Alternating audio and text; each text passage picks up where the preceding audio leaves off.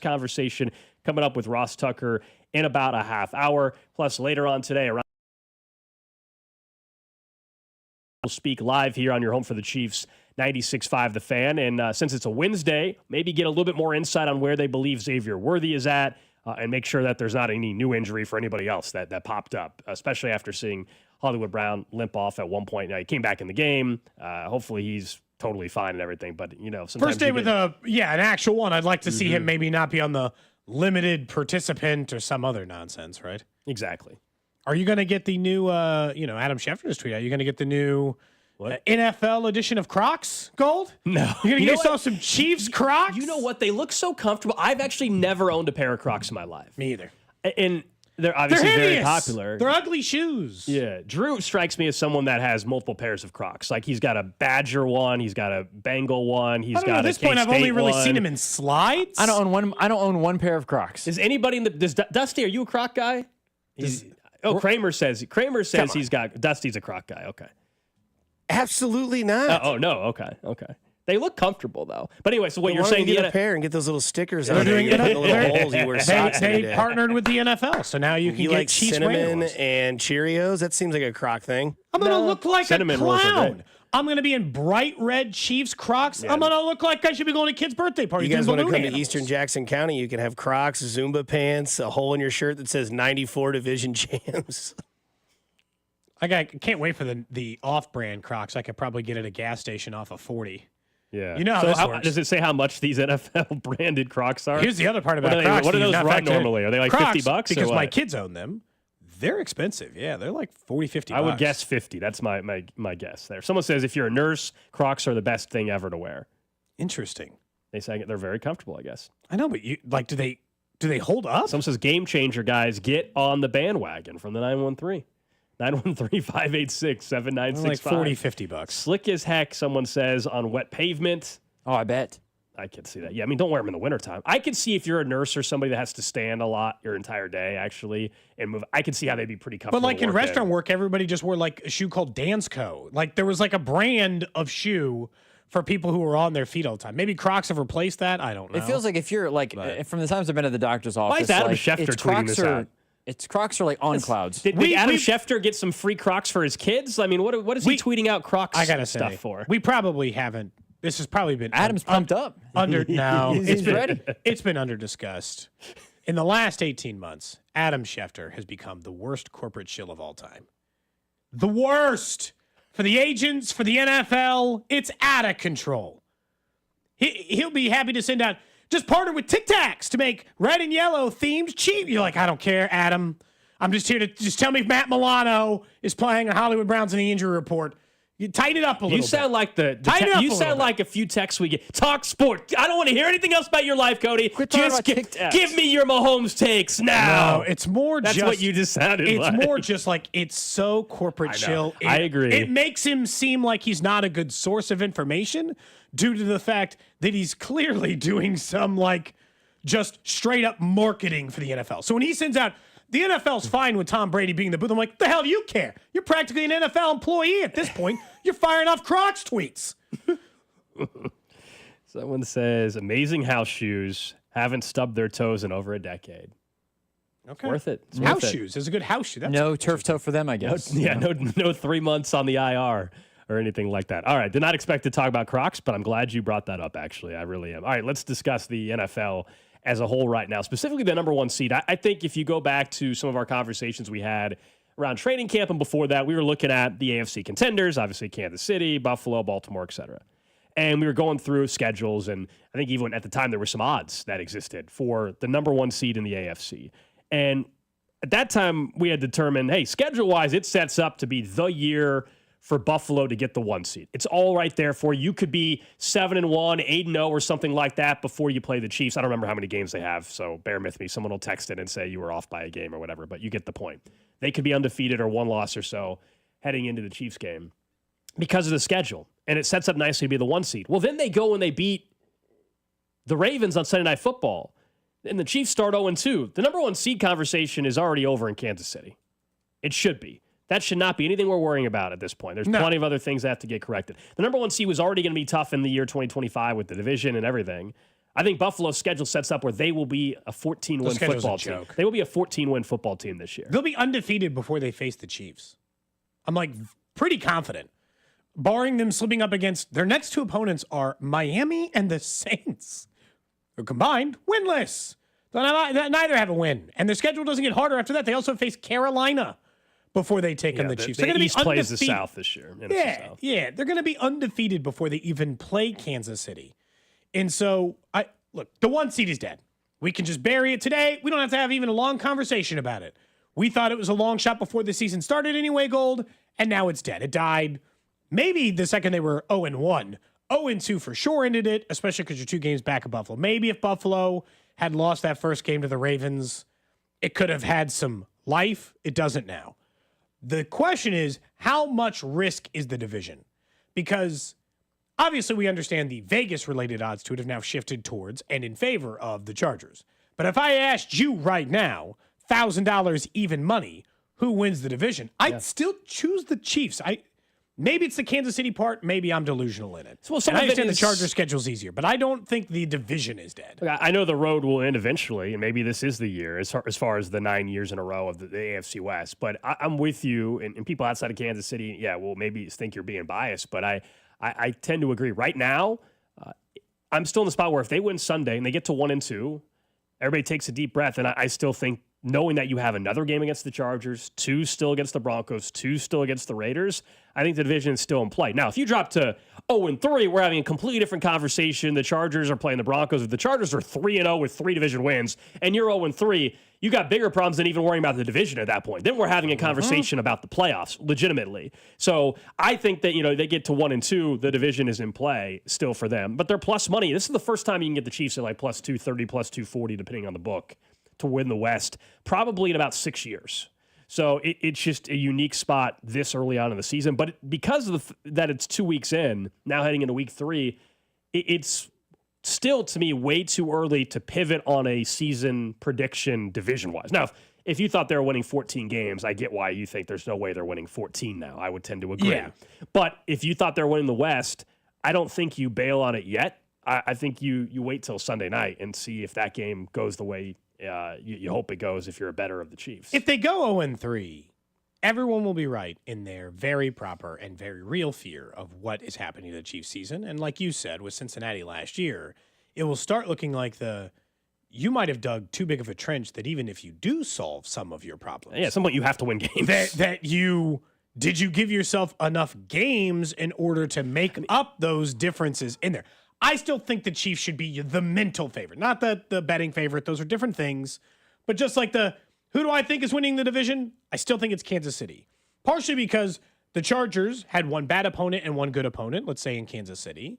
And to this point, they've played some pretty good football, but they also played really good football and started 2-0 last year and then struggled. And they have no history of winning on a consistent basis, so I don't think they're just going to rattle off a 13-win season, a 14-win season. I think there are losses for the Chargers somewhere along the way. That's the question. Is this a completely, just like people are questioning, is this Chiefs run over? Is the Chargers franchise in a different spot now with Harbaugh than they were before? Because typically you would say, by week 12, the Chargers will start feeling the pressure of it all, and they'll charge her, right? Yeah. That's what typically has happened. So there's still some of that in my mind. Right now, 2 weeks in, they look like a pretty well-polished team. They're not making mistakes. Herbert looks very composed. All that is true. Are they that way in week 10? I get the thought of waiting to see if they can handle the real pressure that goes with people. Now, let's say winning the division. If they start 3-0, everybody's going to start talking about them not just as a division winner, Cody. People are going to have the conversation nationally. Are they a Super Bowl contender? That'll be a real convo. If you start 3-0 in the NFL in this division, people will have that thought. So how do they handle that? That's not normal territory for Justin Herbert. I think Harbaugh will handle it fine. He's been around. What's funny is Herbert again was 2-0 with 4 touchdowns and like 400 yards through his first 2 games last year, and then they lost 3 of 4. The Chargers do not get the benefit of the doubt yet. They've never won this division. This division hasn't been won by anyone in a decade that isn't named the Kansas City Chiefs. And to your point, Harbaugh does seem like a more stabilizing force than any coach they've had before, which is why they were a playoff team last year versus just coming up short like they had done in previous years. But the Chiefs have earned a lot of grace in the idea that they'll play consistent football and find a way to get there. Largely, this just means what you think the Chiefs win total is getting to. And if we go through the schedule right now, it's kind of a tough time. If I go through the schedule right now, everyone's going to be like, lost to the Ravens, lost to the Lions, lost to the Bills, lost to the Chargers. They're going to just start racking them up.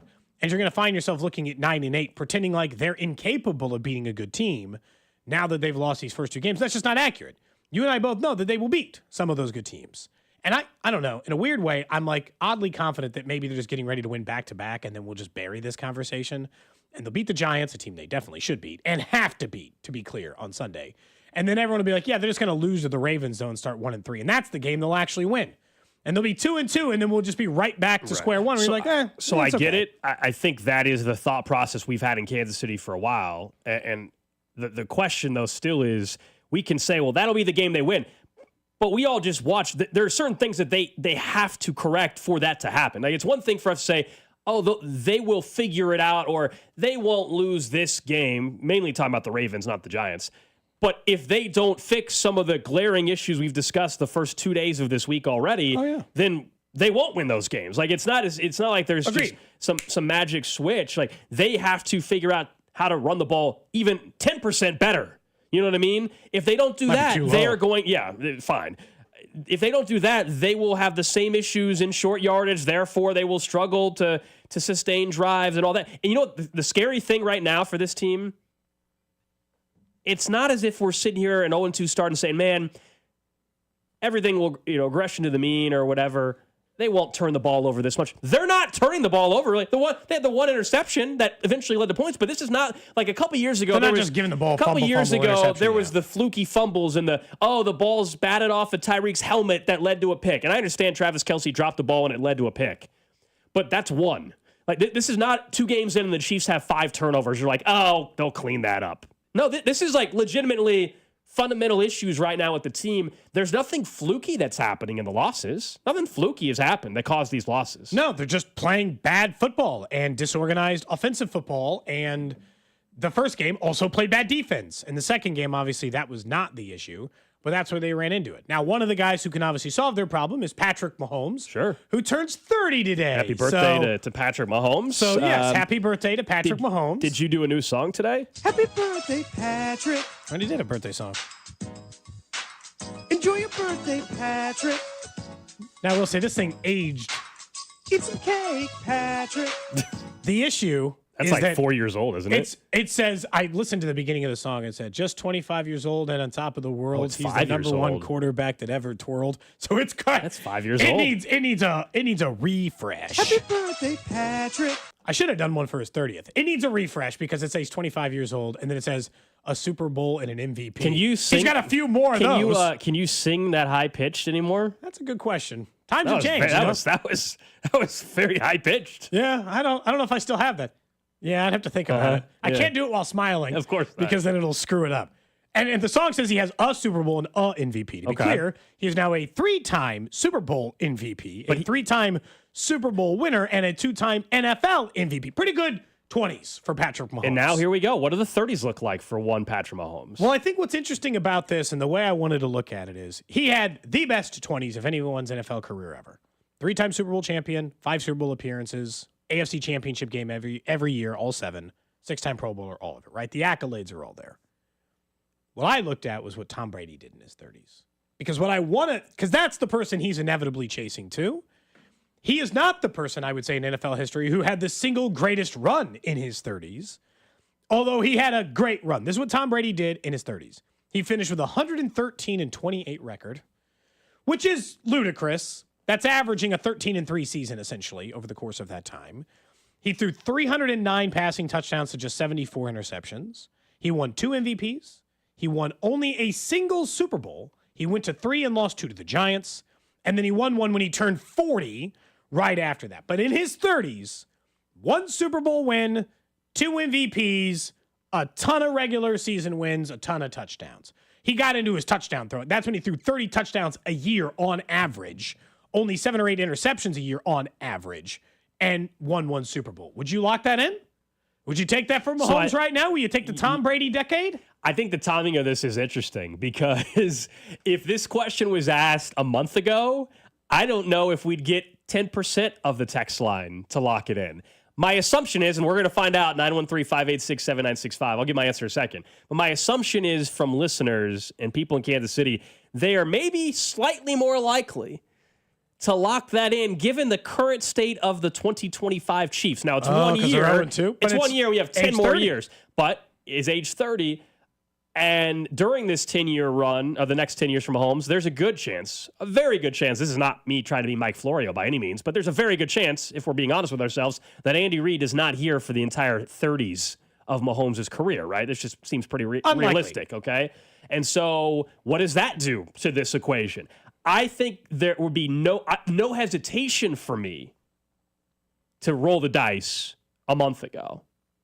You have hesitation now a because bit, of to roll the 1-0-2 start? To roll the dice because of where things I'm are never trending. locking it in. I'll take all these numbers, start blank slate, and just let Patrick Mahomes Cody, play it out. One Super Bowl, locking this in is going to 3. For going to 3 more, that means a bunch of good seasons. That means he would have been to 8 Super Bowls. And if he wins 1 more, that's 4. You're acting like I'm locking in for his first, and that's it. Look, if I were a betting man, I'll tell you this. If I was a betting man and you gave me the over-under 1.5, Super Bowls won the rest of his career or in his 30s, I would take the over, in fairness.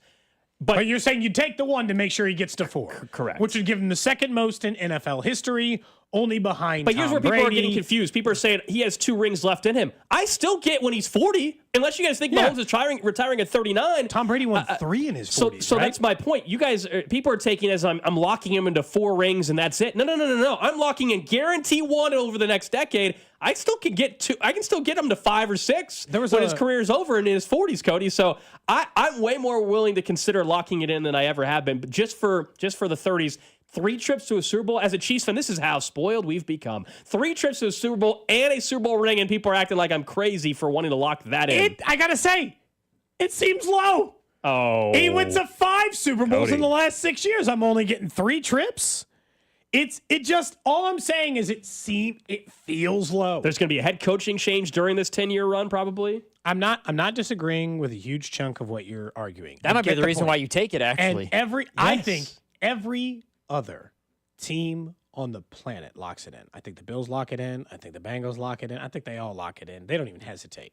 Say, give me 3 trips to the Super Bowl. Give me the win. Get my guy on the board, Lamar. I think they all take it. With Patrick, I still, even though he just turned 30, I'm still greedy. I also eliminate any injury risk by doing this. I know. You're taking out the chance that something derails I'm guaranteed 1, and it doesn't prevent me from winning more when he's 40. And he was interviewed for a long-form article today. I think it was taking place in training camp, but he released it today, obviously, on his 30th birthday. And a chunk of the article was talking about how he views his future and how long he wants to play and all this other stuff. And rather than some of the sentiment he had said early in his career, which was, I don't want to play into my 40s, which was something he had kind of maybe murmured at the beginning. Now, essentially, he's like, I follow Tom Brady's method of how long can I keep my body at the level it needs to be. I think Patrick Mahomes' ultimate success that he's had in his 20s is going to make him want to play longer into his 40s than he originally thought.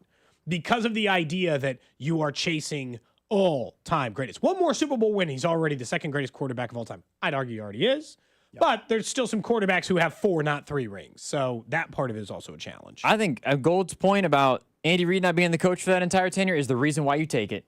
Oh, because we just don't know who the coach is going to be after? I think that let's just say, play it out. Let's say Andy Reid retires in 4 years and Matt Nagy's still there. The Chiefs ask Andy for his blessing and who he wants. He wants Matt Nagy, and Matt Nagy's the head coach. I don't think What's they're just going to promote Matt Nagy like everyone thinks. Am I nuts? I think that Gold's point of no Andy Reid is why you actually lock in the 1 and the going to 3. And again, I'll keep saying it. It doesn't mean 40s, it doesn't mean he can only get 1 more. It means you're guaranteeing 1, and then I have to wait until he turns 40, and then he can win a couple more. And I could still end up with 5 or 6. So I would actually lock it in the way things are trending, just with the league as well right now, and with defenses and the way in the AFC and the quarterbacks in it. I don't want to be this person, but oh boy. Tom's career, obviously, since we're comparing to Tom, he didn't finish his career on the same team he started with. Oh, yeah. So are we talking? Is there? I mean, This is his career. This is just his this career. is just Patrick Mahomes. This is not with the Chiefs. This is just his career. I tend to think he will his finish entire with the Chiefs. 30s is going to spend it. I don't think another team will make that mistake. He should be. Which He should be. Unless That's all they I'm saying. draft Steve Young, doing it is insane. Like, you know what I'm saying? Like, Well, yeah. The 49ers moved on from Joe Montana. They didn't look stupid. Here- Gold, the question, because they kept though, winning after he was gone. They might be the only team that did that because the Colts Nah, saw Packers. Peyton. Packers didn't care. They told Brett Favre to kick rocks and immediately and had Aaron Rodgers and they didn't skip a beat. That's a good point. So there are teams that successfully do it. Well, in recent history, we have seen plenty of guys not finish their career with the team that they started with. but they just didn't win anything. Well, what do you mean I'm saying- after or with I'm- the no, team? I'm saying I mean, with the Russell Wilson. I bet you after Russell Wilson won his Super Bowl in Seattle, nobody thought by 2023 he would have been on or 2022 he would have been on a different team. The reason why we make a bigger deal about Patrick Mahomes versus the other is the Packers let go of a Hall of Fame quarterback. Right. Brett Favre didn't win anything. Then you go to like what we just mentioned, the Joe Montana left. He didn't win anything. So those teams didn't regret letting go of their quarterback because those guys left. Right, but I just gave you an example. Yeah. Russell Wilson won something. They let him go. You know what I mean? Aaron Rodgers did win something with Green Bay. They eventually let him go. Peyton Manning won something in Indy. They did let him go. I'm saying after when they let him go, the teams that regretted are the ones who let him go. Peyton Manning is actually the example of that. Gotcha. You're saying after the fact. Peyton Manning and Tom Brady are the two guys who they let walk and still accomplish something after. Right. I guess what I'm saying is that. But we have seen plenty of guys, though. I'm not arguing that the organization. I'm not saying the organization shouldn't want to retain the guy. I'm saying that there's been examples. Not many guys are finishing their career with the team they started with. Now, I do think the lesson of what happened in Tampa would also mean, hopefully, that you always side with the quarterback if you're the Chiefs. Like, you know, in 10 years from now, if Patrick Mahomes is healthy and everything like that, and by then Andy Reid won't be the head coach, so who knows what his relationship is with future Coach X. I don't know who that is, right? That would play a role, but you have to make sure you keep your quarterback happy through all that. Can I say with the Nagy stuff, I think it'd be tantamount, and this is not even a knock on Nagy, it would be corporate neglect to have Andy Reid leave and not open up that job to any possible candidate. Well, I think you need to have, I agree. I'm not saying I 100% agree. process. I'm not saying you can't hire Nagy. I'm just saying this better be an open conversation amongst the best available people who are all available for the job. The other part about this is I don't think there's any way Clark doesn't go with an established head coach because of what he did before and how it worked when he got Andy. But you already know gonna this, though, try to is go that- established. I think that the fact that Andy at this point is the greatest Chiefs coach of all time. I think that he's one of the three greatest NFL coaches of all time. Right. I think that are we sure that Andy wouldn't have an extreme amount of input to the level of maybe Andy himself almost is hiring the head coach. I don't know. In a way. I don't think so. I Some think of that- it, some of it I think also there's depends. This something isn't there. college. I think you watch college too much. I know, but I Where think Bill Snyder I think tries to make his kid the head coach. That didn't happen as much at the pro. it wouldn't surprise me though if Clark Hunt was like, "Hey Andy, who do you think should be the next head coach?" And Andy gives an extreme input and is a big reason and is a big factor in choosing who's going to be the next coach for Patrick Mahomes. I'm trying to remember, and someone on the text line can help me out. What's the last example, or is there more than one in the last 20 years? And maybe there is. I honestly don't know. I'm trying to think off the top of my head of an example of what you're saying happened, where a coach was somewhere and he picked the replacement. I don't know if that ever happens in the NFL. Because Andy would be because Andy's going to go out on his own terms to the point where I don't think Belichick was ever going to decide who the next guy was. But most guys either get fired, the owner gets tired. I think Andy is the exception to the rule in this case where Andy has such a good relationship where Belichick and Tom seem to go at it often. It seems like I Andy think and Pat Mahomes never will have did- more of a say than Andy will. Oh well, as he should. But I think Andy is going to be a part of the decision. I think that's. I don't think so. Sold on that. Yeah, I'm not so sure about that.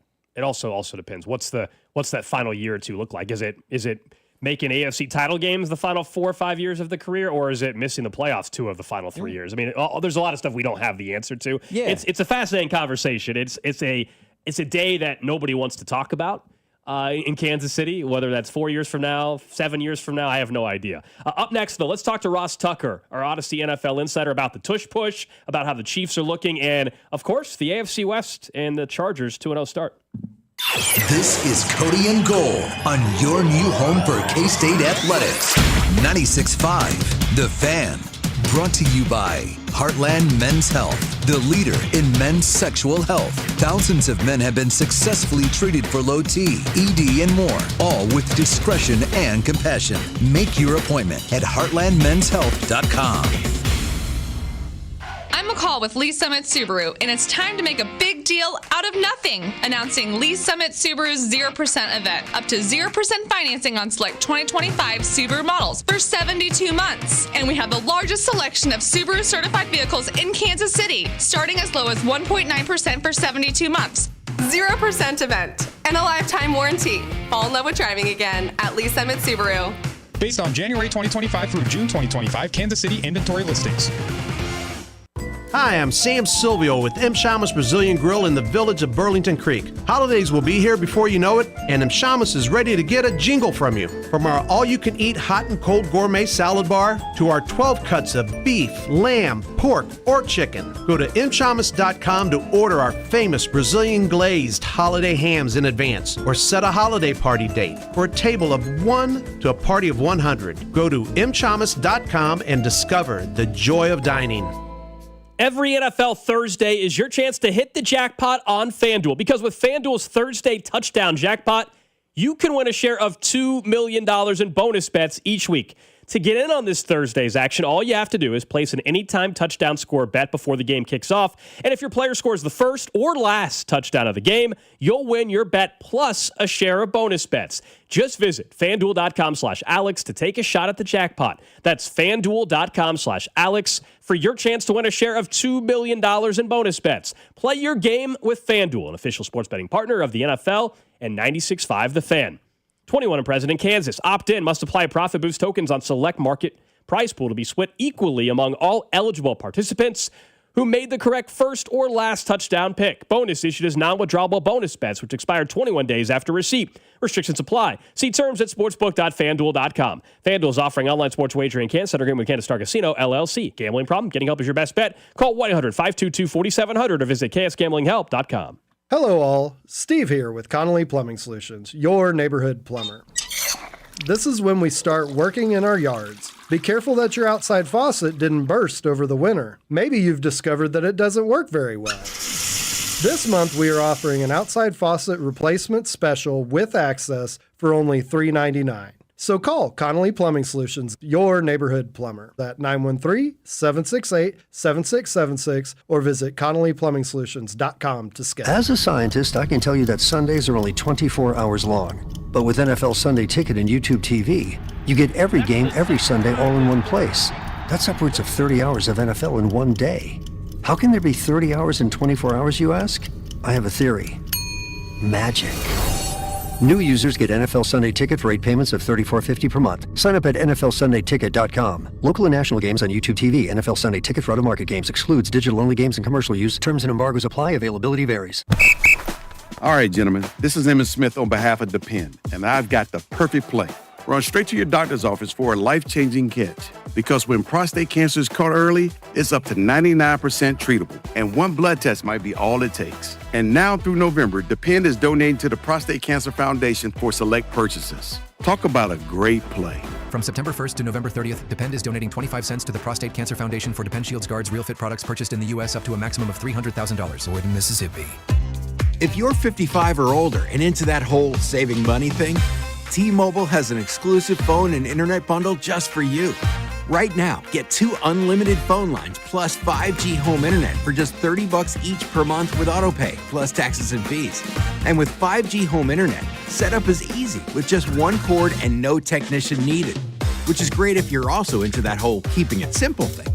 Switch now and experience the best mobile network in the U.S. Visit your local store to start saving. T-Mobile, it's better over here. Based on analysis by Ookla Speed Test Intelligence data Q4 2024 to Q1 2025. Ookla trademarks used under license. Unlimited on our network. Customers on voice plan may notice speeds lower than other customers and further reduction if using more than 50 gigs a month due to data prioritization. Video streams and SD on this plan. Home internet pricing after $20 in monthly bill credit plus $5 per line without autopay. Debit or bank account required. See 5G device coverage and access details at T-Mobile.com.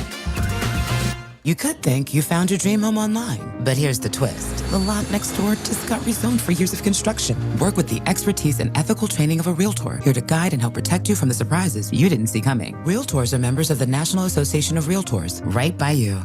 This is the story of the one. As a maintenance supervisor at a manufacturing facility, he knows keeping the line up and running is a top priority. That's why he chooses Grainger. Because when a drive belt gets damaged, Grainger makes it easy to find the exact specs for the replacement product he needs. And next day delivery helps ensure he'll have everything in place and running like clockwork. Call 1-800-GRAINGER, click Grainger.com, or just stop by. Grainger, for the ones who get it done. It's O-Rewards Member Appreciation Month at O'Reilly Auto Parts. Up to $100 in bonus rewards available at O'Reilly Auto Parts. O'Reilly Auto Parts. Chiefs coverage is sponsored by Missouri Air National Guard St. Joseph, serving your community your way. Ready to launch your future? Don't miss the Missouri Air National Guard St. Joseph Career Fair, September 24th and 25th at Rosecrans Air National Guard Base. Explore over 50 careers. Search Join 139AV on Facebook or Instagram and register now. Hey, September is Prostate Cancer Awareness Month, which is the second common form of cancer among men. There are many risk factors, like age, race, and family history. But there are lifestyle and prevention tips to help minimize your risk of prostate cancer. Eat a balanced diet, rich in fruits, vegetables, and lean proteins. Stay active with regular exercise. Maintain a healthy weight. Limit high-fat and processed foods. Don't smoke. Guys, encourage men in your life to talk to their doctor about prostate health. Zero's Run Walk is coming to Kansas City. Help raise funds and awareness for prostate cancer. Early detection saves lives. Don't wait. Visit kcuc.com today. At KCUC, you see the best in KC. You're listening to 96.5 The Fan from the Mission Plumbing, Heating, and Cooling Studios. Just getting started here on a Wednesday. It's Cody and Gold. We'll talk about some of the 0-2 teams, of course, along with the Chiefs, and which one actually stands out from all the rest of that 0-2 grouping 2 weeks into the NFL season. That's coming up in just a bit, but great time to talk to our Odyssey NFL insider, Ross Tucker. Of course, Insider Calls are brought to you by Nationwide. For your insurance and financial needs, Nationwide is on your side. Ross, a lot to get into. I want to definitely get your perspective on the tush push here in just a bit, but 0-2, first time in Mahomes' career. You know the Eagles pretty well. We all saw the Super Bowl, and then now we see it a second time. What did you make of how the Chiefs stacked up this go-around against the Eagles? Did you feel like there was some improvement there? What do you think is the biggest issue for Kansas City? Well, there was definitely improvement because Mahomes wasn't getting absolutely crushed every play, and they were able to block up the Eagles a little bit better. Mahomes, you could tell how bad he wanted to win that game with how much he was using his legs, that's for sure. That was like the Chiefs' best offense for a big portion of the game. And I would also say the Chiefs improved because they were doing that without a lot of their guys. I mean, it's kind of crazy to see the second half of the game and fourth quarter, and they're trying to come from behind, and Mahomes is out here chucking the ball to Tyquan Thornton and Nico Remigio. I mean, I don't think any Eagles fans have ever even heard of either one of those guys. It's pretty remarkable. Let's put it this way. The Eagles' passing attack is not exactly firing on all cylinders right now, but it'd be a lot worse without Devontae Smith and A.J. Brown, that's for sure. I think the way I look at it, I know it hasn't related to wins yet, but Mahomes is he's trying to win for the reason you mentioned, in the sense that he's playing it like a playoff game. Like he's putting it all out there in an effort to get even 5 yards, if that's what it takes to get out of him. My fear is just he can't play that style for 17 games. Like that can't last. They can't operate that way forever, Ross. He's a gamer, but they can't play that way.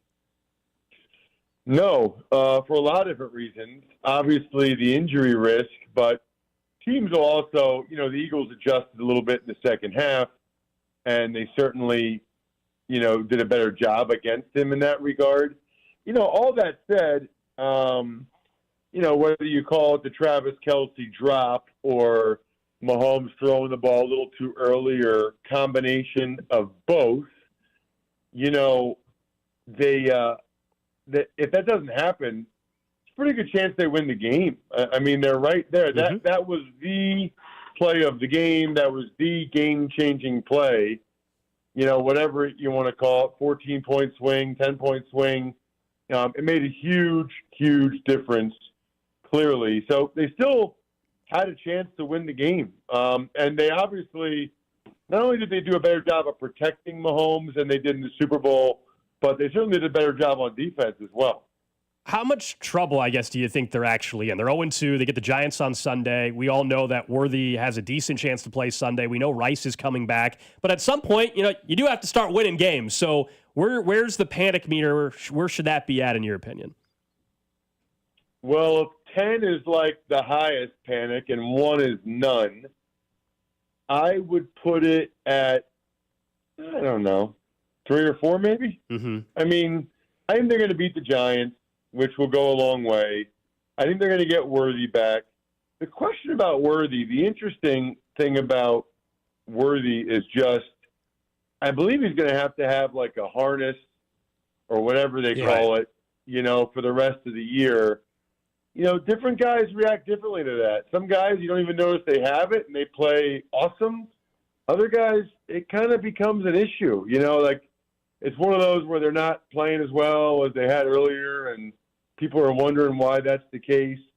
That's certainly something to keep an eye on, but I definitely think they'll be a lot better when they have both Rashee Rice and Xavier Worthy out there. Even just having one of them would help tremendously, but both for sure. Ross, let's talk a little bit about the tush push. Obviously, that became a major national talking point out of the game because of the zoomed-in versions of some of the false starts. We're on this show of saying two things can be true. You can both be committing the penalties and it having an impact on the game, and I'm not here to try to tell you it's the reason they lost the game either, but they're going to be under an absolute microscope now, right? The NFL and the referees are going to have to watch this harder than ever because of the conversation it got. We likened it to when Chris Collinsworth went off on Jawan Taylor, and he spent the rest of the next 2 seasons being watched like a hawk. Yeah, I've been kind of saying, I said this on the Ross Tucker podcast, that it feels like, the Eagles kind of won the battle but might have lost the war in terms of the tush push because there's such an uproar again. It was the, highest profile game of the regular season so far. Everybody's watching it. Super Bowl rematch.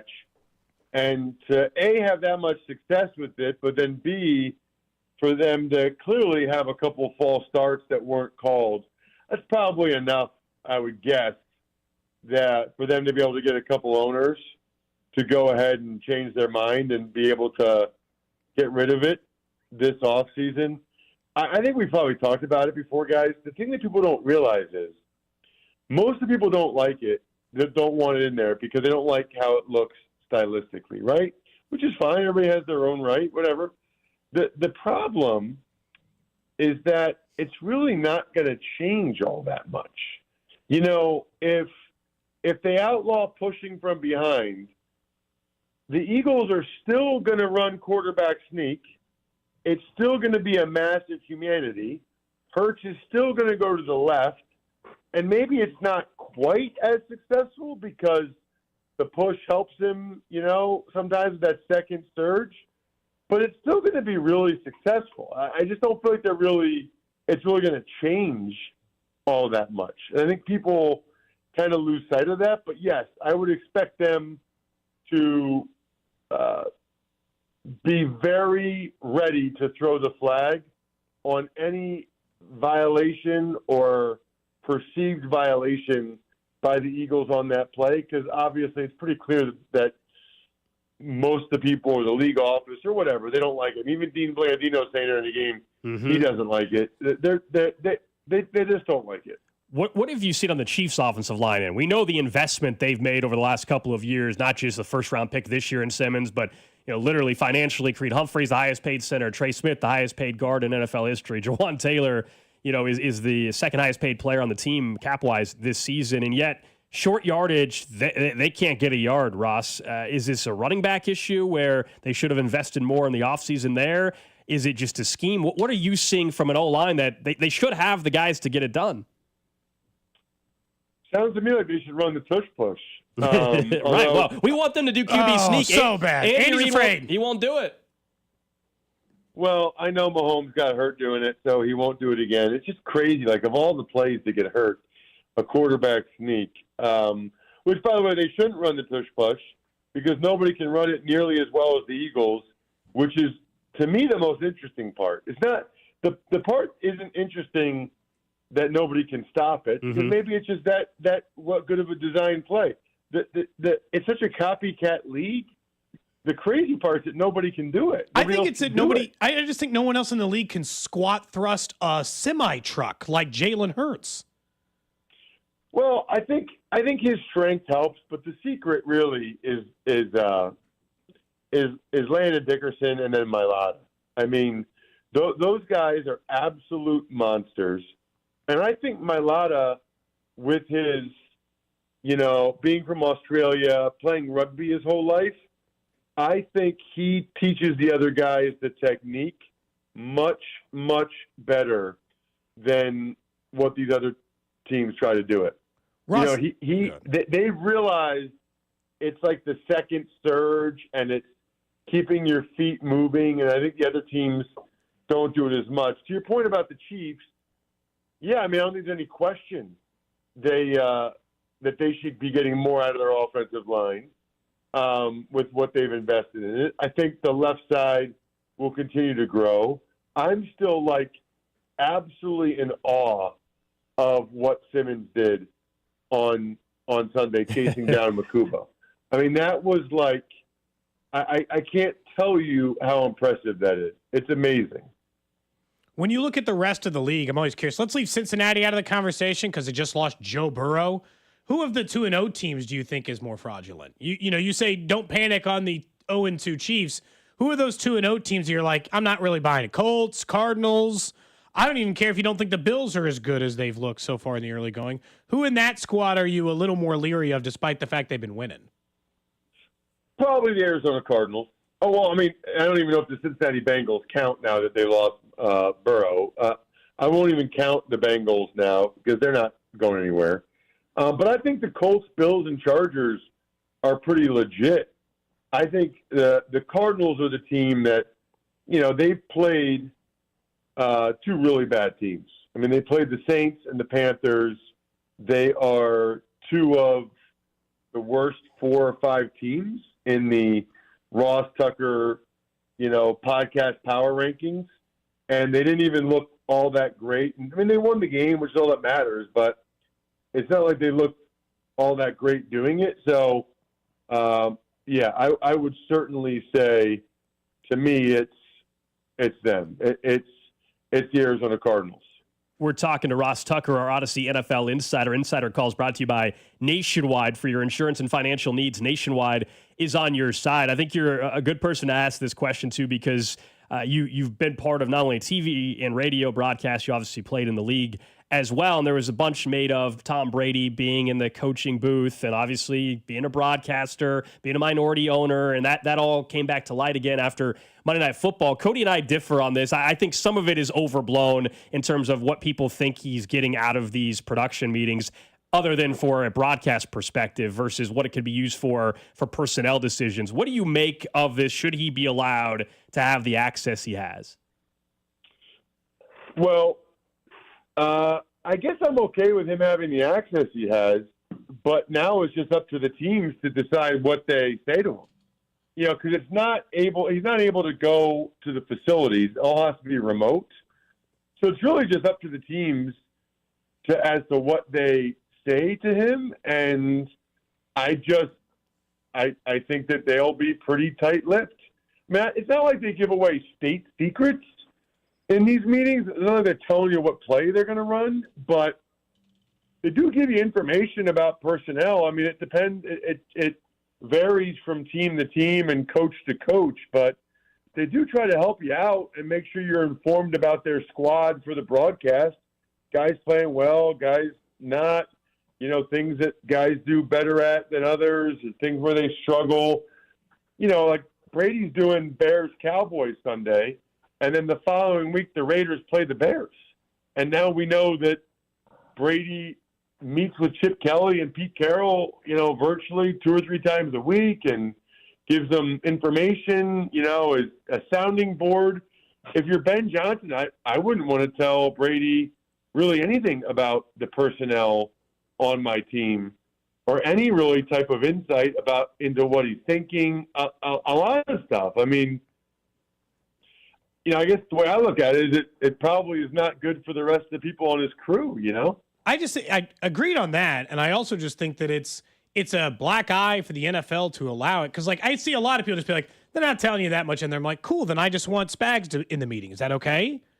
It's no different. Brady's got a headset on game day. Can Spags and Brett Veach attend the meetings or no? And so if you're not, my problem is that it is whether it's small or perceived, it is an advantage given to one team and one person, not the league. Ross, it's just one person who gets an extra thing that nobody else gets. Yep. I think that's fair. I think it's true. I think that what the deal is that you just don't say anything to them then. I mean, yeah. I think those production meetings will be not as beneficial for his crew moving forward, especially for the teams that are playing them this year, especially the Bears this week. That I would love to know what that means. To reverse it, right? If Tom Brady was quarterback for the Bears this week and Bill Belichick was head coach for the Bears this week, they would say nothing, right. Literally nothing, to the Raiders owner/broadcaster, whoever that is. Mm-hmm. No, I think you're. I'd say we're playing football this week. You're like, anything about it? Nope, just that we're planning on playing the game. Yeah, it would be something like that. Ross, where are you headed this weekend? You doing some college games as well? Nope. Tonight I have, or tomorrow night, I've got Dolphins at the Bills on radio for Westwood 1. And then on Sunday I've got the Colts, the 2-0 Colts. Yeah. Looking good at the 0-2 Titans, number 1 pick Cam Moore. That's a good one. I'm excited about it. Absolutely. We'll be listening. We'll be watching. Thanks, Ross. Awesome. Thank you, guys. There you go. That's Ross Tucker, our Odyssey NFL Insider. Insider Calls brought to you by Nationwide for your insurance and financial needs. Nationwide is on your side. Yeah, he's busy this week. He's got a couple NFL games. Suddenly, yeah, the Colts, before I'll be like, I'm sure if he was Colts Titans initially, you're like, oh. Gross. Now I think the number 1 overall pick in a good Colts team. Yeah. The game has a little more juice than what it probably looked like 3 weeks ago, when you saw that matchup coming up in a week 3. Sure. Yeah, Cam Ward hasn't been sharp yet, but I've also seen some things that make it maybe slightly encouraging. It's kind of like when you watch Caleb Williams' rookie year. Will it all come together? Don't know, but at least a couple of encouraging things. But yeah, the Colts are far more interesting. Let's talk about, you asked me the question about the 2-0 teams and what team's fraudulent. How about on the 0-2 side? Who do we actually think is the worst team in football right now? So here are the 0-2 teams. I'll run through it real quick. The Jets, the Dolphins, the Chiefs, obviously, the Browns, the Texans, and the Titans. And then on the NFC side, it's the Giants, it's the Bears, it's the Panthers, it's the Saints. Now, we all this is the company you are keeping right now with the Chiefs. Dear God. And that's the thing. One of these teams is not like the other, right? Like the others. I mean, that's clearly the Chiefs. Now, we all had preseason views of some of these teams. Like, we all thought the Saints were going to stink anyway. I actually would argue Spencer Rattler hasn't been that bad. No, he's been okay. They've been competitive. Who's the worst team in football? I still don't think it's the Dolphins because, in my mind, there's still too much talent on the team for them actually to be the worst team in football. There's some teams that are 0-2 where you're like, they just don't have the quarterback. They don't have any of it. We can think Tua is not great. He's still better than some of the quarterbacks these other teams are trotting out there. Some of them are going to have backups out there this week due to the injuries. So right now, I do think Tennessee stinks. I think they're bad. They got a rookie quarterback. I don't know who the hell he's throwing the football to. Their coach, I'm not a big fan of either. I think he'll be gone at the end of the year. My pick right now would actually be the Tennessee Titans. I think it's the Panthers. I think they're going to pick number 1 overall, and they're going to draft a new quarterback and cut ties with Bryce Young.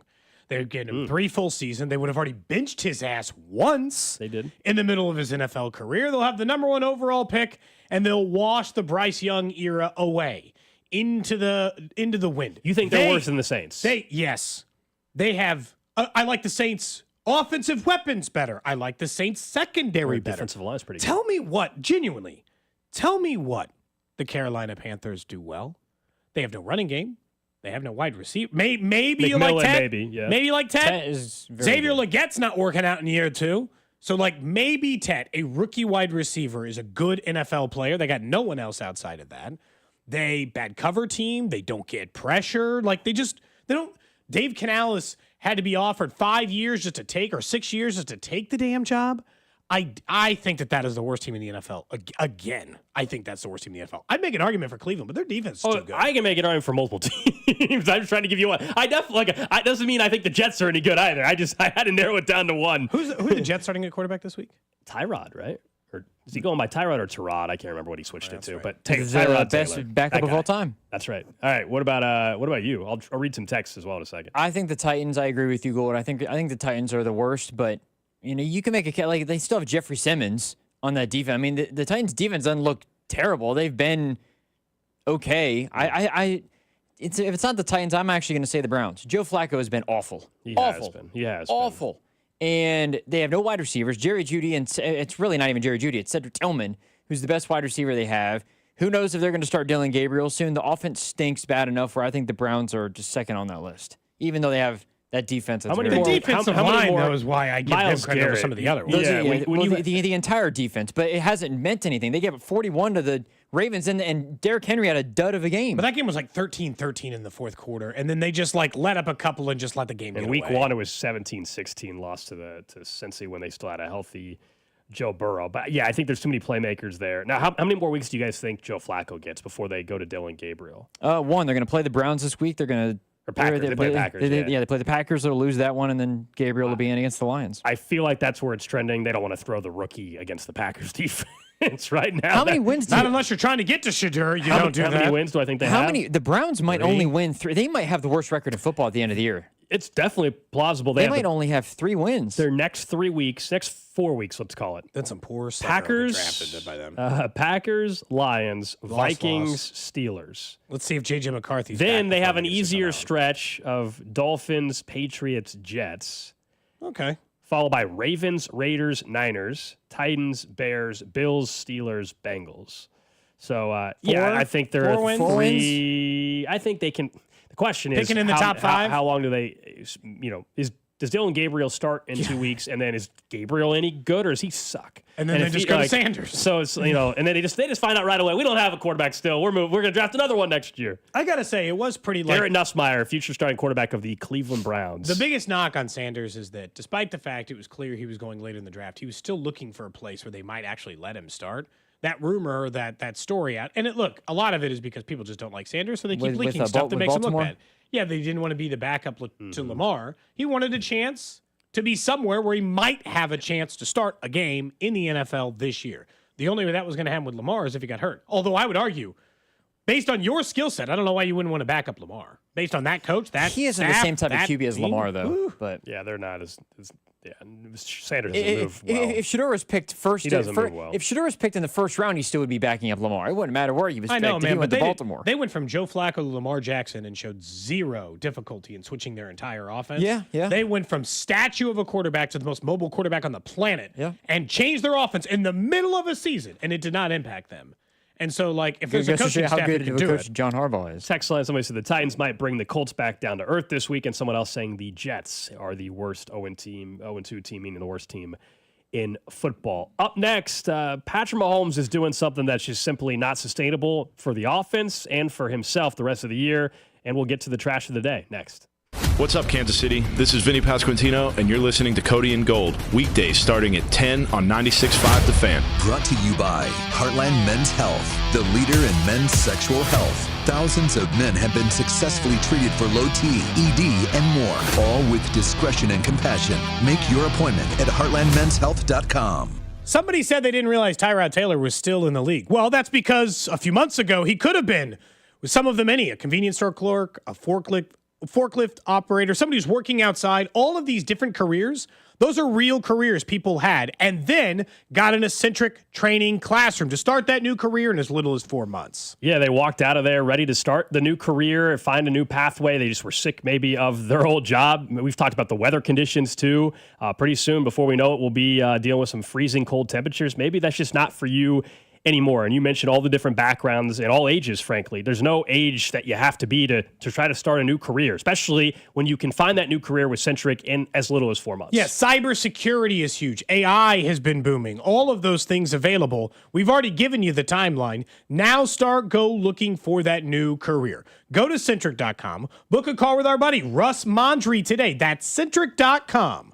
What we've been doing is pulling one of the people that sells a car every month and giving them a prize. Give Me the VIN is giving away $25,000 in cash every month. David Ling sold your car last week. I sold a 2020 RX 350. Yep. Yeah. Open that check up and tell me what it says. $25,000. $25,000. Give me that. David Ling of Claremont, California is the latest winner in GimmeTheVin.com's big cash giveaway. $25,000. What am I getting for being here? No purchase necessary. For official rules, go to GimmeTheVin.com. Sell us your car. It's football season, and the best place to catch every play is Jefferson's, with great daily specials, an unbeatable happy hour, and plenty of TVs. Every seat is the best seat in the house. Bring your friends, bring your family, and bring your appetite. From legendary wings to juicy burgers to fresh oysters, Jefferson's has your game day covered, with locations in Lenexa, North KC, Lawrence, Topeka, and Joplin. Jefferson's is your ultimate game day destination. Jefferson's, wings, burgers, oysters. Nationwide is so much more than a great insurance company. They're one of America's largest financial services companies. Like how I'm more than Saquon Barkley, the NFL's reigning leading rusher, I'm also the NFL's leading husher. Shh, hush up back there. Wow, I might have just set the hushing record. Well, almost. For your insurance and financial needs, Nationwide is on your side. Nationwide Investment Services Corporation, Member FINRA, Columbus, Ohio. Whether you're looking for a Bronco, an Explorer, an F-150, or even a commercial vehicle, Robside Ford has the selection. That's right, Kevin. We've got it all. And we've got the lowest prices in Kansas City. No gimmicks, just great deals on every new Ford. And it's not just inventory, it's how you do business. Robside Ford makes it very simple. We do it different on purpose. Non-commissioned sales team, upfront transparent pricing, top dollar trade-in values, and a process that's actually easy. You've even got the reputation to back it up, Bobby. Kansas City's only top-rated Ford dealer on Google. 4.8 stars, 3,000 reviews. Wow. And this year, we're proud to be voted Best Car Dealership in KC by Kansas City Magazine. So if you're ready for a better car buying experience, come see us at 135th and State Line or check us out at robsight.com. From Broncos to F-150s to work trucks, Robside Ford has what you need. If you want simple and easy, you're not going to find a better spot. Robside Ford. Buy right. Drive happy. Kids are back in school, so schedule your project today that was put on hold this summer with Powell Exteriors KC Easy Financing and pay no interest until 2027. Whether a custom deck, patios, siding to windows, or roofing, they do it all, and they have a 10-year workmanship warranty. Take advantage of this fall weather and get your home improvement projects knocked out. Go to PowellExteriorsKC.com to schedule your free estimate now. The power of KC is Powell Exteriors KC, Kansas City's exterior experts. I'm McCall with Lee Summit Subaru, and it's time to make a big deal out of nothing. Announcing Lee Summit Subaru's 0% event. Up to 0% financing on select 2025 Subaru models for 72 months. And we have the largest selection of Subaru certified vehicles in Kansas City, starting as low as 1.9% for 72 months. 0% event and a lifetime warranty. Fall in love with driving again at Lee Summit Subaru. Based on January 2025 through June 2025 Kansas City inventory listings. Hi, I'm Sam Silvio with M. Shamus Brazilian Grill in the village of Burlington Creek. Holidays will be here before you know it, and M. Shamus is ready to get a jingle from you. From our all-you-can-eat hot and cold gourmet salad bar to our 12 cuts of beef, lamb, pork, or chicken. Go to mshamus.com to order our famous Brazilian glazed holiday hams in advance or set a holiday party date for a table of 1 to a party of 100. Go to mshamus.com and discover the joy of dining. I'm Bob Burke, founder and chairman of Burke America Parts Group, a family of brands that includes RepairClinic.com, an appliance and HVAC parts solution company that's grown into an international brand. Before AmericanEagle.com, we partially launched a new technology platform developed by another firm. American Eagle helped take our technology to a whole new level with digital marketing, software development, and business insights into our key markets, appliances, HVAC, and outdoor power equipment, and did so both on time and on budget. AmericanEagle.com has the resources, experience, and talent needed to produce solutions. Our new technology platform, developed by AmericanEagle.com, has produced tremendous results with higher traffic, conversion, engagement, and online revenue. If you have any home repairs you need to take care of, check us out at RepairClinic.com. If you need a world-class website or technology project, then I would highly recommend AmericanEagle.com. Call AmericanEagle.com at 773-NETWORK. That's AmericanEagle.com, 773-NETWORK. This is the story of the one. As a custodial supervisor at a high school, he knows that during cold and flu season, germs spread fast. It's why he partners with Grainger to stay fully stocked on the products and supplies he needs, from tissues to disinfectants to floor scrubbers. All so that he can help students, staff, and teachers stay healthy and focused. Call 1-800-GRAINGER, click Grainger.com, or just stop by. Grainger, for the ones who get it done. My ride smells just right, just right, just right, just right. Y'all gotta try that Febreze car. Just right, just right, just right. Yeah. La la la la la. With up to 40 days of consistency, all over Febreze car clips right on your vent. You know my car's my happy place. Keep that smile on my face when it smells just right, just right, just right. Yeah, breathe happy Febreze. La la la la. You could think you found your dream home online, but here's the twist. The lot next door just got rezoned for years of construction. Work with the expertise and ethical training of a Realtor, here to guide and help protect you from the surprises you didn't see coming. Realtors are members of the National Association of Realtors, right by you. This is the story of the one. As a maintenance supervisor at a manufacturing facility, he knows keeping the line up and running is a top priority. That's why he chooses Grainger. Because when a drive belt gets damaged, Grainger makes it easy to find the exact specs for the replacement product he needs. And next day delivery helps ensure he'll have everything in place and running like clockwork.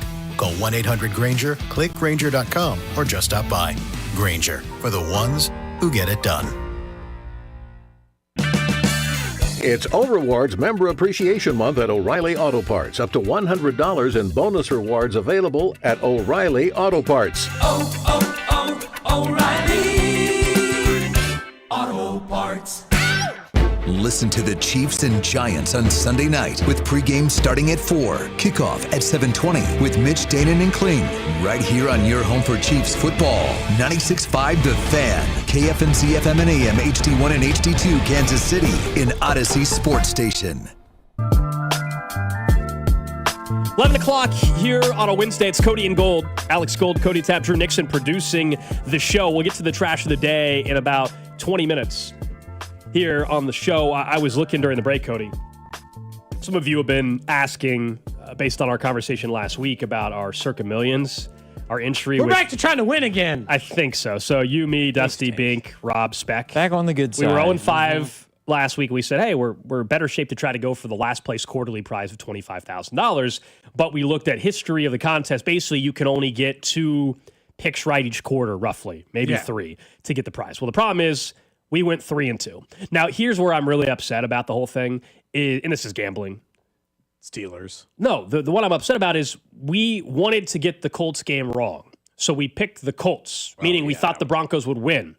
And if anybody paid attention to that game, you know what happened at the end. The Broncos allowed the Colts to get in field goal range. The Colts missed the field goal, and there's a dumb penalty on the Broncos. They get to re-kick it. The Colts make it. They win. So we really should have, again, it doesn't matter. We should have still been in the mix. We should have been in the mix still at 2-3. Instead, we're 3-2, which is in the wash. And now I will say, I was looking at the standings. There's a huge group of people that nobody's off to a great start in the contest. I guess what I'm trying to say is we're tied with 1,000 entries at 3-7. There's 24 entries that are 9-1. Nobody's 10-0 in the contest. Man, not a single There's 100 100 entries are 8-2, 357 are 7-3. There's 855 that are 6-4. There's a huge group that's 5-5. Then there's another group, and then there's us. So we're still closer to the bottom than the top.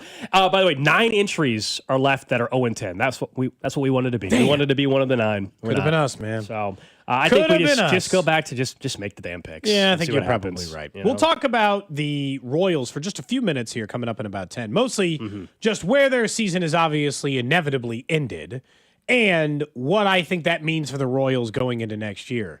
But we have talked a lot about Patrick Mahomes and where he ranks currently amongst rushing leaders in the NFL. I'll just tell you right now, it's, depending on how you look at it, good or not good. Patrick Mahomes right now is one of the top 15, I believe it is, rushers in all of the NFL.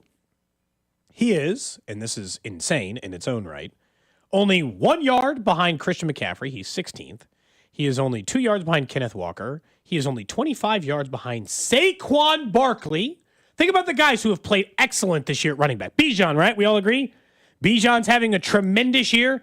He's only 32 yards behind him. So when we start talking about the leading backs, running backs in the NFL, Patrick Mahomes is in a similar total yardage range for this. I understand why this has happened. I understand that he is probably the best, one of the best freelance scrambling backs as far as important runs go in the NFL. This is unsustainable, and he's going to get hurt.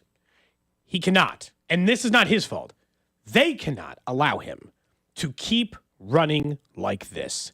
It's too dangerous.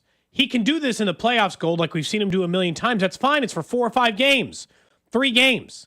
He can't run like this for 17 regular season games. They got to get something else going in the running game. This is crazy. That's the biggest issue with the run situation with him right now is the obvious, which is at some point you can't keep taking some of these hits. It's like, is it fun to see Mahomes lower his shoulder and run over a guy? Yeah, it's fun. Like, I enjoy it. There's also the reality of it just takes one time where your shoulder pops out or something like that, or another player comes in at the same time and you get sandwiched and all of a sudden you've got another injury. Like that's the concern. So it's not sustainable because of that. It's also just not sustainable because that's not their offense. This isn't the Buffalo Bills. Out of their offense. This isn't the Buffalo Bills where they're designing runs. These aren't designed runs for Patrick Mahomes. That's Lamar Jackson. That's not supposed to be a 1,000-yard back. That's the situation that's frustrating, is because we know this isn't because the Chiefs are trying to scheme this up. He's doing it out of desperation because there's nobody open, because the O-line's maybe not protecting him, because he's trying to make something special happen because they can't get big plays otherwise. That's the issue. We know we've discussed the lack of explosive plays and all that in a different way. We haven't discussed it enough until now about it's causing Mahomes to play this way, and he's incredible. We all know that, but that's not how the Chiefs want him to play, and that's not how the Chiefs win football games moving forward. He can do it for a certain play. We've seen that throughout his career. AFC title game against the Titans, whatever. Yeah. We can all think of multiple plays where he used his legs to help them win a football game and, in fact, win a Super Bowl. In the first Philadelphia Eagles Super Bowl, when he had a bad ankle, remember, he had that big third down run. It changed the entire game. So we know he can do it, and nobody's saying he can never do it.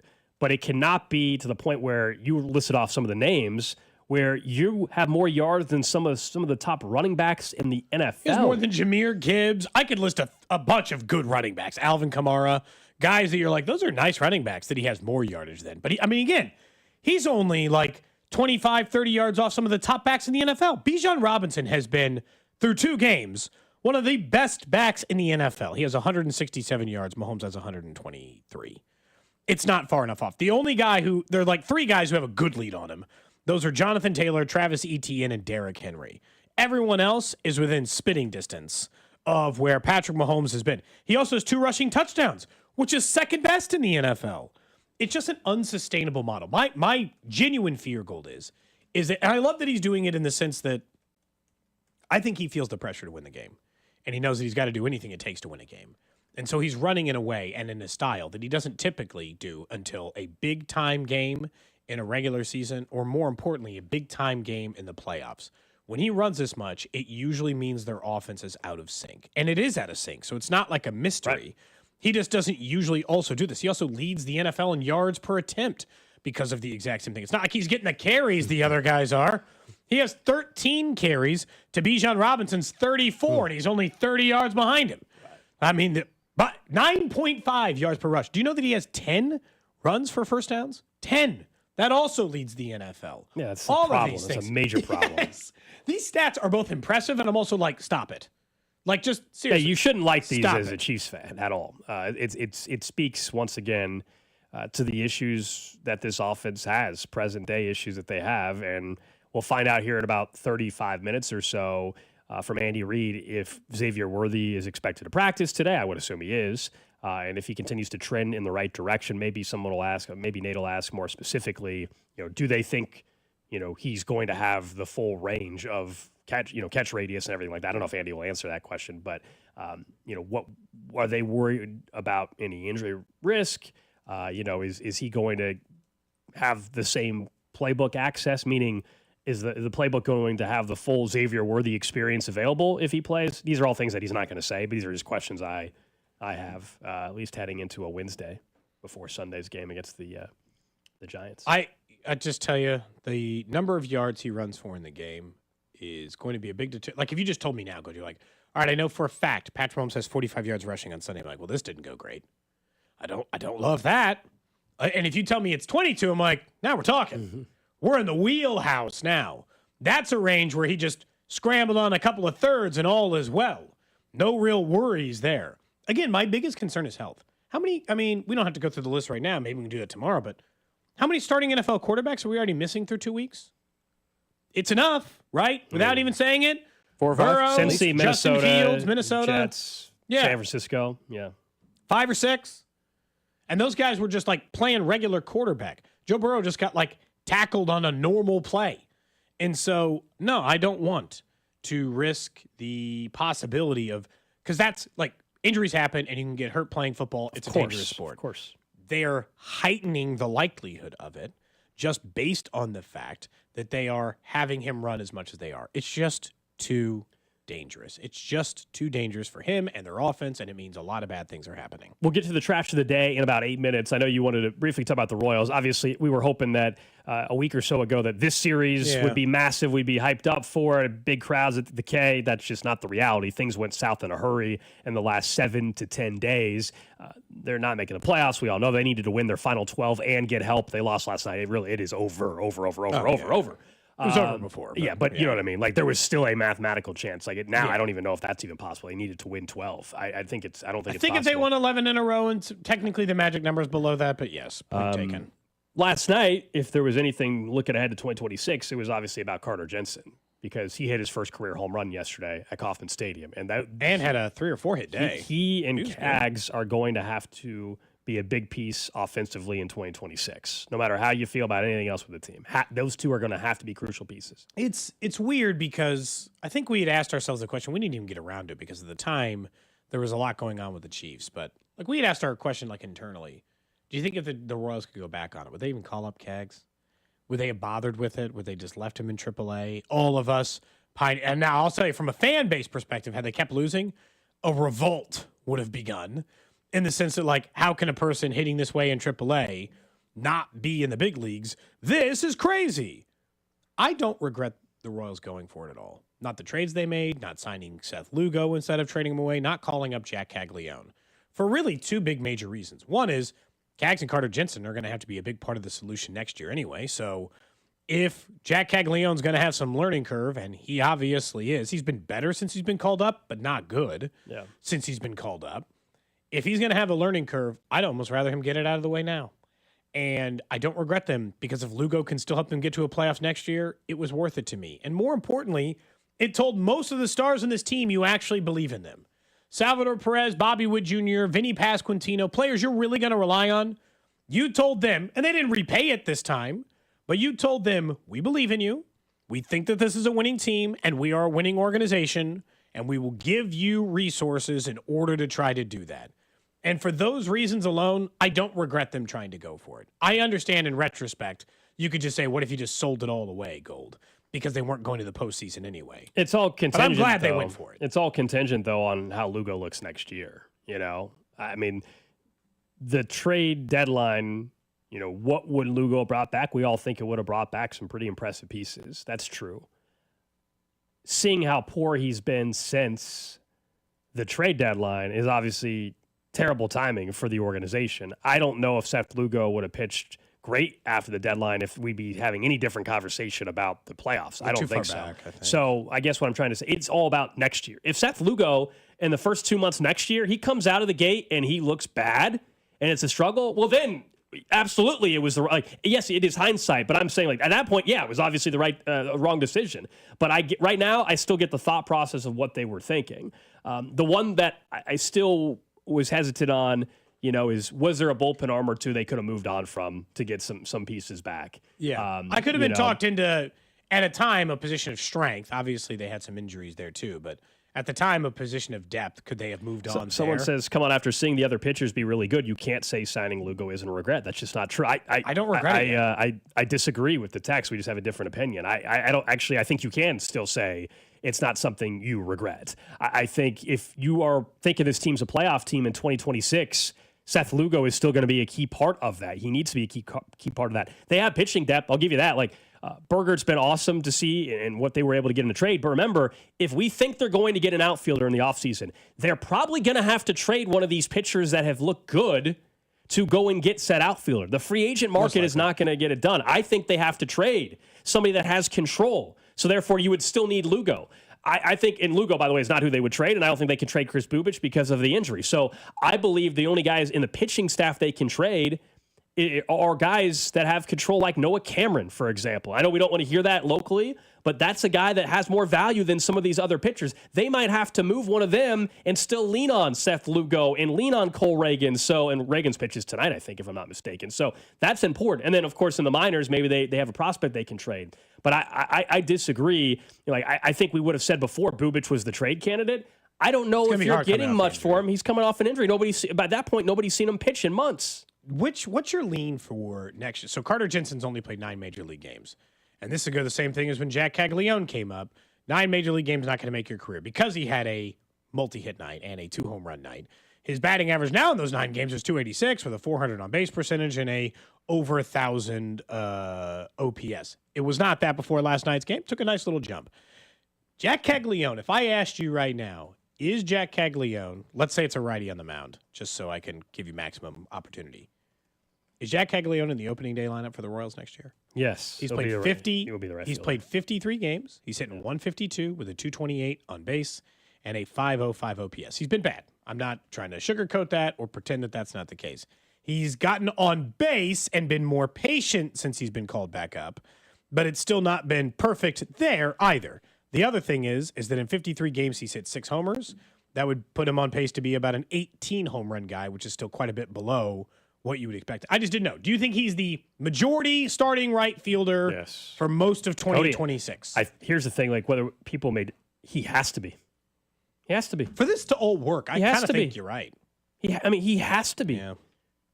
Are they going to go? They're going to go acquire 2 outfielders? And they're definitely picking up Salvies. They're going to go acquire 2 outfielders? I don't think so. There's also, Kyle Isbell had a very nice season for himself, but, it's not like we're acting like he had an all-star season or something. He did not. No, he was a perfectly fine. They're not going to replace 3 outfield positions, but they got to replace 1.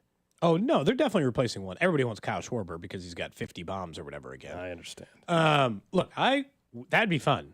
They are crowded at the you play first base, you play DH. You're not really a true outfielder. Schwarber will be 33 next year, too. I understand people are like, well, he's hitting 50 now, but the Royals' luck, they'll sign him when he's 33, and he'll suddenly not have it anymore. I'll just tell you right now, if they're willing to pay Kyle Schwarber, I'm in, but I don't think that's happening, so we don't have to really entertain that conversation. I put that in the very, very, very low probability camp. Yeah, but, someone says sure, Perez, I take it. Someone says Perez should be traded. Well, they would have to pick up his option and then trade him in that scenario because he doesn't technically have a year next year without them picking up the option. We all think that's a lock now, right? Based on his performance, Am I wrong? I think so. And they won't even play Carter Jensen much behind the dish down the stretch here, so yes. Yeah, I think Carter Jensen's going to be the twice a week he catches, maybe 3 times a week in a weird week he catches, and then he has to rotate in at DH. My biggest fear with Carter Jensen, please don't try to teach him outfield. Just let him either DH or catch. And if he's not in the lineup, if he plays a little bit less than some of the other guys, I'll live for a year. Do not take some other non-regular player like Cags, and Cags has looked okay in right. He's gotten better. He's gotten a lot better. But I don't need another person playing out of position while also trying to hit at the big league level. I tend to agree. Interested in that. I tend to agree. I don't really want to see a story in late January that says, Carter Jensen's been working all offseason as an outfielder. Like, oh, no. Yeah, I hope that's not the plan. Does that make them make that difficult decision where it's like, you know what? We're going to have we're going to go ahead and move on from Salvi, and Carter's going to catch, and then Jack can full DH, and then you have the 1 year. You do the 1 year. You do the 1 year where Carter plays a little bit less than a traditional starting catcher. Salvador Perez is still your starting catcher, and then the next year you pass the torch. Carter Jensen has played nine big league games, and this team will be expected to compete for a division and compete for a playoff spot again next year. That can't be with a rookie catcher, a rookie right fielder, and without your captain, Salvador Perez. I just think I don't think they'll be anywhere close to that. Coming up in about 25 minutes, we will hear from Andy Reid, Patrick Mahomes. Also, we'll keep an eye on a couple players that maybe will speak, but in particular, Andy Reid, Patrick Mahomes right here on 96.5 The Fan. Trash of the day. All right, so this one is fascinating to me because I didn't know that you could do this. I understand when you file bankruptcy, depending on the type of debt, it can be wiped away, even as a business and everything. But Publishers Clearinghouse, you guys are familiar, right? The big check that come to your front door. Ed McMahon or whatever pop by. Mm-hmm. And then we've had some fun. Like everybody's got the spoof call before, where it's actually, oh, you've won from Publishers Clearinghouse. Anyway, they went bankrupt. Okay, they filed bankruptcy. A different company or creditor or whatever has bought Publishers Clearinghouse. The issue, though, is part of that agreement to settle like the debt or whatever was any future winners they will pay and operate like normal.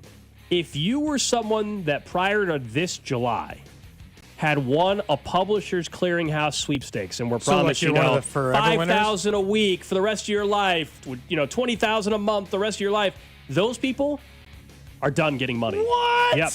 There was a story last night. Cold. Someone said they knew something was up when they didn't get their $200,000 payment back in March. Would they normally get once a year or something? And they will never get it. They're done. And some of these people are saying they're going to have to sell their house. And I get it. The unfortunate reaction some would have would be like, oh, well. What were you doing all that other money? But still, you were expecting to get it. You thought you were getting $20,000 in some cases a month for another 40 years if you were 40 years old or 50 years old or something, right?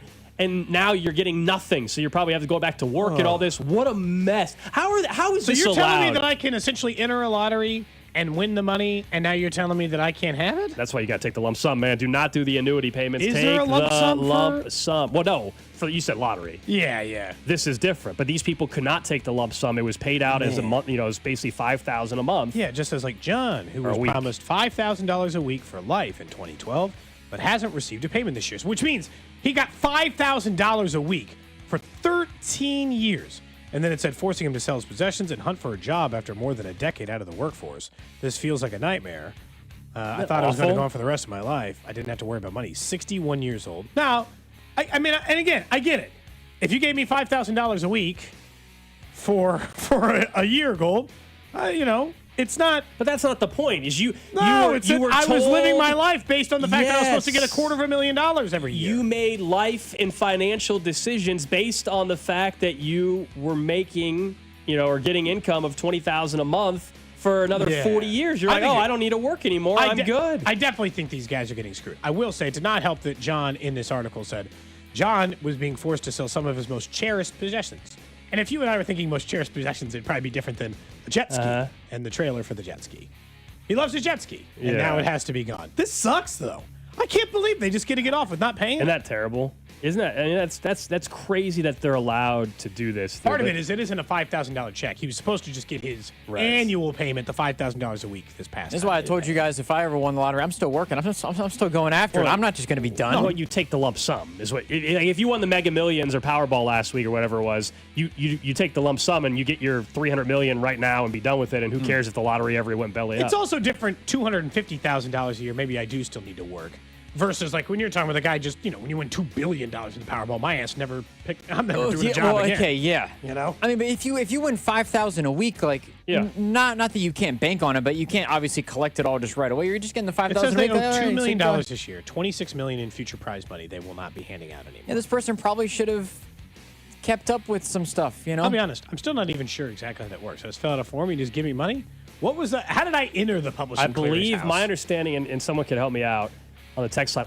My understanding, Publishers Clearinghouse was a magazine back when magazines were very, very popular. It was, I believe that's what it was. I'm curious. How old did you say this person was? 61. I'll just go work at a golf course. He's used to a certain lifestyle, man. For the last 13 years, he's earned. Now, this is kind of crazy. He has made from Publisher Clearinghouse $3.3 million in the last 13 years. Okay, well then where does it? Yeah, some of it is like, what have you done with your money? Pre-tax. Part of it is like, Pre-tax. what the hell are you trying to sell your jet ski? You made I won't make $3 million in my life. Now, but here's so pre-tax, you said it. So let's say this guy actually banked what we'll call $1.5 million. Be real. If you thought you had another $3 million coming, though, you're probably buying a bigger house. Yeah. With a bigger mortgage. That's true. I'm not saying he didn't make some mistakes, but also you thought the money was going to keep on There's coming. no reason to think the money wasn't coming. For 13 years on whatever. January 1st, you got a check for $260,000 every year for 13 years. It's hard to imagine that money train's just going to stop. A lot of people saying that's why you sell it to J.G. Whitworth. Yeah, 877 cash now. Do you have an annuity that's paying out over years, but you need cash now? Oh, J.G. Yeah, that is true. The people that sold it to J.G. Whitworth, those people are feeling good. That's Whitworth's problem, right? Oh, yeah. They're feeling real bad. That's the trash of the day. That's awful. I mean, I didn't know you were allowed to do that, even if you file bankruptcy, that your obligations, I guess it is debt, right? Your debt obligation, but I just thought you can't screw over all these people. But I guess it happens all the time with debt that people are owed. But my goodness. All right, up next, the Chiefs Red Half Hour. Let's talk about players thinking of money that were given extensions and more money and what the return on that investment for the Chiefs have been. Plus, we're going to hear from Andy Reid and Patrick Mahomes next. What's up, Chiefs Kingdom? It's Chris Jones. You're listening to Cody and Gold. Weekdays 10 to 2 on your home for Chiefs football. 96.5 The Fan. Brought to you by Heartland Men's Health, the leader in men's sexual health. Thousands of men have been successfully treated for low T, ED, and more, all with discretion and compassion. Make your appointment at heartlandmenshealth.com. This is Jeff for Heartland Men's Health, where we've successfully treated thousands of men for low testosterone and helped them feel like their old selves again. Please take a moment and listen to how we help this patient. Hi, this is Doug. I'm a patient with Heartland Men's Health. I've been doing low T treatment for just under a year now. I've always dedicated my life to work. I've always found the time to go to gym. I'm 46 years old. My energy level has been on a roller coaster. With work, when we would have like long, stressful meetings, I would notice that I was very exhausted and drained afterwards. And with the low T treatment, I'm not as stressed. I started to feel a lot more level-headed. The roller coaster kind of went away. I think Heartland Men's Health, they really have it figured out. The professional staff, I think it's a wonderful treatment for men of any age. And it's definitely a benefit I'm going to continue. Thank you. It's true. Your initial appointment includes blood work and a medical consult. And if you start on testosterone the day of your appointment, your visit is free. Call 844-447-6600 or go to heartlandmenshealth.com. Get your home ready for the change in seasons with a $69 HVAC tune-up from Hamilton Plumbing, Heating, AC, and Rooter. Our pros can help you lower energy costs, prevent costly breakdowns, and make sure your system is running at peak efficiency right when you need it most. And it's all backed by our exceptional service guarantee. Over 40 years experience and more than 8,000 five-star reviews are great reasons to trust Hamilton.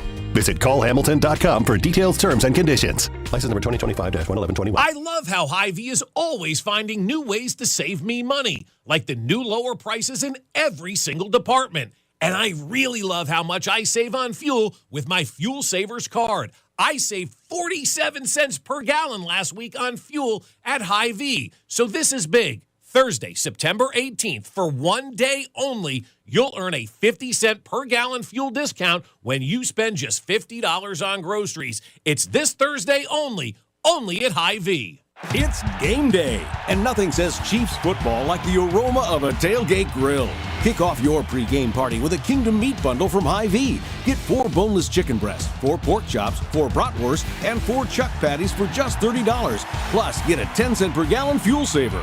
Toss in some chips and dip, side dishes, and Chiefs-themed baked goods. Score the extra point with your favorite tailgate beverage from Hy-Vee Wine and Spirit. Just one stop for all your game day needs, only at Hy-Vee.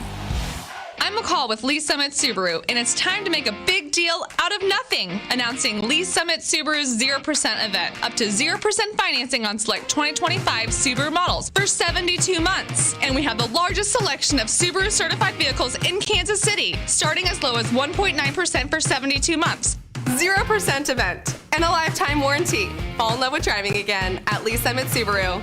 Based on January 2025 through June 2025 Kansas City inventory listings.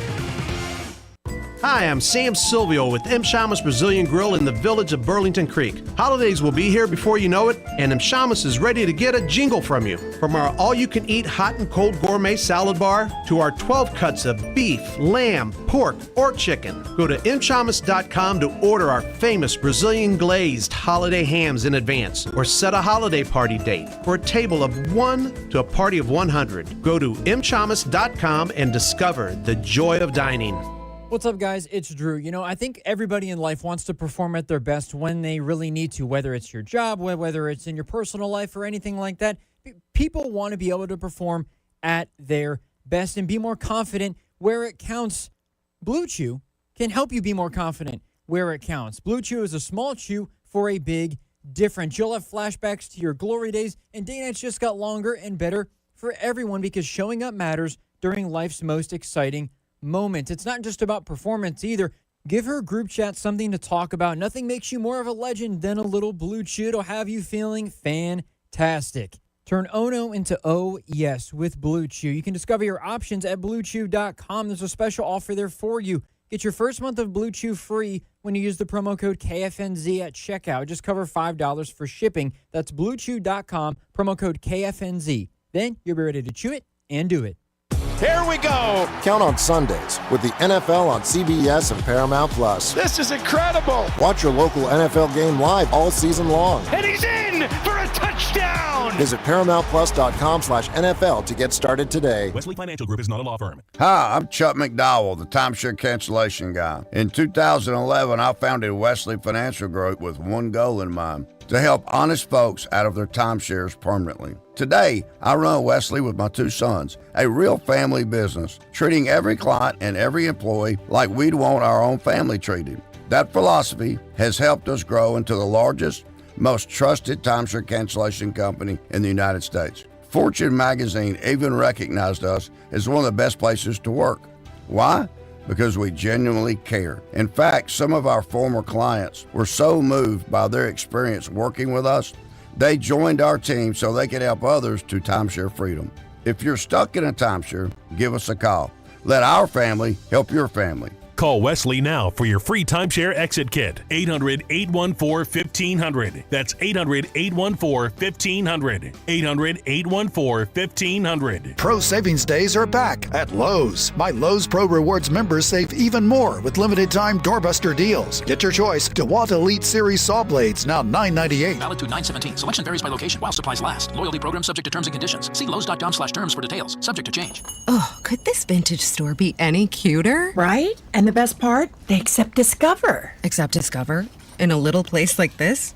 I don't think so, Jennifer. Oh, yeah, huh? Discover's accepted where I like to shop. Come on, baby, get with the times. Right, so we shouldn't get the parachute pants? These are making a comeback. I think. Discover is accepted at 99% of places that take credit cards nationwide. Based on the February 2025 Nielsen report. The technicians you can trust with your house keys. Anthony Plumbing, Heating, Cooling, and Electric. Stay comfortable year-round with fast, reliable service 24/7, even weekends and holidays. Already invested in repairs? Save up to $4,500 on a new HVAC system. Schedule today at AnthonyPHCE.com. You're listening to 96.5 The Fan from the Mission Plumbing, Heating, and Cooling Studios. Welcome in to the Chiefs Red Half Hour. Every day at 11:30 with Cody and Gold on your new home for Chiefs football. 96.5 The Fan. Chiefs Red Half Hour brought to you by All Weather Decks, Kansas City's most respected deck builder. Check them out at allweatherdecks.net. Here in about 10 minutes or so, we'll hear from Andy Reid and Patrick Mahomes on your home for the Chiefs. 96.5 The Fan. I wanted to go through and talk a little bit about players that have been given extensions. You know, yesterday and on Monday's show, we were discussing, hey, your star players, some of your best players on the team have made mistakes, haven't played up to their level. it's also part of the reason why you're 0-2. We talked about Travis Kelce and the drops, etc. Chris Jones, a mistake in week 1. So I wanted to go through players in the last, let's call it 12 to 16 months that have been given extensions and how you feel about each one of those players right now with basically what the return on investment has been. Now, some of these players, you saw them play last year under the new contract. Some of them, we've only seen 2 games since the contract. Yeah. All right, let's keep that in mind. Now, Chris Jones, is that 16 months now? Has it been 16 months? Yep. So it's out of that window. So he doesn't qualify here. I don't Although believe. he did for the contract. Yeah, but he's already performed on some of that contract. He's Exactly. outside the window of the guys you're talking about. The guys you're talking about are Trey, Creed, Bolton, Noah Gray, and and Karlaftis. Yeah, I mean, so I think most notably for me, honestly, as much as it's harder to notice, and I was asking Ross about it when we had him on, I think currently Trey Smith, Creed Humphrey. Now, Creed played all last season with the new deal, and he was fine last year. Yep. But 2 weeks into this year, I'm most disappointed on that list actually in Trey Smith and Creed Humphrey. I don't think they have played well at all the first 2 weeks. Now, I think they're way more likely to correct it than a lot of players. I think they will be just fine. I'm not worried about the deal long term. But 2 weeks into the season, if we're being honest, Trey Smith has not played up to the level of what he did last year or the deal. They have not been great. They're too good of football players to play the way they have the first 2 weeks of the season. No, I agree. I mean, but they got a whole year of... for sure. They got a whole year of Creed Humphrey being the number 1 Pro Football Focus graded, however you want to look at it, all-pro level center. Yep. He was great. He had fixed his snapping issues, and he was great. And honestly, I think some of the issues you've seen with him are related to some of the guys around him, like where Kingsley doesn't necessarily know the angle or the thing he's supposed to do. I'm fine with Creed. Not just because of Creed is good. Just I'm okay with Creed. I am with you on Trey Smith. But honestly, the 2 most disappointing are the 2 guys they signed this year. Noah Gray's been a ghost. He's been a Noah Gray was last year. Yeah, and he's been a non-factor this year in the offense. And an offense that could use a weapon right now. They're down wide receivers. They got no one running around in the field. Everyone talked about what a tremendous offseason he had. He has 4 yards through 2 games. I'm not saying he's not supposed to be a world beater. I'm not asking for that. But he is supposed to be a factor in the offense. And the other guy's Nick Bolton. But now the problem with Nick Bolton is I didn't want them to pay a linebacker, top linebacker money, and because it's linebacker, and Spags loves him, and so I had to accept it as being a part of it. And pretty much it's as simple with him as his flaws are still his flaws. Well, of course, he wasn't going to magically fix them. He's not a different player. He's the same player, but now he just makes a whole lot more money. Yeah, I think before it's like it's easier to forgive when the money doesn't line up. Yeah, the Bolton thing's going to be a. Karlaftis has been really good in the pressure game. The Bolton thing's going to be a disagreement probably the rest of his playing career. Most likely. Because you and I have differed on that draft pick from day one, differed on the contract. I think we all know in coverage that is not a strength. It's pretty obvious. I also think it's harder to watch a football game and give somebody credit for just being a really good run stuffer. And when we talk about when we talk about the run defense, the rushing defense being pretty good, he's part of that equation as well. They also like him as a leader, but also from being the true green dot of that defense. As we said, you can't lose Reid and Bolton in the same offseason. They moved on from Reid. They kept Bolton. I think it's hindsight 2020 if people are now saying they should have kept Reid and got rid of Bolton. I think that's a little bit of hindsight being 2020 based on 2 weeks of the season. But I'm not arguing. In third down, I actually thought it was interesting. I thought Bossa was playing a little bit more in coverage and maybe a little more athleticism from that perspective. But I think Nick Bolton, Nick Bolton 2 weeks in is not any worse of a football player today than he was on January 15th of last year in the playoffs. I think he's the same football player. So let's just say from like a tackling, coverage, all that part. Here's part of the issue. Part of the reason you paid Nick Bolton is what you said. Green dot, get everyone lined up. This defense feel lined up to you? In week 2 it did. It's so... You're lined up was more in the secondary, in fairness. The issues in week but one was... he is a part of that. That's why they like him, is that he gets everybody on defense lined up. Yeah, but that's why everybody's trying to talk for about the front seven. Yeah, but that's why everybody keeps trying to bring up the Justin Reid thing all of a sudden out of nowhere. I wouldn't go back to Tyne Reed. Nobody. I mean, I could pull up old texts. We got so many texts. People didn't want Justin Reid back at all this, and then after week 1, everybody was acting like he was a future Hall of Famer at safety for the Chiefs. It wasn't me saying that. I know. I'm not saying you. Yeah. I just the defense has been, and yes, last week was significantly better. I'm just saying for part of his job to be like making sure everyone is where they're supposed to be. That's not been perfect this year either. Look, the truth is that 2 games in it, this is part of the problem. This goes back to the cap. part of the issues with the Chiefs and any team who has a high-level starting quarterback is your roster gets worse as the cap goes up. Obviously, some of the teams are going through that. They haven't hit Justin Herbert's big balloon number yet, Gold, so they haven't had to worry about it. The Bills roster is not as good as the Bills roster 2 years ago. The Ravens have been working around it, though that's because they've been one of the better drafting teams in the NFL. But the same thing applies. So once you start paying your guys, which the Chiefs have primarily spent their money on, they have to perform.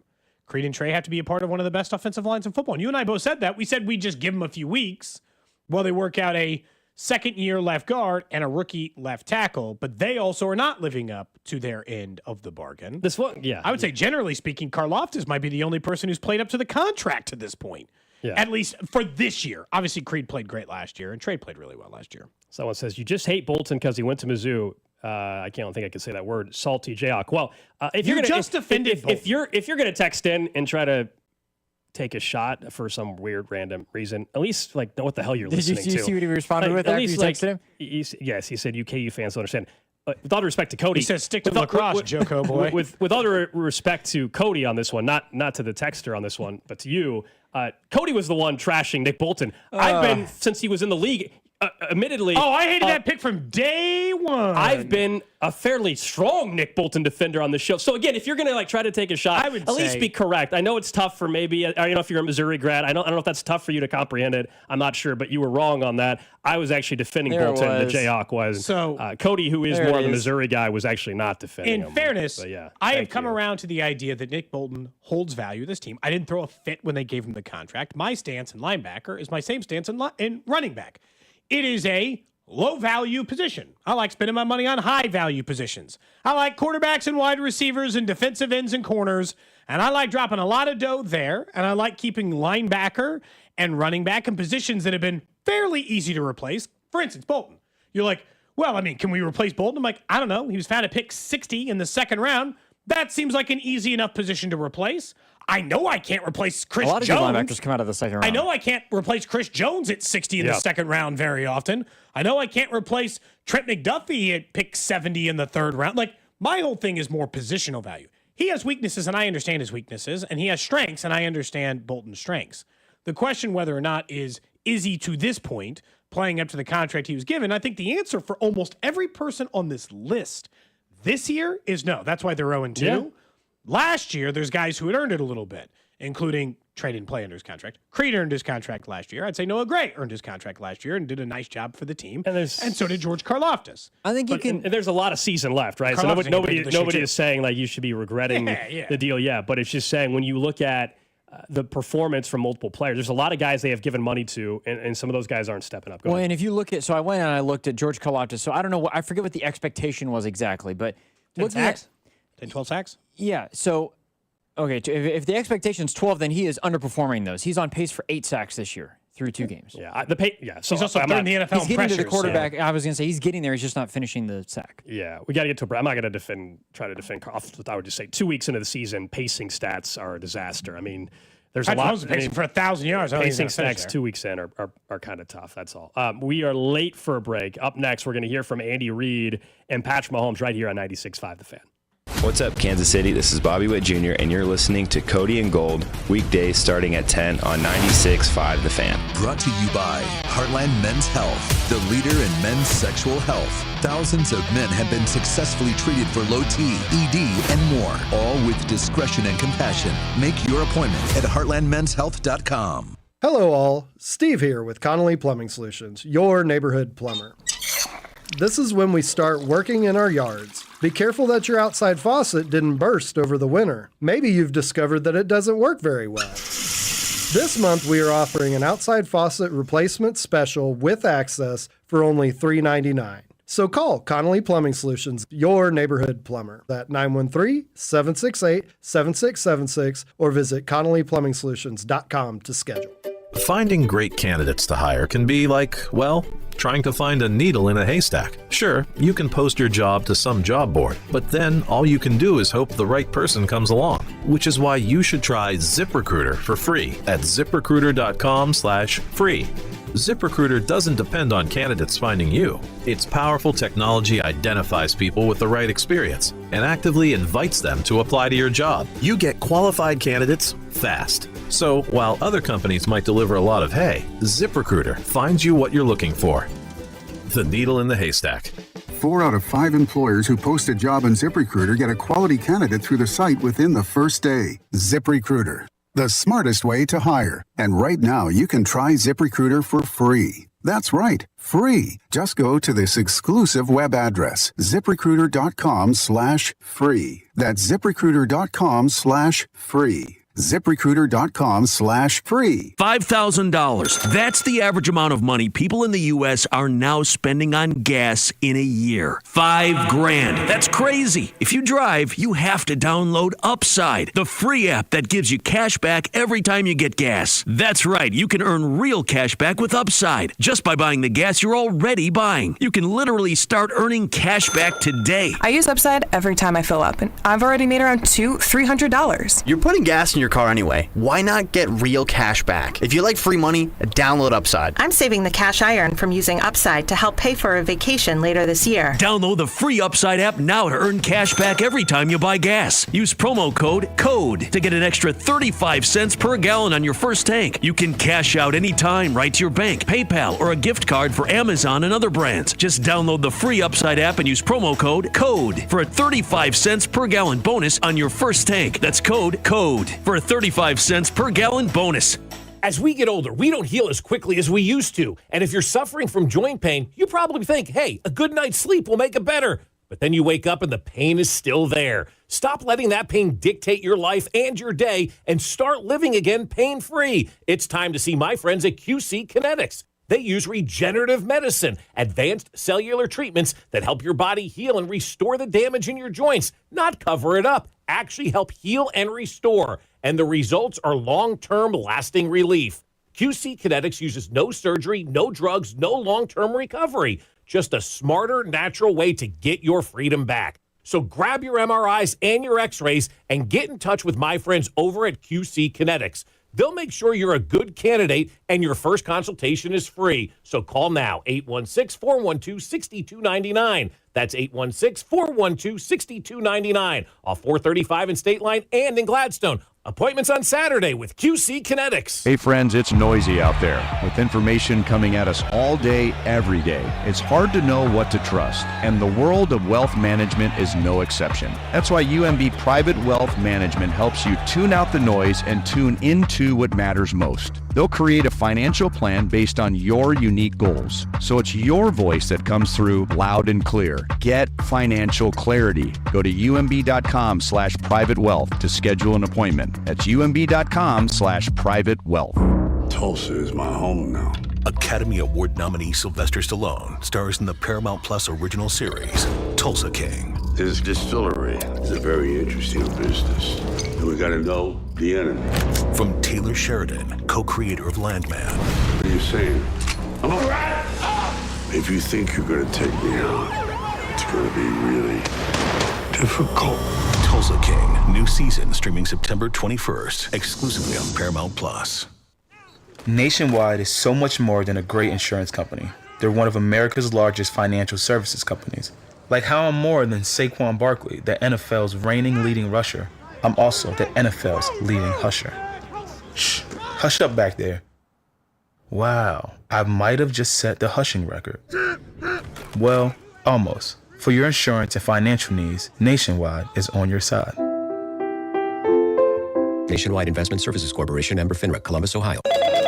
Too many tools, too much stress, and way too many bills. Odoo replaces it all.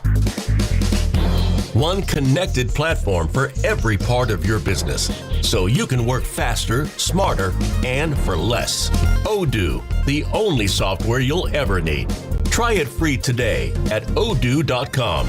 That's ODOO.com.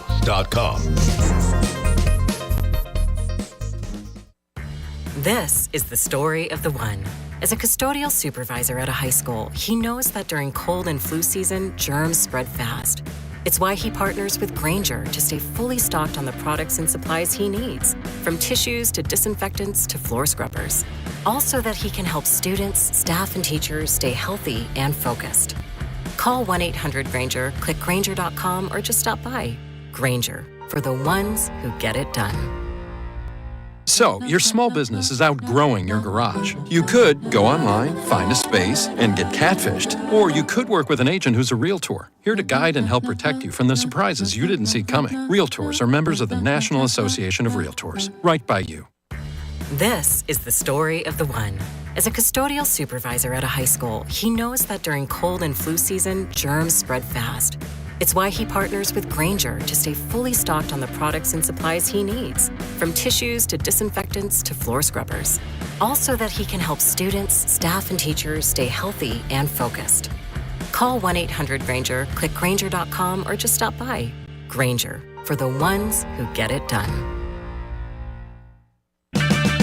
Check engine or ABS light on? Take the guesswork out of your warning lights with O'Reilly Veriscan. It's free. Ask for O'Reilly Veriscan. O'Reilly Auto Parts. Jefferson's Wings, Burgers, and Oysters, located in Lenexa, North KC, Lawrence, Topeka, and Joplin. Listen to the Royals and Blue Jays this Sunday on The Fan, AM 610, with Vern's On Deck show starting at noon. This is your home for Royals baseball. 96.5 The Fan, KFNC FM and AM, HD1 and HD2 Kansas City, in Odyssey Sports Station. All right, let's head right out to Arrowhead. We're going to hear from Andy Reid and Patrick Mahomes. Andy Reid at the podium right now on 96.5 The Fan. As far as the injuries go, Mike Dana won't practice today, and Fulton won't practice today. Other than that, we look forward to challenge of getting ready to play a good Giants football team. You can really see that they've got a tremendous defense and a lot of skill on the offensive side, and their quarterback is playing well right now. So, and Brian does who you guys are familiar with. Brian does a good job, creative guy. Offensively, plus he's got Mike Kafka there on top of that. Mike's a sharp kid. And defensively, they've got a good scheme, one we've played against a couple different times when Shane was at Tennessee. So it's a good bunch there. So anyways, with that, time's yours. So it sounds like that you were expecting Xavier and Royals to both practice in some form today? Yeah, they'll practice today. How is Royals coming along with that knee? He's coming pretty good, yeah. Yeah, we'll just see how he does here. He's been out for a while, so I'd like to see how he moves around. With Xavier, is there any limitations on the practice or anything of that nature? No, neither of them, Travis said that after the drought, talking about that there's a lot on his plate, and the team asked him to do a lot. And at this point in his career, is there a tendency that maybe he has too much on his plate, that he would benefit from? Load management gets used at this point in the player's career sometimes. Is it worth discussing that or talking about it? Yeah, no, listen, Travis made so many of those catches right there, and I don't think that's an age thing or anything at that point. So he's fine. We try to keep an eye on him the best we can. Yeah. So. Andy, just big picture, what do you see from the pass offense right now for you guys? Yeah, probably the same thing you guys see. We're on at times, we're not on at times, so do the same thing you guys are seeing. Sort of Gotta keep working it. Sort of like also a big picture. Through 2 games, what are you seeing as far as some of the issues on third down, and what do you need to do to correct what's happening right now? Yeah. Well, we've been throwing the ball in those situations. And you want to keep them manageable, first of all. And then we've got to hook up on them when called. So, and we can do a better job as coaches of putting them in a better position. So that's kind of the basics of it and what we've got to go through to do that. Coach, I know you get input from Pat. You put together the game plan and say, hey, what do you like, what do you not like, and all that kind of stuff. How comfortable is he? How much is the formation part of that equation as well, specifically like Pat getting under center and maybe working from that formation as opposed to a shotgun or a pistol? Yeah, he's actually grown into liking getting under there and doing that part of it. So we've worked a little bit more in there this year than we had in the past. Yeah. You guys, the script at the beginning hasn't maybe been as good as worked out this year. What, can you put your finger on any parts of that? I know Xavier getting hurt at the very beginning was a tough one in week 1. Yeah, no, I've got to do a better job there. You know, I can't stand here and tell you that we're going to try this or that. I mean, we're playing somebody here, so to answer that question, I got to give you the plays. Andy, speaking of that, how comfortable are you feeling with Patrick running as much as he has been? Yeah, listen, I'm okay with it. You know, as long as he can come back upright, we're okay. I don't like him taking big hits, you know, but he's a competitive kid, so you know. Anyway, that's yeah. On the run game, you know, with Isaiah Pacheco and Green Hyde, just what do you see for them that just haven't been able to get going? Yeah, we can do a better job there. We'll get that thing going better. So. When you had Mike Kafka here as an assistant, what told you that he may be capable of calling plays? Yeah, absolutely. I felt like he could do it. Smart guy. Had played the position in the league. Had a good feel for defenses. You know, and had a great grasp of the offense. So, no reason he wouldn't be able to. How often do you guys communicate? I'm sure not this week, obviously, but in the off season and so on. We talk a couple times during the offseason. Yeah. Coach, in the media and fans, we get all excited and everything. Do we overreact? We look at an 0-2 start, and do we overreact? Well, listen, we haven't won the game, so it's. I understand. I get it. But you know, we keep pushing, and we'll keep pushing and working forward, and see what we can do going down the road here. You know. Andy, when you guys are winning, you typically just focus on the next game. I'm wondering, just because this is unfamiliar for you guys, is this something you address with the team at all? Just the start, just what the record is right now? No, I just try to fix the problems we might have. Yeah, in all areas, including myself. So, yeah, that's what you have time to do. Be real with the guys. I'm not tell them what I think. You know, so communicate with them and try to work it out and get it right. Coach, there's some controversy going around the league right now, specific to Tom Brady on the Fox broadcast and co-owner of the Las Vegas Raiders. How much concern was that for you when you knew that he was going to be part of the broadcast team and he's getting to see your team from the broadcast point of view, and he goes through production meetings? Yeah, I mean, listen, I don't know what he's doing for them, so I can't answer that. I mean, I don't know. He's done a good job as an announcer, I think, but I don't know that either because I really don't listen to it. But I haven't really gone into all that. You know. Did you approach any production meeting differently with him than you would any other announcing team? No, we're not like telling secrets in the production meeting. So I mean, there's not giving them the plays and stuff in the production meeting. There's no, big guy touchdowns fire everybody up when you get an offensive lineman in there for a catch or anything. I'm curious, what do you do when Josh Simmons, you see the effort he puts in and tracks down a DB and takes him out? I mean, you roll that back a couple of times in the film session, or do you underscore? And what was kind of your reaction? Yeah, sure. I thought that was pretty impressive. I mean, 300-pound man running like that and making the tackle like he did. And sure, we talked about it. That was one of the positives. So there are a lot of things we got to work on, but that was one of the positives of the game. Last one, go ahead. Mahomes' 30th birthday today. Can you put into perspective just what he's done throughout his 20s in the league? Yeah, he's done quite a bit, to 30. It's hard to believe he's 30 years old. I mean, time flies. I asked him if he felt old. You know, sometimes when you're in your 20s, you look at 30, and that looks like an old man. But he says he feels the same. I told him that's a good thing, because when you get my age, you want to make sure you feel the same. Doggone it. That was Andy Reid. We're expected to hear from Patrick Mahomes. A couple notable things at the beginning.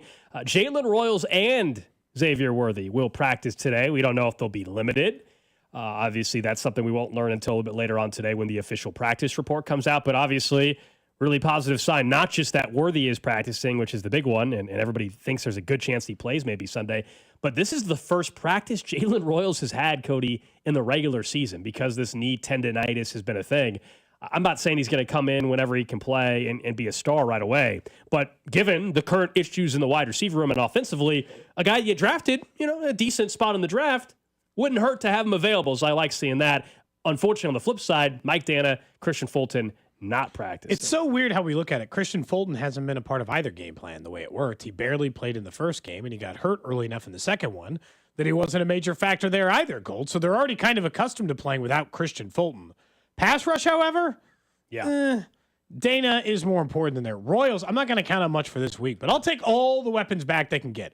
Royals hasn't practiced at all. Yep. He hasn't practiced. So him getting back to that and being available to him, let's just even say it's next week or the week after. That's still weeks that do not include Rashee Rice and give you other available pass-catching options that aren't, I don't want to keep mentioning the same names, but the guys who probably shouldn't be a regular factor inside your offense. And so, I'm hopeful that Royals practicing does mean something.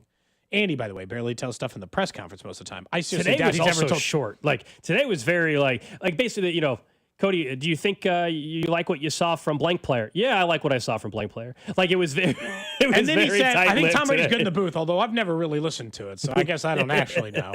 He did say, he's like, look, we're not giving out state secrets. He used my example. Well, he especially is not. He is even more protective of others. That's all I've said. Like, we don't have to rehash it. I agree with you. It looks terrible, the Brady stuff, and why are they allowing it? I'm just saying, it's overblown because they're not just Andy. Nobody's giving out any information that is groundbreaking in these meetings. That's all. I just when you listen to Ross Tucker and others, I don't disagree with you that there's I don't think they're coming in there and being like, here's our scripted 15 plays and then going into that. But here's our scripted 15. I don't think they do that. Of course. But it's an advantage only one team gets. One person, right, but one team. It might be a very small advantage. Because as Ross said, these guys are just not going to tell him anything, so problem solved. And it depends on, and look, teams are going to tell them even less. Andy doesn't tell anybody anything anyway. Some teams are more open books. Some teams do share more information because they don't think everything is. Andy treats everything like it is a state secret. For sure. Whether or not a guy has a sniffle or is outside. So he treats it all like that. So he's not going to. I don't know, sometimes it's overblown. Some of this stuff is you don't have to protect that, but it's fine. But so when they do that, my whole thing is, I don't care if it's of 100% pie, it is a 0.001% advantage. Why the hell did they get it and nobody else does? That's all. And the same thing applies that I've asked every team, that if you don't care that Tom Brady's in there, I would like Spags. Is that okay? Can I have Brett Veach? I would like them to attend every broadcast meeting virtually. I don't see why it's a problem. You're telling me there's nothing in there? Let me send my guys. That's all I'm saying, is that if it is nothing, let us all have a representative on the broadcast meeting. We don't even ask questions. We'll just sit there while you ask questions. It's fine. Tom Brady you want 31 other people in the broadcast meeting. On the camera off, microphone off, just sitting in and listening. So you want every other team to have a representative of every production meeting Tom Brady's in? Yes. Okay, got it. Okay. Why is that crazy? Why does he get to do it and they don't? Just say it out loud. It sounds crazy. Say it out loud. No one's ever been on a Microsoft Teams meeting? 30 people? Not that many. You just put the camera on blank and you put the microphone on mute. They don't say anything. They just watch. Would you rather have Spags 30 minutes. Well, hang on. Would you rather have Spags spend 30 minutes of his time listening to Tom Brady's discussion about the Cowboys and Eagles, or work on stopping It's 30 minutes. Andy Reid works 18 hours a day. He works 30 minutes on that. I don't think he's getting one more moonball stop. Right. Now we're overplaying the idea that 30 minutes is going to be the difference between a win or a loss for Spags. No chance. Yeah. I don't care if it's a grad fair. assistant, essentially. I don't care if it's the assistant DB's coach. Yeah, teams are just not going to tell him anything. So teams just aren't going to say anything. I think that is going to happen. I think they'll be real tight-lipped. Back to what he said though. The Christian Fulton one is really concerning he because hasn't been a major player yet. this was a guy that they have a nice contract to in the offseason, and yet here we are, and he played a little bit in week 1, and I mean a little bit, and now it's not trending great. I guess there's a chance he still practices tomorrow, but it's trending to where he's not going to be available for week 3. And then, okay, is this going to be a guy that every week we're like day to day, and all of a sudden he'll play week 9, Cody, and then and then he's out for 2 more weeks. Is this going to be the story all year? I really liked the signing at the time. I actually think he's a pretty good football player, would allow them to do some things in the secondary, specifically with moving Trent McDuffie around. Which they found a way to do to put him in the slot in that game last time. But you've got to be available. Christian Fulton's a tough one because they did find a way, Gold, to get him in on 3rd down, as I had mentioned a couple of times. They found not Christian Fulton. They found a way to get Trent McDuffie in the slot on 3rd down where they would prefer him because he's the best slot defender in the NFL. But if you go back through Christian Fulton's thing, this has been his career. He played 2 games his rookie year, 13, 11, 11. These are the number of games he started. 13, 11, 11, 14. So historically, Gold, he misses 4 or 5 games. All right, let's hear from number 15, Patrick Mahomes, speaking now on 96.5 The Fan. Just self-scouting yourself after the start, and just looking at the tape of the last game. What are you evaluating, and what you guys can do better? Yeah, I think for myself, just being better at executing in some of those earlier moments in the game, especially. I mean, there was guys open, obviously Noah early, but even more than that, just if I kind of sit in that pocket a little bit longer, trust those guys, get the ball to guys down the field, I feel like we can make some more explosive plays, and so. That was stuff I scouted on myself. But no, we're going up against a good defensive team this week, especially that D-line. And so finding the right moments to take those shots downfield, but not taking the negative plays as well. Patrick, when you said stay in the pocket longer, is that something you frequently saw on tape or just here or there? Just here or there, mostly. I mean, I think even some of the runs that I made, if I would have just stayed a little bit longer, I could have made some throws to guys and let them make some plays happen. And so obviously the runs work, and so you have success in the play and stuff like that. But when you look back on the tape, sometimes you want to make sure that you're going through the progression the right way. Patrick, Travis said that he's got a lot of this plate. The team asks a lot for him, and he feels like he has to meet that. And he talked about even last year feeling like he needed to be on the field for you when a lot of guys were hurt. Do you feel like this team maybe sometimes asks for too much from Travis, and maybe load management, if you will, would help him be fresher and longevity?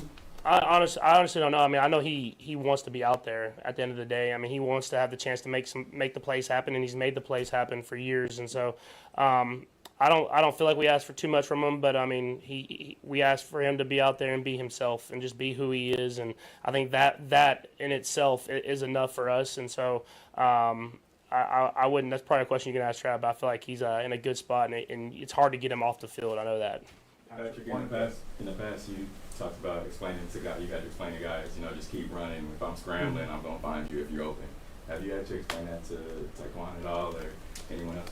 No. I mean, I think Taekwon's done a great job to start the year. I mean, I've missed him on some throws, and he's made big plays happen as well. And so I think if he continues to play like he's playing, he'll continue to have big plays within this offense. And he's got a great role in this offense. And so I think just for us in general, I think it's just execution stuff. I mean, we're just barely off here and there. And in the NFL, if you're playing good defenses, if you miss plays, then the drives stall out. And so we're just going to continue to work and continue to practice and learn those things. And as we get guys back, we'll continue to execute at a higher level. Patrick, I wanted to take you way back, shift gears. When you were 5 years old, you went to New York. You're going back to New York. What do you remember when you were 5 years old about that trip? It's some of my best memories. I think just my dad being on the Mets and playing in those National League Championship Series versus the Braves, or playing in the World Series versus the Yankees, and that's when I could first start remembering stuff. And I don't know what the rules are back then, but they just had me out on the field. I was taking ground balls with Derek Jeter and then shagging fly balls, and so it was super cool, and I had a lot of great experiences. Then back at the time, the Mets were my favorite team because my dad had the most success, and it's fun to be able to go to New York, and it's such a great city, and play a football game there now. Patrick, what gives you faith that this team can handle 0-2? I think it's just the people that we have in the locker room.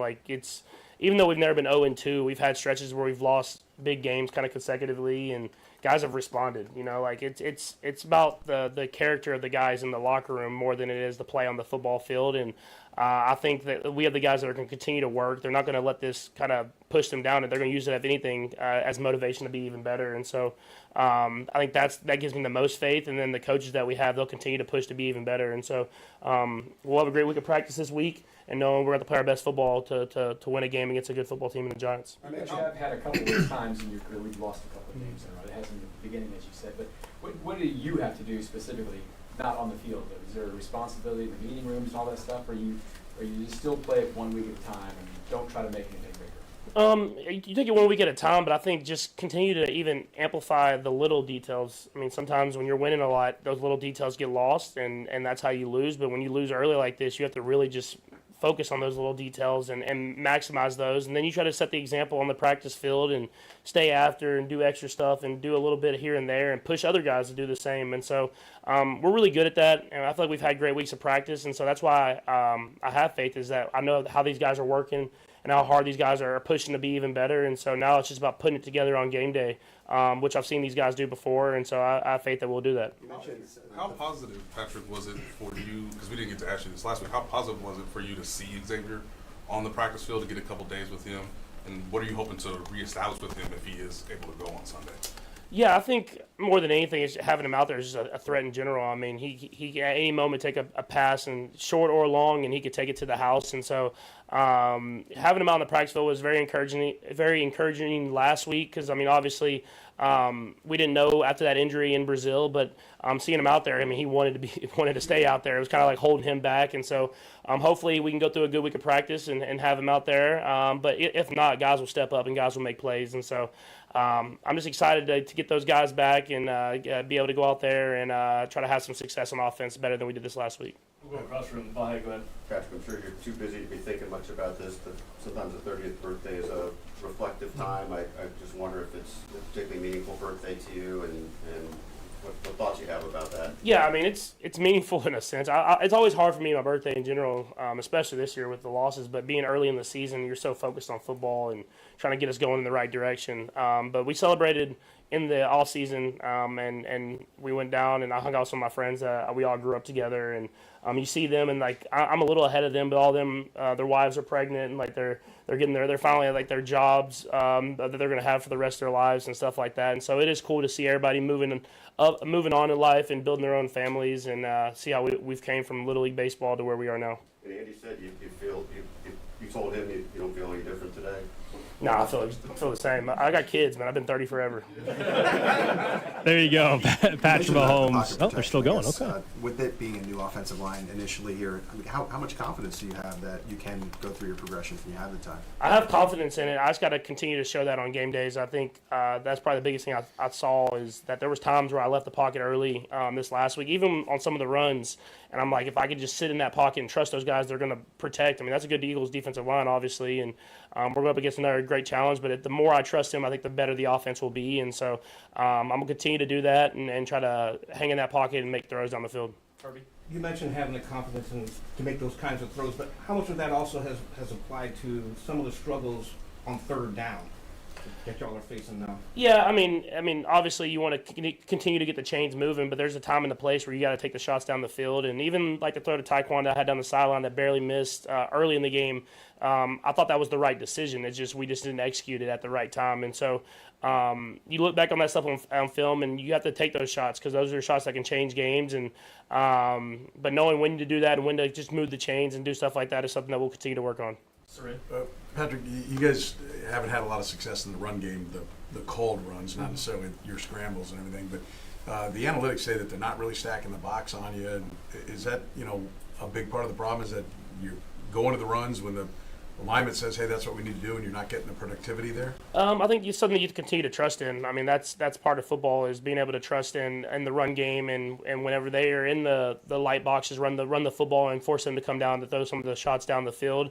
I think that will come together even more and more as the O-line continues to gel, and the running backs can gel with the O-line as well. And so more than just pass protection, I mean, when you have two new offensive linemen joining in, it's about building that chemistry. And so I think as the season goes on, they'll continue to get better at that. Last two, Sam and then Nick. Go, Sam. Patrick, how much do you feel a record, like whether it's last season, whether it is 0-2, does the ensuing week feel differently based on what you did the last week? I think obviously just being 0-2, there's more urgency than even last week. I mean, and I felt like we were very urgent last week. So definitely new territory as far as being 0-2, but knowing that we got the guys for it. We have the mindset of going out there and being even better. And so in my eyes, it looks like what an opportunity. What an opportunity to prove who we are as the Kansas City Chiefs, is coming back from 0-2 and trying to build up to win a big football game on Sunday Night Football, and try to get our season going in the right direction from there. Sorry, Steve, go ahead. Patrick, earlier in your career, we didn't see you like lower your shoulder like you've been doing, getting contact. Is that something that you're doing now just to give a boost of energy to the team or get a spark, or what is it? I think just pick and choosing. I think more than anything, it's just knowing when to do it and when not to do it, protecting yourself, but still being a football player and a competitor. So I think that's it more than anything. And then Brad says to Taco Bell, so that does it for me too. Yeah, Patrick, for you playing on Sunday Night Football, what's different about that than playing on any other day or night? I've always loved Sunday Night Football. You grow up, you watch Sunday Night Football, and you get the spotlight on you. It's night game. You get the lights get brighter, and you get to showcase who you are. And I think it's a great opportunity for us. I mean, obviously with the start that we have, we want to prove that we're a better football team than we've shown these first 2 weeks, and Sunday Night Football will be the perfect time to do it. Thanks.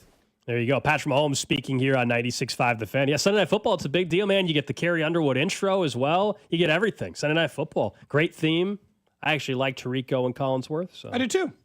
I hope that's a good crew together, honestly. I hope that it lasts for a few more years. Of course, on a Wednesday, our lunch partner, our friends over at Jefferson's. It's football season. There's no better place to watch your favorite team than over at Jefferson's. They got great daily specials, of course, a great happy hour, and locations in Lenexa, North KC, Lawrence, Topeka, and Joplin. Bring your friends and family out to Jefferson's for the ultimate game day experience. Jefferson's wings, burgers, oysters, and how about we help you out with a $50 gift card? What call? You want to do Mahomes' birthday, 15 or 30? 15. 15, okay. I don't think we don't want to do 30 Make to Drew work.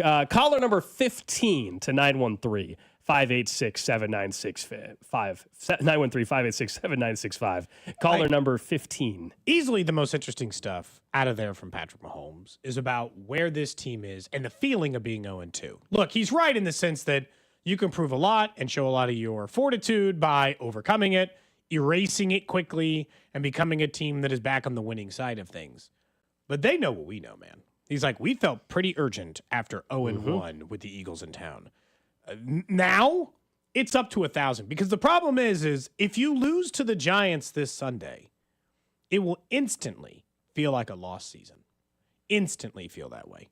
And I'm not saying that it would be guaranteed or that would for sure be the case. But from a team perspective, it's going to be hard to reconcile that. Yeah, then panic's a real thing at that point. Yeah, to say all the things are still ahead of us and everything is all just fine. We'll get it fixed. We're working it. You can't say the same adage or things you've been used to if you lose this one to the Giants. You should have ultimate urgency in every game moving forward here for a while. It is a must-win on Sunday night. Plain and simple. It is a must-win. Record-wise, opponent, all of it together, it is a game you have to win. Otherwise, it is fine to say, oh, they're getting this player back. All that. At some point, you have to win football games. We'll talk about it on Friday, I'm sure. We all know the stats and trends out there. It's one thing when you're 0-2. It's a completely different thing when you're 0-3, even just to make the playoffs, let alone the conversations about what's going to happen in the AFC West. That will be the least of your worries if you start 0-3, is, oh my gosh, the division's done. No, you'll be worrying about the playoffs at that point. And I understand this organization has had a 1-5 season before under Andy Reid, but you got to get the one.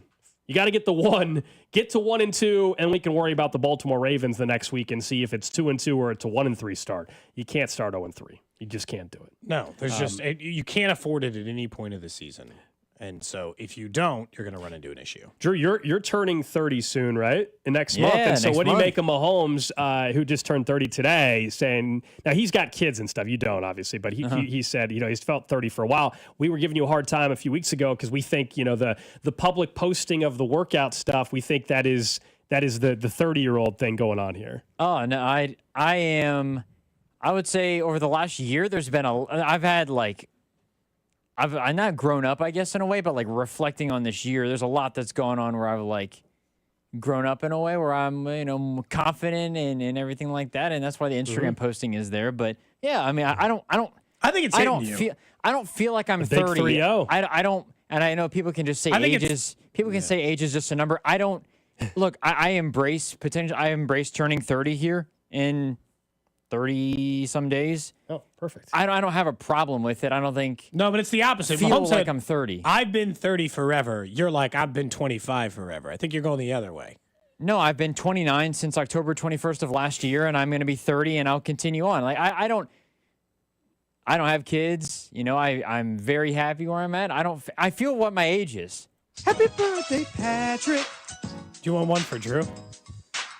Enjoy your birthday, Patrick. Now, someone said are we doing Chuck's Arcade for Drew's birthday? Oh, yeah, that's right. We talked about a Chuck's Arcade that trip. was on the list, too. Not only the mashed potato thing, but we'll also do smelling salts, mashed potatoes, and Chuck's Arcade. It's a hell of a 30th birthday party, yeah. In fairness, Golds was in the middle of COVID, and we just did shots in the studio, and I got him a princess banner that said "Happy Birthday." That did happen. That's awesome. And a little trophy that said, "You guys don't need to." That was almost 5 years ago. We're good. You guys don't need to get me anything. We can do a shot on my birthday, but you guys don't have to get me anything. Are you gonna work on your birthday? Why wouldn't he? Yeah. I don't know. People take their birthday off all the time. I have no problem with people taking their birthday We've off. had this discussion. We gotta stop shaming people We've had this discussion. for choosing to take their birthday off. Who cares? We've talked You don't about have this. to. Yeah, we've talked about it. Like, if you're going on a trip or something, fine. I think it's weird if you just randomly said, "Oh, it's Wednesday. I'm turning 34. Let me just take the day off." I think that's a very weird thing to do as a grown adult. But that's my opinion. No, I don't think it's weird at all. I think it's fine. I don't care. Hey, I don't have a problem with it. I will probably be working. I'm going to be amped up because it's the start of the NBA season too on my birthday, so I'm very excited. What's the exact date? I can never October 21st. I think it's a Tuesday. It's a Tuesday. Is it? Yeah, perfect time. It's not a great birthday. Not a great 30th birthday day. Tuesday. It's kind of like the worst day. Just trying to kill this whole vibe. I said it's kind of the worst day. When you're an adult, though, I don't think it matters. Like All right, both of you guys, shaming people for enjoying their birthday. No. I enjoy. No, taking a day off is fine by me. I'm not going to because I don't feel the need to take a day off. Where like if you're in school, I got to go to school on my birthday. That to me, I hated that more than I get to be here, and it doesn't feel like a job for me to be here. It doesn't feel like I don't not want to be here. So it's fine. Like I'm fine with coming in. Someone says you should take the day after your birthday off, honestly. Take the day after. That actually might so be you a better can enjoy idea. the birthday. Take the whole week, Screw it, Drew. Oh, someone says they're turning 30 on Friday. There you go. Hey, early birthday to you. happy early birthday. Someone says a lot of learning this last year. Ready for the 30s. They also have a kid. That's Drew. what I'm saying. There's been a lot of learning this year, but I have been 29, and I embrace being 29, just like I'll embrace being 30. You're saying this like it's fun. E-card on you. But it's like but it's fun. Like I think for people, if you're looking at 30 or 40 or 50 or whatever, and you're like, man, I turned 30 this year. This is you're looking at it all wrong. You got to embrace. Well, I don't think you have to like, dread it. I'm not saying you should be dreading it. It was the Instagram post change. I will give the Patrick Mahomes answer to this. He kind of just gave it as well, right there. Okay. It's not I have to be 30. I get to be 30. The Chiefs get to play on Sunday Night Football against the Giants. They get to be able to bounce back from 2-0. You know, I get to be 30. I'm embracing it. I think it's a lot. Look, I'm excited. I think it's a lot of fun. Talking like a motivational speaker. Okay, so you said it, not me. Because I was thinking, I was about to say, are you reading? This is fine. Sounds Are like you you're reading? tapes. Have you been reading like a motivational book or a motivational podcast? And it's fine if you. It sounds like a lot of quotes from that. No, no. Okay. That's definitely what it sounds like. That's fine. It sounds like he's been listening to tapes like you Yeah, are like strong. You are powerful. Shout out 30 to can't stop you. Shout out to the person who said that they're turning 30 on Friday because just the same as them. There's a lot of learning this year, you know? Top text, Drew. You want to read that one? Maturing is not thirst trapping your body. I'm not. Listen, if you view that as thirst trapping, you're also looking at it from the wrong angle because that's not what it is. Yeah. I went on a Someone run. was putting I on was news. I said, exercising. "Don't kiss about your birthday, Drew. Damn. Move on." Damn. In fairness, we didn't even Gold brought up his I know. birthday. Again, Well, 'cause Mahomes' once birthday. again, the text line is wrong, and who brought the discussion up? I didn't say any. Why would I bring up my own birthday? What sort of Drew, selfish person does that? I think you should take your birthday off. I'm gonna take it off for you. I'm gonna tell Spec you're not working. You're it off. He's taking okay. off for your birthday. That'd be weird. I was gonna say the way that you said it made it Well, if seem we like are gonna go do something, let's all take off and go to Chuck's Arcade. I'll be honest. That actually would be pretty. If we Screw did this show. Let's go to Chuck's Arcade. If we did on a Tuesday. What are we talking about on a Tuesday anyway? You know? Are they even open during our show? I have no idea. I genuinely don't Because know. some places like that aren't even open. Little day drinking. Up next, let's talk a little Royals baseball with Josh Vernier as the Royals obviously only have, 11 or so games to go in the season. Plus, we'll get to the random question of the day.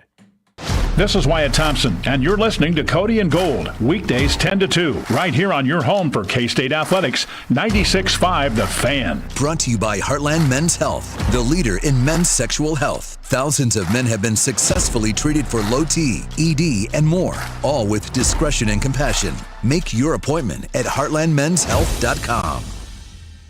So good to have football back, even with birthdays and everything else in between. You want to go to the best place to select entries and win money all season long. Plus, over at Underdog, you can play right now in Missouri, in your state, as we speak. You can mix and match sports, so you could choose some baseball tonight or football tomorrow, all on the Missouri side. You can choose the way in which you want to play. You want to do champions? A little bit different than Pick'em, right? It's peer-to-peer fantasy contest. Participants create a roster of 2 to 8 athletes, and you can participate in a tournament style against others on the app, or streaks and ladders available there as well, or simply just choose higher or lower than your favorite player's stats. So maybe you think Tyreek, who's been off to a rough start, is going to go lower than 65.5 receiving yards over at Underdog, one of the selections I'll be making right now. So download the app and join the millions of people who have already won billions over at Underdog by using promo code TAPP, T-A-P-P, to score $50 in bonus funds when you play your first $5. That's promo code TAPP, T-A-P-P. Must be 18 plus in Missouri. Terms apply. See assets.underdogfantasy.com/web/play and get terms _DFS_.html for details. Concern with your play. Call 1-800-GAMBLER. Visit www.ncbgambling.org. Inside the Huddle is brought to you by Blue Cross and Blue Shield of Kansas City. Discover the benefit of blue. Around here, we've got each other's backs. When it comes to health insurance, we want that same kind of support. Blue Cross and Blue Shield of Kansas City gets that. They're from around here too.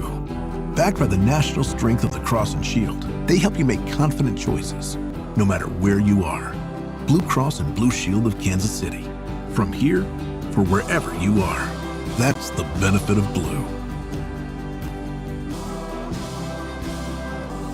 Kids are back in school, so schedule your home improvement project today with Powell Exteriors KC. They offer easy financing, pay no interest until 2027, and a 10-year workmanship warranty. Learn more at PowellExteriorsKC.com. The power of KC is Powell Exteriors KC. I love how Hy-Vee is always finding new ways to save me money, like the new lower prices in every single department. And I really love how much I save on fuel with my Fuel Savers card. I saved 47 cents per gallon last week on fuel at Hy-Vee. So this is big. Thursday, September 18th, for 1 day only, you'll earn a 50-cent per gallon fuel discount when you spend just $50 on groceries. It's this Thursday only at Hy-Vee. It's game day, and nothing says Chiefs football like the aroma of a tailgate grill. Kick off your pregame party with a Kingdom Meat Bundle from Hy-Vee. Get 4 boneless chicken breasts, 4 pork chops, 4 bratwurst, and 4 chuck patties for just $30. Plus, get a 10-cent per gallon fuel saver. Toss in some chips and dip, side dishes, and Chiefs-themed baked goods. Score the extra point with your favorite tailgate beverage from Hy-Vee Wine and Spirit. Just one stop for all your game day needs, only at Hy-Vee. I'm McCall with Lee Summit Subaru, and it's time to make a big deal out of nothing. Announcing Lee Summit Subaru's 0% event. Up to 0% financing on select 2025 Subaru models for 72 months. And we have the largest selection of Subaru certified vehicles in Kansas City, starting as low as 1.9% for 72 months. 0% event and a lifetime warranty. Fall in love with driving again at Lee Summit Subaru. Based on January 2025 through June 2025 Kansas City inventory listings.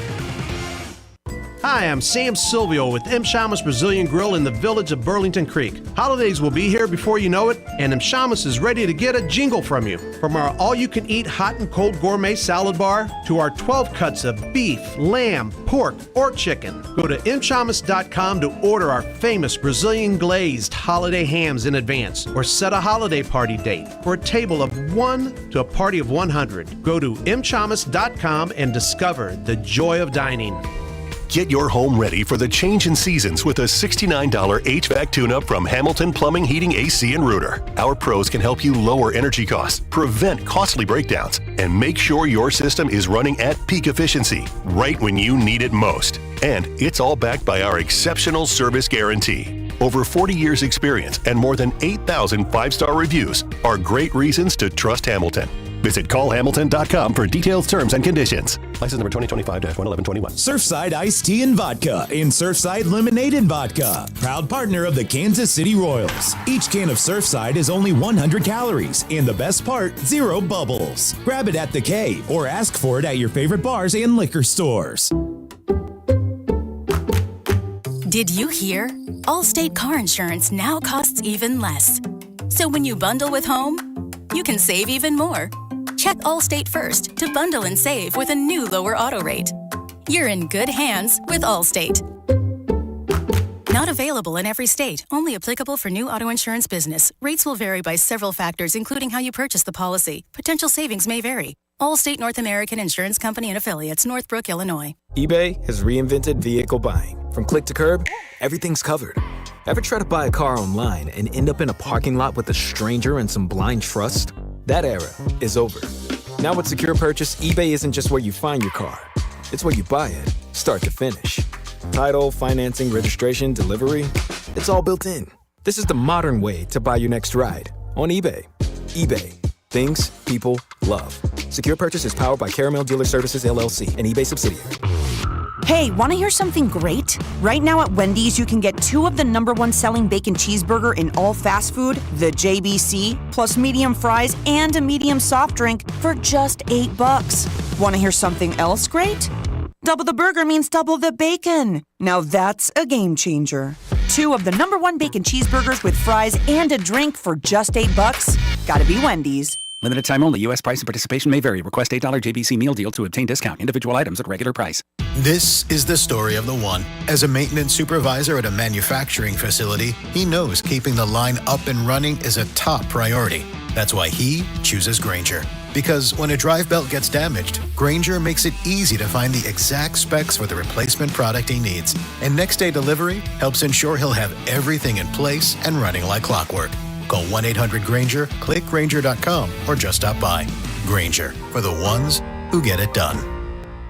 Today, we're constantly taking photos and videos to remember our favorite moments. But what about those captured before the smartphone? What about the memories tucked away on aging VHS tapes, film reels, or in fading photos? These cherished memories are fading away with time, vulnerable to threats like heat, moisture, and mold. But fear not, there's a solution to safeguard your legacy. Hi, I'm Adam. And I'm Nick. Together we founded Legacy Box over a decade ago with one mission, to bring your memories into the 21st century. It's time to bid farewell to old tapes you can't watch and faded photos. Legacy Box transforms them into digital treasures, ready to share with a click. Just like magic, your shoebox of memories is now safely stored in the cloud or on a thumb drive. Over 1 million families have trusted Legacy Box, so you can rest assured your priceless moments are in good hands. Don't let your childhood fade away on old tapes. It's time to digitize those priceless moments. Fast forward into the digital age. Visit legacybox.com/value and unlock 50% off your order. That's legacybox.com/value.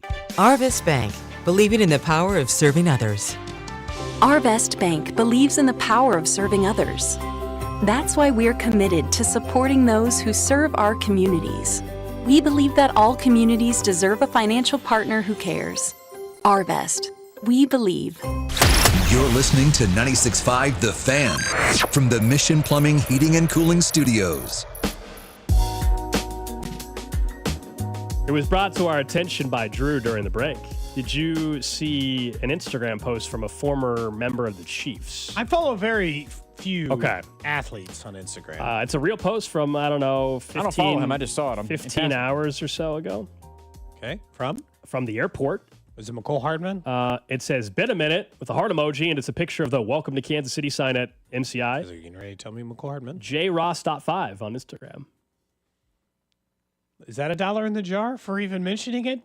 This is Justin worth Ross? it. So he posted a photo from the... It's clearly Kansas City. Airport? Yep. Last night. Is he signing here? Or does he just happen to be in town? I have no idea. I would say, truly, I don't know why signing would make sense at this point.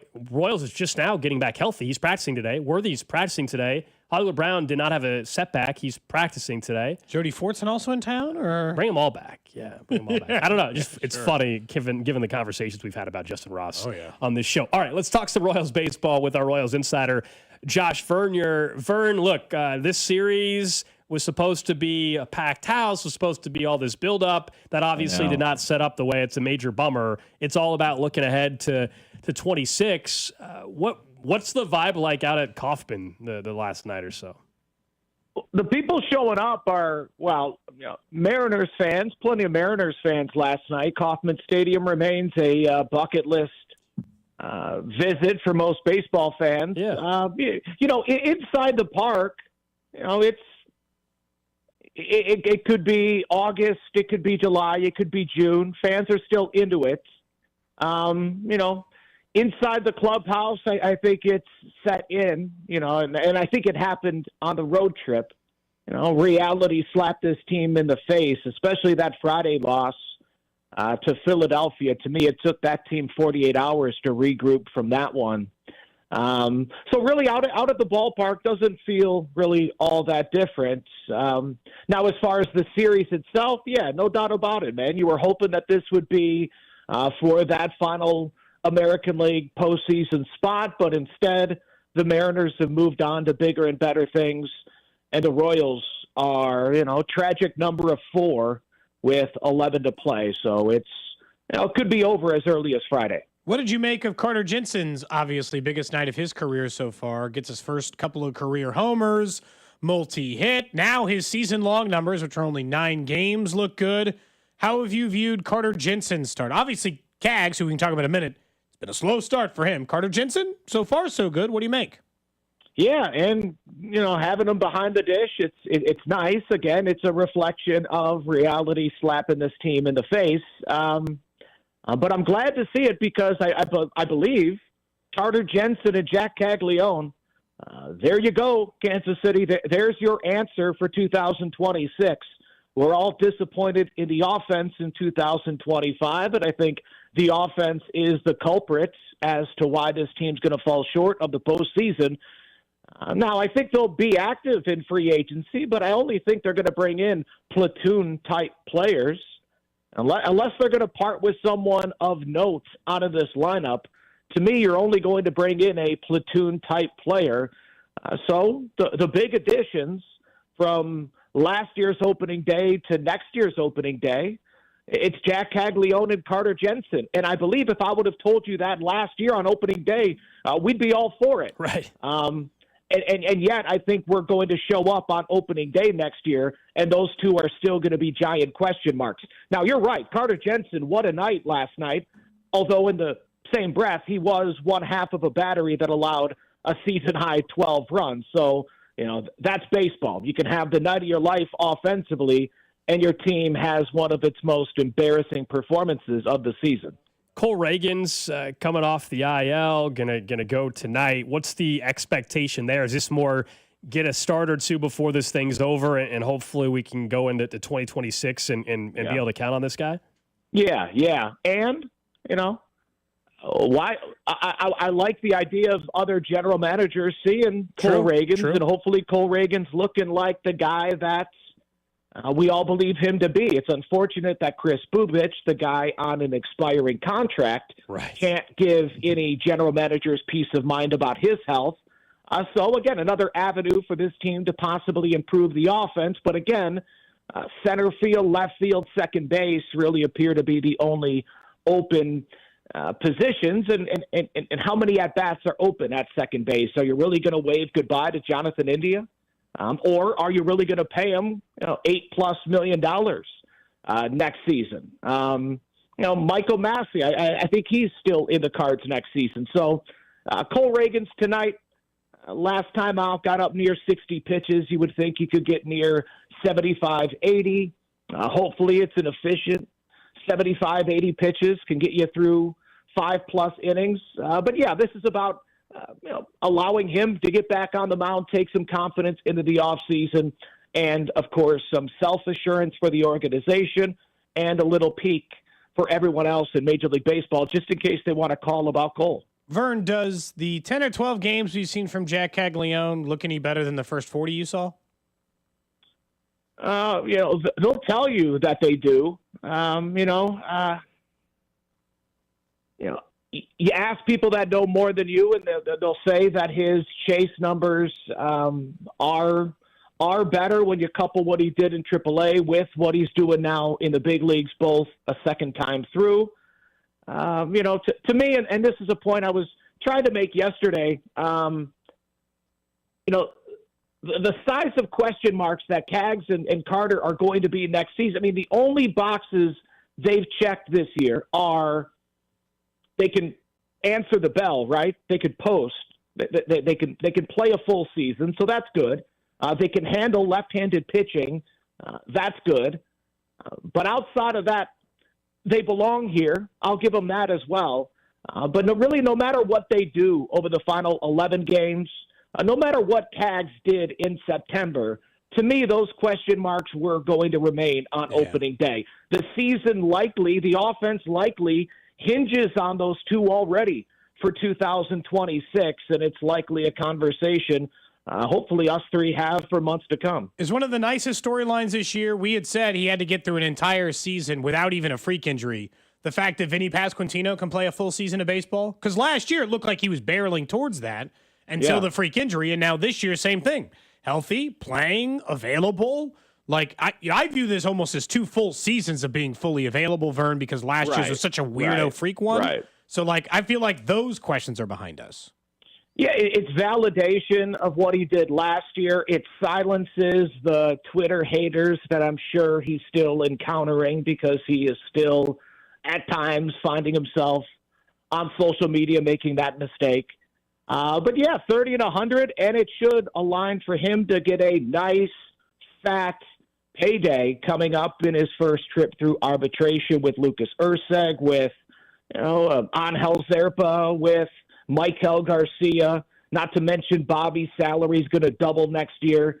Salvi's going to be making a pretty penny. Seth Lugo's going to be your highest paid player next season. So, Vinny, very nice season. But this is who you guys thought he was coming into the season. It's who I thought he was coming into the season. It's who he thought he was. So, it's nice to see, but I don't think any of us are shocked by it. I guess to that point, like Maikel Garcia, it's like, does that go into the question mark for next year too? Is in just, hey man, can you be that but twice? We loved what we saw this year. Can you be the same Maikel Garcia as we got this season again? Yeah, that's a fair question. Although I don't share that sentiment. Oh, okay, interesting. I'm not saying I'm right. I could be dead wrong. We've seen players have really great seasons and flame out, although, boy, this is one really great season. I mean, one of the 15 best players in Major League Baseball. You couple them with Bobby Witt Jr., and it's a duo we've seen maybe once in the history of this franchise, and you have to go back 45 years to George and Willie Wilson. What Maikel does to me, obviously it's not Bobby, but it is very diet Bobby. It's that speed doesn't slump. Even when his bat isn't producing for extra bases, he's still finding a way to get on first, and he's still making plays on the left side of the infield and could hold it down at shortstop. I think he could hold it down at shortstop for a full season. So you're telling me you got a 5-tool player that can play the most premium position on the dirt. Outside of injury, I just don't see where that goes. We were so disappointed with him in 2024 because we all saw this in 2023. So to see it fully blossom in 2025 makes you think that, maybe mistakenly, but Maikel and Bobby, Salvi and Vinny, Caglione and Carter, man, that's 2/3 of your everyday lineup you would assume moving forward. Seems like a nice foundation when coupled with a pretty strong, when healthy, rotation. With the recent accomplishment with Salvi over the weekend, unfortunately, because the team's play probably doesn't get as much attention as it should, but does that solidify his Cooperstown bid? Yeah. The way that he's talked about, right? People are often, and you guys know this, in our business, people are often sheep, right? If the narrative becomes one thing, many people will just go along with it. Now, Salvi deserves it, but I believe it's been widely accepted to a point where it's not really even debated on, who's debating baseball. MLB Network, MLB Network Radio. I mean, not many people are debating baseball, but when they are, Salvi's name is not that, in my opinion, or at least what I consume. Salvi's name is no longer on the bubble. He's in. He deserves to be in, and hopefully him going in opens the door for a guy like Lance Parrish and maybe some others that have been overlooked because I don't think we've properly put into perspective just how difficult that position is, and I think we're going to make that mistake again when Aaron Judge wins the MVP. Oh, don't do it. Come on. What a bummer. At least in the NFL, they understand the idea of narrative. You got a catcher hitting 56 homers. Make him the MVP. It doesn't have to be. It should be Kyle Raleigh anyway, but especially when you just consider fandom and everything else. Why not just pump up somebody else? Yeah, the Steve Nash MVP. Yeah. No, and that's not to denigrate Nash or Cal Raleigh, but again, I mean, the home run derby, it's been the year of Cal Raleigh. When I look at Baseball Reference 30 years from now, I should see and I should quickly acknowledge that 2025 was the year of Cal Raleigh. I shouldn't have to expand the AL MVP voting to see his name. Yeah, I don't need another year of I got it. Aaron Judge is one of the faces of baseball. I don't need to see it again, I guess. Yeah. How about Shohei, though? To me, Shohei no hitter last night to win 5. Yeah, I still think I don't have Michael Jordan, Shaq, LeBron fatigue when it comes to Shohei. Keep giving him MVP. Josh Vern, you're our Royals insider. Appreciate it, man. Thank you. There you go. Good stuff from Vern. And yeah, I mean, look, Aaron Judge, of course, is having an absolutely insane season as well. I mean, Aaron Judge batting .349, 1.222 OPS in September. That's just the September numbers to this point in time. But yes, this year, Cal Raleigh absolutely deserves it. It's not a pity award. He absolutely has crushed. He's got more home runs as a switch hitter in baseball than we've ever seen in baseball for a switch hitter. Yeah, he passed Mickey Mantle. Yes. He's passing Ken Griffey Jr. He's a catcher. And the Mariners are currently leading the AL West. They might be division champs if they hold on over the Astros. It's kind of wild. This is also the second year in a row that I am told all these baseball stats and all these things that matter, and we just ignore it. It just doesn't matter. Doesn't matter that Aaron Judge plays a non-valuable position in Major League Baseball and that Cal Raleigh plays freaking catcher or that Bobby Wood Jr. played shortstop. I have to pay attention to WAR, F-WAR, slugging, or a million other nonsense numbers, but defense doesn't matter ever. And it's crazy. It is. And also the catcher position, and I know he doesn't play there every single day. I don't know the exact count. Someone would have to look it up. But Cal Raleigh, how many days? A lot. How many days behind the dish? I don't know. My point is, you would have thought he would have worn out, but he hasn't. He hasn't. He had 2 homers against the Royals last night. Were atrocious last night. Cal Raleigh, embarrassed them to a certain extent. Michael Walker did not have it. As far as look up the splits, I'm curious. As far as Cole Reagan's it'd be nice if he has 2 good starts before you get out of here, because then I guess is an opportunity. It gives you some options for what you can do. I was mentioning earlier in the show, I think if you think they're going to trade for an outfielder, then it involves, to me, someone that has control because of the injuries. I guess if Cole Reagan's look good, maybe he's in play again. I don't think Chris Bubich is tradable this offseason because of the injury. I think it's really tough. I think he'd be more of a mid-season guy if things were going poorly. Mm-hmm. Yes. But obviously you don't want it to be going that way. By the way, I looked it up. Cal Raleigh caught 113 games. Yeah, 34 at DH. It's crazy. All right. Random question. So I'd say enough. Random question today brought to you by Kansas City Urology Care at KCUC. Remember, you see the best in KC. Visit kcurology.com today. For you, Gold. For you, Drew. Text line 913-586-7965. Of course, YouTube, Twitter, Twitch, Facebook. We've been interacting all day. Over on the video streams as well. Simple question today. 1587 opens. The official menu with prices is out. 1587 Prime. So what I want to know from you guys is, I want an app, I want a drink, and I want an entree. I want to know what you're looking. First day there, what are you ordering? It's on the house, let's say in the hypothetical. You're going to choose 3 things: an appetizer, a drink, and an entree. What are you going with? All right. So on the menu, there's a spot that says for the table. So we're going to do this to start as the app. For the table, some 1587 Wagyu meatballs, okay? I've seen photos of this from people already. They look incredible. That's the starter. Okay. Yeah, we'll share some of the meatballs for starters. then you know what I'm doing for the steak. So you're going meat and meat? Yes, I'm at a steakhouse. Yes, I'm loading up. Your balance is all up. No, it's a steak. And then meat? It's an appetizer, Cody. Yeah. I'm not eating 3 meatballs and then having a fillet. All right. I'm having the meatballs, then I'm getting the 8-ounce Wagyu fillet. And then let's see. I haven't looked at admittedly of all the sides. I don't even know. I'm gonna ignore the sides. You can skip a side and just give me a drink. All the drinks have like the fun names like Jet Chip Wasp and Red Sea and all that stuff. Yeah. So from an appearance, I will say the Alchemy one looks really cool if you just want to have a show at the table. It's pretty bougie. Otherwise, probably going with the Big Yeti and try that. The Big Yeti. What's in the Big Yeti? Gentleman's Cut Bourbon, Bullet Rye, bitters. I don't know how to pronounce some of this. Demerara. That's sugar. Perfect. Sugar. So it's kind of just like say sugar. Okay. Well, it's like raw sugar. It's sugar. You know, like the crunchy kind of brown. But that would be kind what of I would. sugar. I would roll with that, and then also a baked potato if they have it with if it's a possibility. Yeah. All right. Mm-hmm. So there is I want a baked potato. Hold on, but it's not your kind of baked potato. The I one love baked twice potato. twice baked potato. I know, but it's got all the extra stuff you don't normally like: smoked Gouda, creme fraiche, beef, bacon, chives, Well, and then black I guess, truffle. Cody, I'm going mashed potatoes and broccolini. All right. All right. I was just asking. Drew, I'll get my answer in a minute. What are you going with? Okay, so for the appetizer, the black truffle grilled cheese sounds good.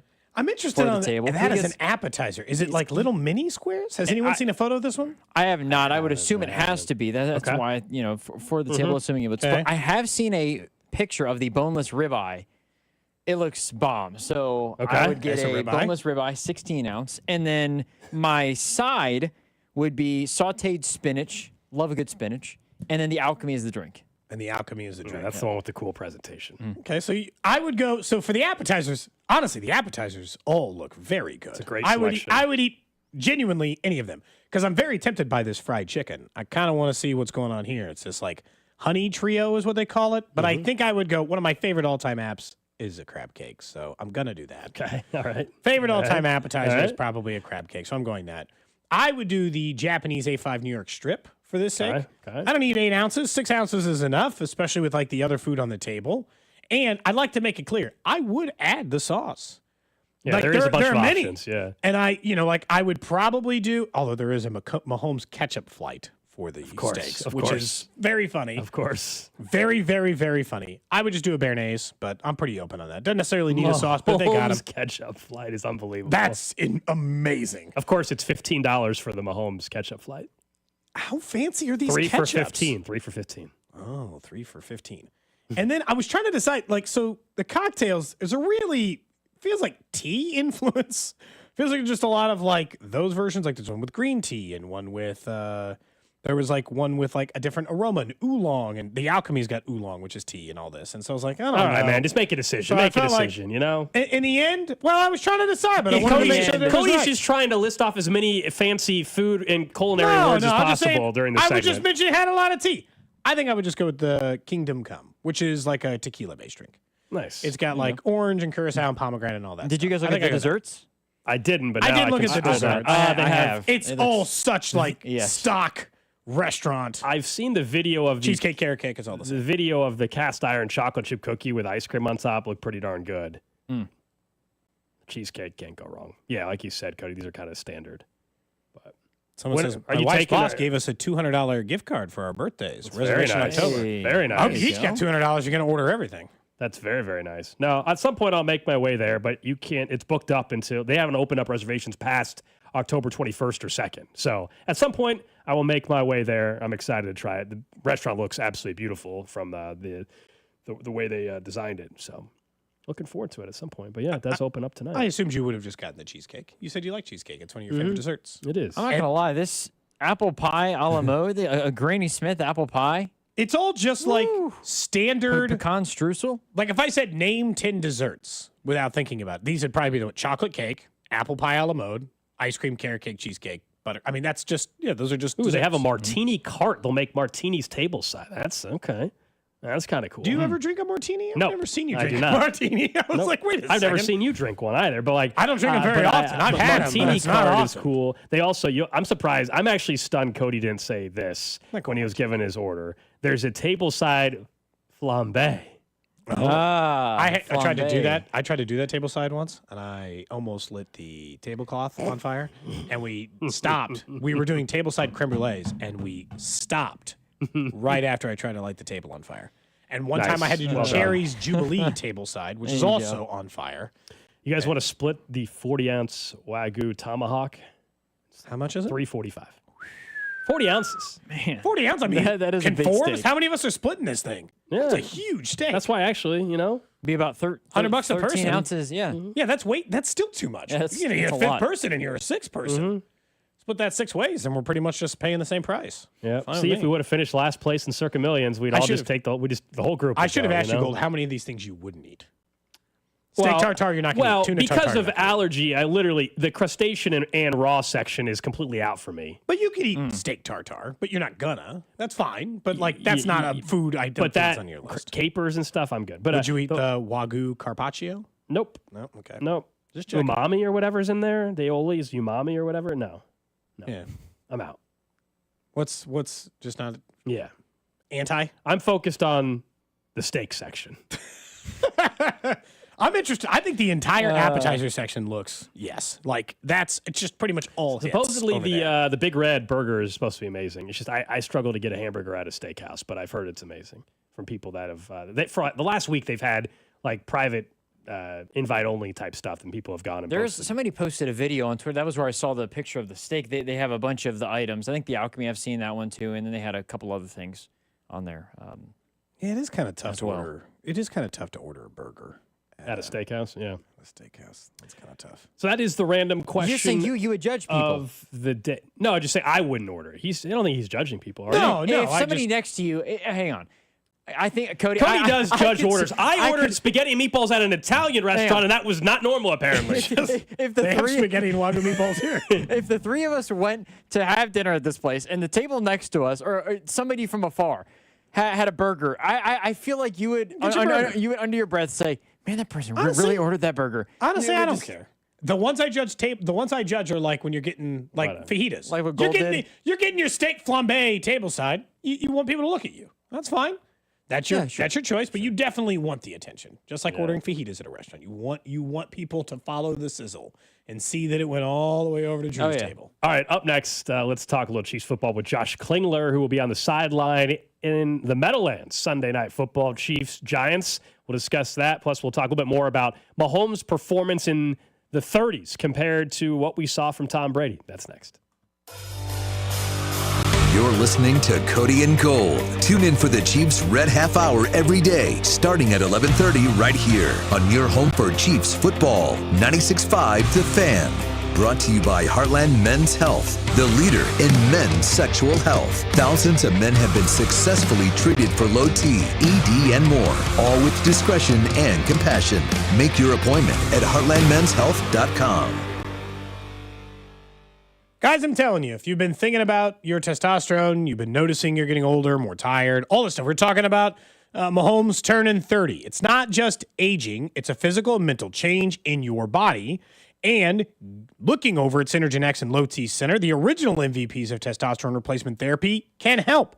They've been changing the lives of men across the country for over a decade. And since starting, a lot of other players have entered the chat, but Synergen X and Low T Center are the pros providing the most medically driven, results-focused, and winning approach to restoring your testosterone. You could get your energy back by doing more work, feeling better every day, feeling those changes around. And you can do it either with an in-office visit or at-home treatment. The first one starts with a quick in-office visit that could get results back in as little as 20 minutes. And then you can decide if you want to use their new app and go that direction. Go inside. If you prefer in-clinic treatment, that's available. If you just want to do things as follow-ups on the phone, you can do that. Medication reminders inside the app. All of those available. So if you're looking to make a change, do it now over at Synergen X and Low T Center by booking your appointment today at trtmvp.com. That's trtmvp.com. We're hiring residential garage door installers at Overhead Door Company of Kansas City. Join the team trusted here since 1927. Apply today, get a call today. No experience necessary. Paid training for motivated applicants to install garage doors. Hiring bonus up to $2,500. Mechanical, carpentry, or service industry experience is a plus. Good benefits include health, dental, vision, and pension. Earn as you learn to service the best garage door customers in KC. Apply today at overheaddoorkc.com. Around here, we've got each other's backs. When it comes to health insurance, we want that same kind of support. Blue Cross and Blue Shield of Kansas City gets that. They're from around here too. Backed by the national strength of the Cross and Shield, they help you make confident choices, no matter where you are. Blue Cross and Blue Shield of Kansas City. From here, for wherever you are. That's the benefit of blue. The wait is finally over. Football season is here, and FanDuel is getting you ready for kickoff with an offer that you don't want to miss. New customers, you can bet just $5 and get $300 in bonus bets if you win. That's right. Pick a bet, any bet. Bet $5, and if it wins, you'll unlock $300 in bonus bets to use all across the app. Use it how you want. Build your favorite parlays, bet player props, ride the live lines, whatever your style is. Remember, FanDuel has you covered. Be sure to check out FanDuel.com/KFNZ. Use that promo code to download the FanDuel app today and get started. FanDuel is an official sportsbook partner of 96.5 The Fan. 21 and present in Kansas. First online real money wager only. $5 first deposit required. Bonus issue is non-withdrawable bonus packs which expires 7 days after restrictions apply. See terms at sportsbook.fanduel.com. FanDuel is offering online sports wagering in Kansas under agreement with Kansas Star Casino, LLC. Gambling problem? Can help is your best bet. Call 1-800-522-4700. Visit ksgamblinghelp.com. $5,000. That's the average amount of money people in the U.S. are now spending on gas in a year. $5,000. That's crazy. If you drive, you have to download Upside, the free app that gives you cash back every time you get gas. That's right. You can earn real cash back with Upside just by buying the gas you're already buying. You can literally start earning cash back today. I use Upside every time I fill up, and I've already made around $300. You're putting gas in your car anyway. Why not get real cash back? If you like free money, download Upside. I'm saving the cash I earn from using Upside to help pay for a vacation later this year. Download the free Upside app now to earn cash back every time you buy gas. Use promo code CODE to get an extra 35 cents per gallon on your first tank. You can cash out anytime right to your bank, PayPal, or a gift card for Amazon and other brands. Just download the free Upside app and use promo code CODE for a 35 cents per gallon bonus on your first tank. That's code CODE for a 35 cents per gallon bonus. It's football season, and the best place to catch every play is Jefferson's. With great daily specials, an unbeatable happy hour, and plenty of TVs. Every seat is the best seat in the house. Bring your friends, bring your family, and bring your appetite. From legendary wings to juicy burgers to fresh oysters, Jefferson's has your game day covered. With locations in Lenexa, North KC, Lawrence, Topeka, and Joplin, Jefferson's is your ultimate game day destination. Jefferson's, wings, burgers, oysters. So, your small business is outgrowing your garage. You could go online, find a space, and get catfished. Or you could work with an agent who's a realtor, here to guide and help protect you from the surprises you didn't see coming. Realtors are members of the National Association of Realtors. Right by you. This is the story of the one. As a custodial supervisor at a high school, he knows that during cold and flu season, germs spread fast. It's why he partners with Grainger to stay fully stocked on the products and supplies he needs, from tissues to disinfectants to floor scrubbers. All so that he can help students, staff, and teachers stay healthy and focused. Call 1-800-GRAINGER, click Grainger.com, or just stop by. Grainger, for the ones who get it done. Check engine or ABS light on? Take the guesswork out of your warning lights with O'Reilly Veriscan. It's free. Ask for O'Reilly Veriscan. O'Reilly Auto Parts. Hey, want to hear something great? Right now at Wendy's, you can get 2 of the #1 selling bacon cheeseburger in all fast food, the JBC, plus medium fries and a medium soft drink for just $8. Want to hear something else great? Double the burger means double the bacon. Now that's a game changer.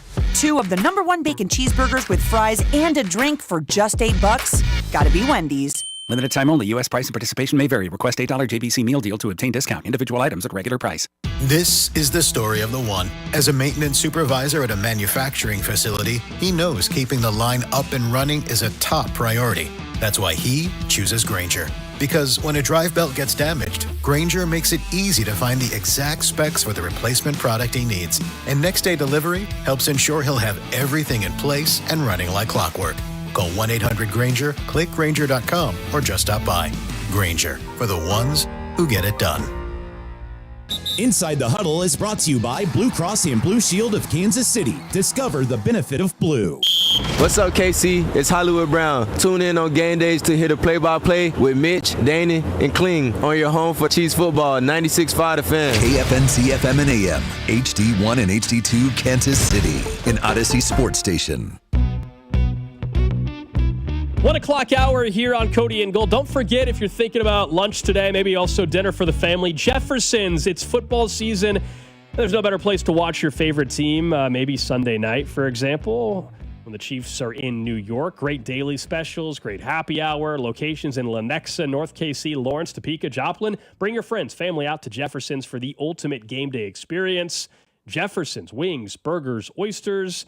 Congratulations to one of our winners earlier today of the $50 gift card. Every Wednesday, you'll have a chance in the noon hour to win that gift card, and we appreciate you guys hanging out with us on a Wednesday. We'll get to Professor Cody here in about 15 minutes. We'll see if you guys are going to hate today's lesson. We'll see if lesson 2 is more accepted from the audience than lesson 1. This is to help you with people in your life. I can't wait. Let's talk some Chiefs football with Josh Klingler, who will be on the sidelines in New York coming up, or I guess New Jersey technically, this Sunday. He, of course, is part of the Chiefs radio network right here on 96.5 The Fan. Kling, I'm surprised they haven't given you exclusive invites to the new Mahomes restaurant. We were going through the menu a little bit. I think that the next we have the charter flight coming up on Saturday. I think hopefully, they throw a couple steaks our way or something. Maybe they should cater the flight. That'd be cool. There you go. Yeah, just get just for one. Doesn't have to be every time, but just one. Kling. That doesn't seem that crazy. Yeah, and I know everybody's big fans of they have Chick-fil-A on the way into the plane. That's kind of that's the going out plane meal. But I'm sure they would change it for a day if. You've told me why while the plane is waiting to take off, basically people can have Chick-fil-A, but then 35 minutes later, then the actual meal is offered.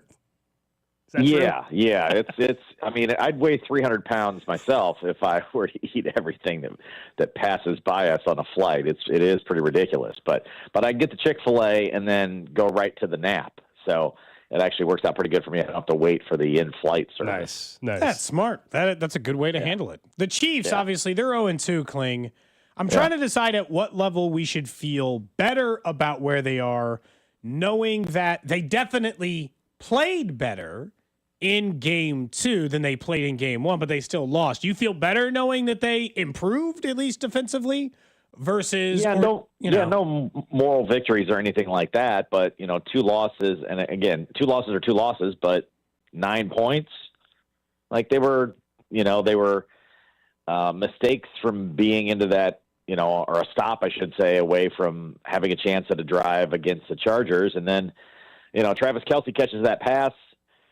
They hit a field goal they normally hit, albeit from distance, but they normally hit those, right, with Butker, and you have a Travis Kelce touchdown. Maybe you're running away from that game. I mean, I think they have the momentum. If he goes into the end zone and scores, it might be a vastly different game. So, yeah, it's still 0-2, but, I do think they did play better, certainly defensively in game number 2. You can't ask for anything more keeping a team like that in that realm of scoring. That was, simply on the offense the other day. So I guess we found out they really do miss Rashee Rice and they really do miss Xavier Worthy in this offense, but obviously they're going to have to figure out a way. Who knows if, I know the progress reports are good on Xavier Worthy, but and kind of Rice's timetable, obviously, but they're going to have to figure some things out still in the interim and can't just say, we'll just wait for those guys and it'll be all fine. They need to be better, certainly offensively, and they might have to be better offensively this week too, because I don't know, the Giants have been pretty. They were really impressive in game number 2. I know that the offensive line was pretty garbage in game 1, but I mean, they threw for 450 yards and had anything they wanted downfield the other day against the Cowboys. So this is a team that's going to throw the ball around the yard. You're probably going to have to score some points. The running back room has been talked ad nauseum, I think, at this point in time. Is it just a combination to you of the offensive line struggling in short yardage scheme and that they don't maybe have the right backs, or do you think there's an ability for this running back room still to show something here pretty quickly, or does it need to be an adjustment? Does Brashard Smith need to get some more playing time? What do you think's going on with the backfield? Well, I mean, I love always when it's, hey, bring in a guy we haven't seen before. Well, sure. I think I trust his coaching staff enough to say that he would be playing if he offered more to the table. I think they do believe in the two running backs they have. How much have they committed to it is a question. I wouldn't necessarily say this offensive line's been super, road gradery thus far. I know that's a very sports term, right? Road gradery.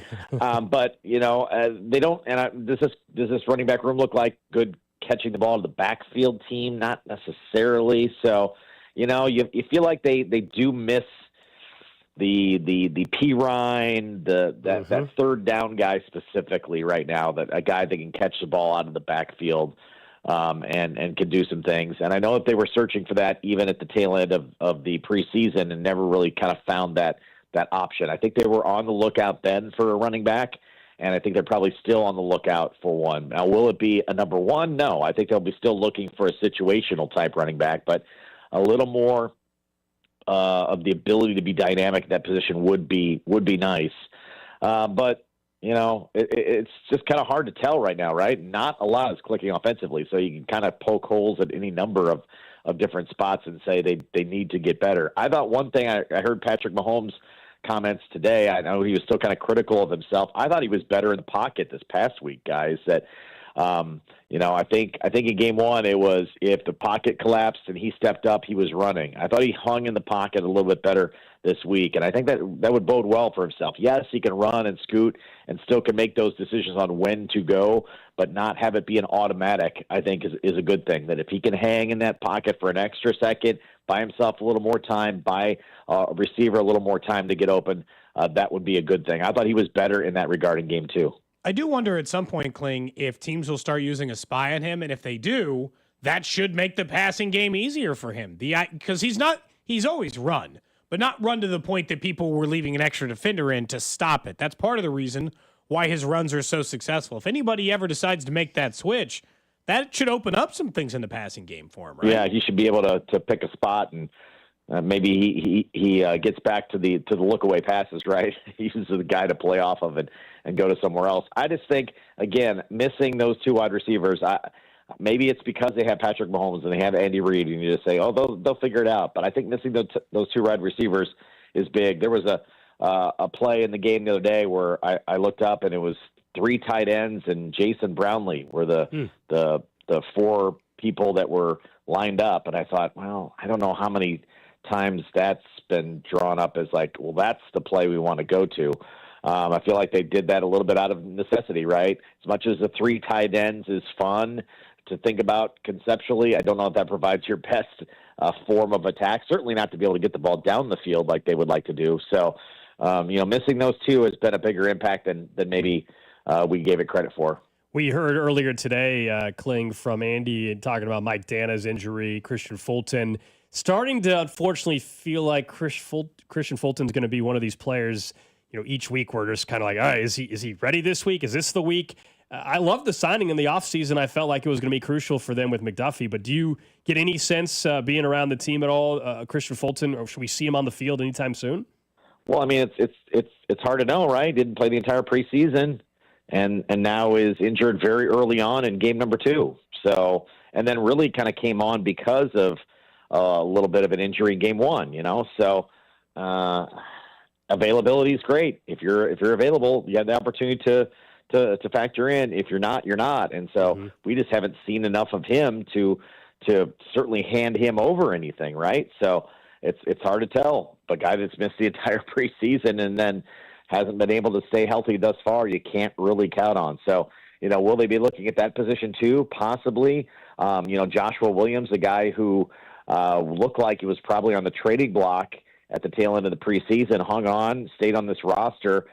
He is yet to kind of see any snaps at at the corner position, but I think the reason they probably held on to him was as a little bit of insurance. They brought up a guy off the practice squad last week at defensive back too, so that may be another position Brett Veach and company are kind of looking at to see if there's any veteran type that gets cut or released or is lower on the depth chart somewhere else. I think they're probably still kind of combing around for bodies like they always do. Kling, what do you make of the tush push? Where is your stance on it? Mine is generally like, I don't have a problem with it being a play that was allowed for so long, but if it gets to the point that you can't officiate it in any way, well then how can you allow the play to stand? Essentially what we keep being told is, well, it's too hard for the officials. They can't look at it there in real time and call it correctly. What would you do? Yeah, I mean, I was kind of in that boat too, that I was in the camp of stop it. Like, it's a very effective play. Other teams have tried it. The Eagles were best at it. But now if they're getting an extra advantage, I think that's something that needs to probably be revisited. I'm glad it was an official and Tom Brady that was complaining and not just the Chiefs, because I don't think that would have been effective at all. I don't think anybody around the NFL would like to hear the Chiefs complain about officiating. So it had to come from an outside source. I felt like someone else is going to have to take up that battle besides Kansas City, because I don't think anybody was going to give it the time of day. So I was glad that it was, Tom Brady. It was an official that kind of points those things out, because, yeah, it's kind of in the camp like, hey, if you run it and you are on the snap count and you can't get it blocked or get it broken up and they block it and get a first down, I don't have a problem with it. But if you're moving early and you're perpetually moving early, that's when it becomes an issue, because it's a violation, and that it's something that you better do a better job as an official of calling, because if it becomes impactful. And I think this last week, I mean, I don't know, you're never privy to what they go over in their tape and their film sessions, but I got to imagine they're looking at that and going, yeah, a few of those were blatant enough that they should have probably thrown a flag. Hard to do so late in the game, probably in Kansas City, where you're then facing the scrutiny of the Chiefs get all the calls. But certainly I was all in favor of, like, just stop that tush push. But now it seems like it's creeped into a different territory. You fully buy in the Chargers, or is it still like, all right, prove to me when everybody's talking you up in about 6 weeks and things are going great that you don't Charger? I mean, I think they're a good team, but do I still think the Chiefs had the opportunity to be the best team in the division? Yeah, certainly. I think, Justin Herbert is still a barely over 500 quarterback, right? I think they played pretty well through 2 games, and they deserved to get the victory against the Chiefs. But again, I thought they played awfully well against the Chiefs, who played lousy, and it was a 6-point game. So I don't think that the gap is there. I don't think they're going to run away with this thing. I think the Chiefs are going to, they're going to right the ship and go on a win streak, even if it's a kind of a slow start to the year. I just got a feeling they're going to do typical Andy Reid Chiefs type things and reel off a bunch of games in the mid part of the season, and then about the 3-quarter mark, we're all going to look up and go, yep, same old thing with the division, that the Chiefs are the team that's going to have to be caught. Kling, appreciate it as always. We'll be listening Sunday night. I'm guessing you guys will get back at what? Is that a 4 a.m. Central Time flight back or what? Yeah, this will be one of those trips. I say this is the reason I'm no longer doing morning. Yeah, you don't want to get in at 4 a.m. and then start hosting a show at 6? Yeah, this would be the straight to work version of Josh, and boy, I don't miss that. I'll tell you. There you go. That's Josh Kling. Always good to check in with him. He joins us each and every Wednesday. Yeah, those were, I'm sure, just some brutal turnarounds. But he can get back and then take. I don't know if he's got his tennis lesson stuff, but he could actually nap when he gets back from that flight. Just sleep. Wake up at noon and Easier live said your than life. done, I think, on the flight, No, depends if they win or lose, right? That flight's a whole different vibe if they're 0-3 versus, all right, 1-2, we're good kind of thing otherwise. But that's crazy about the food. They hand them a Chick-fil-A sandwich when they get on the flight. And then once they get up in the air, then they offer them like a full-blown meal. And then they come around with like a dessert bar, essentially, of all kinds of candy and stuff the entire flight. I mean, it's just constant. That sounds great. Well, sure. I'd like to, if they'd let me fly with the team every week, I'm in. That sounds amazing. I don't think they're gonna. Someone on text line said be on that the Chick-fil-A sandwich, they have to give it to them before the flight, because once they go in the air, they said the taste will be there. The regular food would taste weirder. That's what they were claiming. Like a fresher food would taste weirder That's why the Chick-fil-A sandwich has to be handed when they head on the plane. I don't know if that's true. That's what somebody said. Is there science behind that? Someone says something I'll look about, into that for next week's lesson. Wait, so that someone means says is there something science behind that? Text line said, can't serve regular food after takeoff. That's why Chick-fil-A on the ground and plain meal in the air. Something about the air pressure affects taste. So normal food will taste horrible. Has to be specially prepared to be eaten at high altitudes. That's from a texter.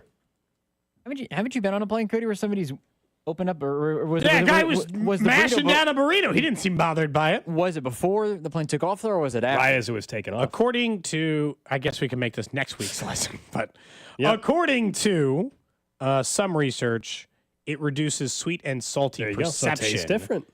So like they tend to make airline food sweeter and saltier than Perfect stuff on the ground. Okay, so the Chick-fil-A sandwich could taste different. That's what they're saying. Yeah, it might be a little duller for Interesting. you if that's the case. So, Welcome to the classroom. Whether it's cooking lessons, singing lessons, or how to commit a heist, this guy wants to teach you what he knows. Well, what he thinks he knows. It's not Cody to you. It's Professor Tap. that's right. Class is in session once again. After many of you asked me to cancel class this week, no, we don't cancel class frivolously in this school. Thought about dropping out of the class after last week's lesson. out. I thought about dropping out. You're going to drop, just wait. Just wait. Yeah. Wait, what? I made this lesson just because we could have gone science, we could have gone bank robbery. Yeah. We could have gone lots of different choices for this week's lesson, but instead, I wanted to teach our listeners and you two a lesson on current pop culture phenomena. Okay. Congratulations. Ooh, okay. So today we're going to be learning about K-pop Demon Hunters. What? It is the number. Is it a game? It is the number one movie in the world. It is the most popular streaming thing Netflix has ever put out, and I guarantee you, someone in your life, a niece, a nephew, a girlfriend, a boyfriend, a kid, is familiar with this movie. I want to remind you at the end of this, there will be a quiz. So I'll be expecting you to be able to answer. I guess I'll pay attention. Some of the questions at the end. All right, general setup. You're like, what's going on? Demons used to prey on humans. Then somebody created what they call the Han Moon, which is a magical barrier that prevents it. They do that via song. So there's a K-pop girl group named Huntrix for a majority of the movie who is fighting against the Saja Boys. They are controlled by demons who are trying to steal people's souls because Guima is down there and she's unhappy with the way the evil's working in the Guima. She's working in the underworld and they try to do it. So they have a huge hit called Golden, but the Saja Boys, with control of the demons, continue to create songs that is more popular essentially in a weekly music contest. As a result of that, more demons are taking more control on humans. Huntrix then has to write Takedown, which is the song that eventually takes down the demon hunters. Cody. As a portion of... You need to know this. You need to know this. It's important. Nails on a chalkboard? It's important to know this because it's the most popular thing on the planet. Okay. Okay? So, like, they have to use, like, Genu is being controlled by the demons, but he's actually kind of a decent guy. They're trying to, like, get them in there. It's a trio of girls. Mira, Zoe, and I'm trying to... Rumi I'm are so the three. lost. I have no idea what the hell you're saying. You don't know what any of this is? I don't know anything you've said the last 2 minutes. All right, hold on. Can you name one of the two bands? Huntrix. Guima or something. Huntrix. Guima. Guima, the evil And Saja is the other one, correct? Saja Boys. Saja Boys. Huntrix, Saja that's Boys. the Huntrix and Saja Boys. No, Not Soulja Boy. Saja Boys. Saja Boys. Guima in the underworld is all I caught. I don't know. At least you got Guima. That's at least part of it. What are the Saja Boys being controlled by? Demons. Demons. And Drew's humans got were it. once controlled by demons or something? Yes, Okay, and then they created... Does anybody remember the name of the musical barrier that they created to keep the demons away? Oh, I know the name of the hit song was Golden. Yes, but that's not eventually the one Correct. that's... Obviously, Takedown is the one that Yeah, eventually takes Takedown down. is the one- yeah, the correct. Han Moon was the answer we were looking for. I'm gonna go visit my advisor and drop out of this class. Dropping out? I'm out. I've got a lot of notes down here. I've been taking notes as you've been doing this. From the 816, I might drop it. Someone says, this has been my life for the last month, Cody. I'm with you. I'm just telling you, Should I watch the trailer for this then? There During the are break? people in your world that are familiar with this movie. What's it called again? It is called K-pop Demon Hunters. It is the #1 movie Netflix has ever put out. It is the most streamed movie in Netflix. Oh, there's a sing-along. Yeah, they put it out. It was only for Netflix. Then they had it in theaters, just so you know, for people to do like sing-along versions of it at like Cinemarks. So like it was very, very. Wow. How did you guys miss K-pop Demon Hunters? It was the singer's biggest culture. Have you heard Golden? Have you heard Takedown? No. I think you've heard Golden. I kind of feel like maybe I you haven't. How? Drew, can you look up Golden? I don't have any kids. How would I have listened to this? It plays now on popular music stations. So the same as like an Ed Sheeran song, they're playing. Really? Yeah, yes. Look, I think if I had, it's a real K-pop group who's behind it. So like it's a real song. If I had kids, I'd probably hear this. It'd probably be a big deal. But I legitimately, I'm not even just. I don't know what the hell you've been saying. Anybody with kids on the text line is like, yeah, we're all stuck with it. Everybody on the text line with a kid is like, yeah, we got you. Yeah, I don't know, man. Someone says, not a bad watch. I like the text line, the one person said, Someone says, I'd rather take calculus. Should we cover like... This was better than last week's lesson, Hey, I we're think. getting better. That's all that matters. But man, oh man. Can we hear Golden? Have you heard this? Hold on. Oh yeah, great song. This is from K-pop Demon Hunters, dude. Yeah, great song. Hey. But I don't watch the show. Great song. I knew you'd heard it. It's too popular. It's like a pop. Yeah, you know, it's a great song. I've heard that song a lot. The lyric video, guess how many views it has? The lyric video on YouTube. Man. I don't know. 10 million? 59 million views. Yeah, it's a good song. I'll never watch the movie, though. Why not? 2 months ago. I have no interest. Rob Collins just said, I'm rescinding Cody's offer to be on our show after K-pop Demon Good Hunters. idea, Rob. What? Good idea. I'm being kicked Cody, off? Look, we sometimes get texts from friends and stuff during the show. I have gotten 6 texts about this segment. I take this as a good sign. Do you want to know? They're not. Some of them are better than others. I think you could take it as a good sign. Someone as well, said, Cody. "What the hell is this segment?" I understand. Someone else said, "Hey, the songs are catchy. Their kids love it." Mm-hmm. We'll work on a different. You guys want like more of a science-based one next week? What would you like for class next week? That's fine. I'm going to play like Jeopardy. Is that what we're doing next week? I mean, so we had a quiz this week. Might be a full-blown test later. Oh, okay. Oh, so I'm going to have to retain this information? We'll do a midterm. I'll have to retain this information. Midterm in November. Going back, I will say this. I remember, so I don't know about you, Gold, you, Cody. I had a laptop, but I never took notes on my laptop, ever. I was a handwritten note only person. You still write. You write more than both of us. But typing in the phone, I can understand why it's nice, because I got a lot of what you said, Cody. Yeah, so my handwriting stinks, so I prefer typing notes. Like my handwriting's awful. So I prefer that. But I think someone did studies like retention of like writing it down. It helps people retain the information. I think there's some studies that show that. We're going to add this to the mashed potatoes and get your review of K-pop Demon I will. But I like the song. Anyway, up next. I'm so glad you'd heard the song. It makes perfect sense. Up next, we'll get to what's trending. And Ross Tucker, he joined us earlier today. We got a former NFL player's perspective on the tush push next. This is Cody and Gold. Tune in for Nate Taylor every Tuesday at 1 o'clock, right here on your home for Chiefs football. 96.5 The Fan. Cody and Gold are brought to you by Heartland Men's Health, the leader in men's sexual health. Thousands of men have been successfully treated for low T, ED, and more, all with discretion and compassion. Make your appointment at heartlandmenshealth.com. Gear? Check. Snacks? Check. Tires? Not so much. I didn't have time to deal with this, so I asked my friend. Her answer was simple. Take it to Telly, she said, and I'm so glad I did. They didn't just take care of my tires, they took care of me. We got you, they said, and they did. Fast, friendly, and stress-free. Now I know when life throws you a red card, take it to Telly. Stay in the game. Take it to Telly. More than a few of our patients have talked to me about their first time, but it's not the first time you're probably thinking about. It's the first time that erectile dysfunction ruined the moment. This is Jeff for Heartland Men's Health, and if you're over 50, it's likely that you've had that first time yourself. But the good news is that if you're like most men, that first time can be the last time that ED impacts your sex life. At Heartland Men's Health, we're experts in treating ED. We've treated tens of thousands of men using protocols with success rates well over 90%. And those treatments have, in most cases, made sex great again for both them and their partners. You could even find that you're performing like you haven't in years. So if ED has been affecting your intimacy, it's time to make the last time that happens the last time that happens. For just $99, you'll receive blood work, a medical consult, and if medically advised, a test dose. And if that test dose doesn't work in the office, your visit is free. Call 844-447-6600. That's 844-447-6600. Or go to heartlandmenshealth.com. Wesley Financial Group is not a law firm. Hi, I'm Chuck McDowell, the timeshare cancellation guy. In 2011, I founded Wesley Financial Group with one goal in mind: to help honest folks out of their timeshares permanently. Today, I run Wesley with my two sons, a real family business, treating every client and every employee like we'd want our own family treated. That philosophy has helped us grow into the largest, most trusted timeshare cancellation company in the United States. Fortune magazine even recognized us as one of the best places to work. Why?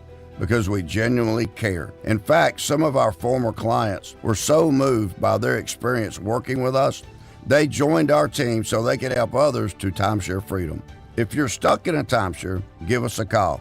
Let our family help your family. Call Wesley now for your free timeshare exit kit. 800-814-1500. That's 800-814-1500. 800-814-1500. Having a financial partner who's all in changes everything. It's the difference between hoping for a home and holding the keys. Between dreaming about your own business and actually opening the doors. Between turning what ifs into what's next. At Community America, we're here for every moment, with financial expertise built around every part of your life. Because when you have a financial partner that's invested in every part of you, you can't help but feel like a star. Member owned, open to all. Community America Credit Union, invested in you. Man, if your stream isn't as strong as it used to be, or you're taking more breaks to the bathroom than the last 2 minutes of a televised football game, there's another timeout. We'll be back after this. it's time to get checked. An enlarged prostate, or BPH, could be the cause. And Kansas City Urology Care is here to help. Fast answers, trusted care. Don't wait. Come see Kansas City's largest, most experienced, and most advanced urology team. Visit kcuc.com today. At KCUC, you see the best in KC. At Straight Talk, we get it. You say no a lot. Mom, can I get a tarantula? No. Coffee? No. So we're giving you more reasons to say yes, like a free 5G phone with real unlimited data with select plan activation. Can I use the free phone? Yes. See, doesn't it feel good to say yes to more? Absolutely. Face tattoo? Absolutely not. Available at straighttalk.com and Walmart. Taxes and fees apply. In-store activation of Gold Unlimited plan or higher required. For network management practices, visit straighttalk.com. I'm Piera Palazzolo, VP of Digital Marketing for the American Management Association, a company focused on the management training skills needed to enhance the careers of business professionals. We did our research when it came to the best companies for website development and chose AmericanEagle.com. And we couldn't be happier. AmericanEagle.com worked closely with us to understand the front and back end requirements needed to launch an e-commerce website that could handle the complexities of running thousands of seminars nationwide. Our robust new website and improved SEO saw immediate increases in site traffic and web revenue. If you're in need of managerial effectiveness and success, visit our website at amanet.org. If you're in need of a website that provides an unparalleled consumer experience, I highly recommend AmericanEagle.com. Transform your business today. Dial 877-WebNow1 for a free digital consultation with AmericanEagle.com. Do Crohn's disease or ulcerative colitis symptoms keep coming back? Tremfya, guselkumab, may help, with rapid remission achieved at 12 weeks and lasting clinical remission at 1 year. Some even saw visible improvement of their intestinal lining at 12 weeks and 1 year. Tremfya is a prescription medicine used to treat adults with moderately to severely active Crohn's disease and adults with moderately to severely active ulcerative colitis. Serious allergic reactions and increased risk of infections and liver problems may occur. Before treatment, your doctor should check you for infections and tuberculosis. Tell your doctor if you have an infection, flu-like symptoms, or if you need a vaccine. Healing is possible with Tremfya. Approximately 3 out of 10 patients were in endoscopic remission at 1 year, based on areas visualized on colonoscopy, which may not represent the deeper bowel layer or entire GI tract. Individual results may vary. Ask your doctor about Tremfya today. Call 1-800-526-7736 to learn more or visit tremfyaradio.com. Sports, brought to you by the Salvation Army and registertoring.com. KC Companies, give back this holiday season. Adopt a kettle with the Salvation Army. Get your team out ringing bells for a great cause. Adopt a block of shifts or full days. Go to registertoring.com and make a difference. That's registertoring.com. You're listening to 96.5 The Fan from the Mission Plumbing, Heating, and Cooling Studios. What's trending? Number one on What's Trending, the Royals are below 500 after a 12-5 loss yesterday to the Mariners. They continue their series tonight out at Kauffman Stadium. The game right here on 96.5 The Fan. Cal Raleigh homer twice. Carter Jensen got his first couple of career home runs as well. Not a good night for the Royals. Good night for Carter Jensen. Next up on What's Trending, injury update across the NFL. Ed Oliver and Matt Milano will not play tomorrow night for the Buffalo Bills. I'm not sure Matt Milano's ever played. Always heard. For the Buffalo Bills. Aaron Jones is heading to injured reserve. He'll be out at least 4 weeks. Khalil Mack suffered a dislocated elbow. They're calling him week to week. After their win against the Raiders, not expected to be back for a few more weeks as well. There's a lot of injuries in the NFL here in the first few Justin weeks. Fields officially ruled out for Sunday's game, so it will be Tyrod Taylor for the Jets coming up this weekend as well. Elsewhere on What's Trending, I know you want to know this. We're talking about K-pop. I can bring this to the table. Yeah, pop culture, baby. Cardi B announced she's pregnant, Cody, from her boyfriend, former Bill wide receiver. Stephon Diggs. Stephon Diggs. I think I read this as her fourth child. I didn't know she had that many already. Congrats to the happy family. I thought you just said culture with that kid Offset. is probably on all those kids. I don't know all the details, Drew. I'm just telling you the headline. I don't know the details. Fair. Next up on What's Trending, Front Office Sports reporting that between his multitude of jobs, Stephen A. Smith is making upwards of $40 million a year. Oh, yeah, that's it. And has an interest in becoming a political pundit. And according to the Athletic headline, maybe even running for an office of some sort at some day. So we'll see. But they're saying he's making upwards of $40 million a year between his multimedia jobs right now. Not bad, huh? Not too bad. Hey, he's getting paid like he's Patrick doing about Mahomes. everything. I would have to look it up. I'd have to look up NFL QB salaries. He'd be like the fifth highest paid NFL quarterback on average annual salary, probably. It's I mean, seriously though, it's for this upcoming season.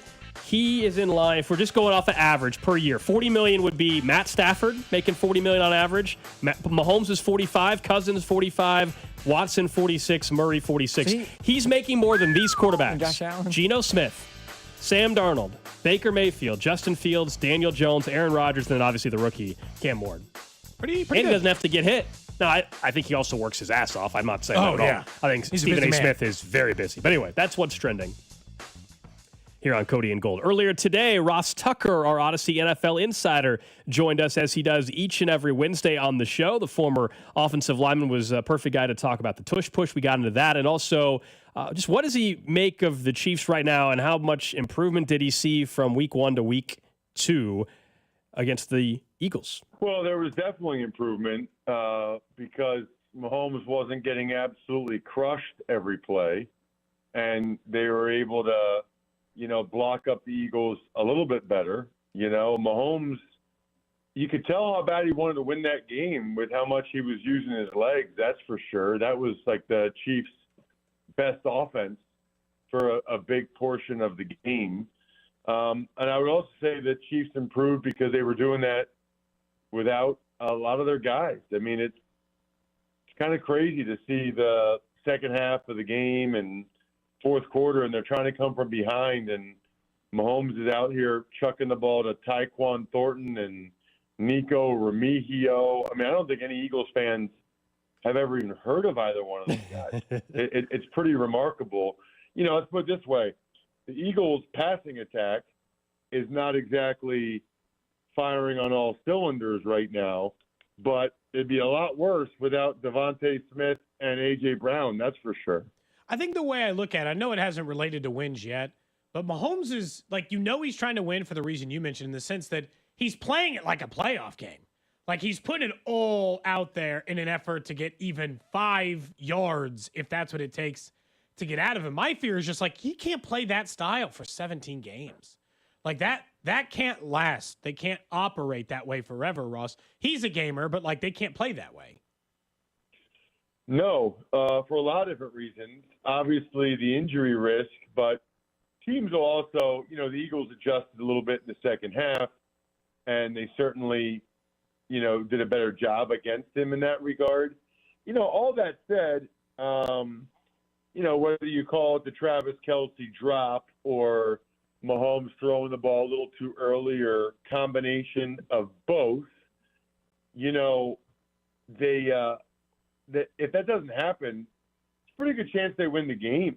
I mean, they're right there. That was the play of the game. That was the game-changing play.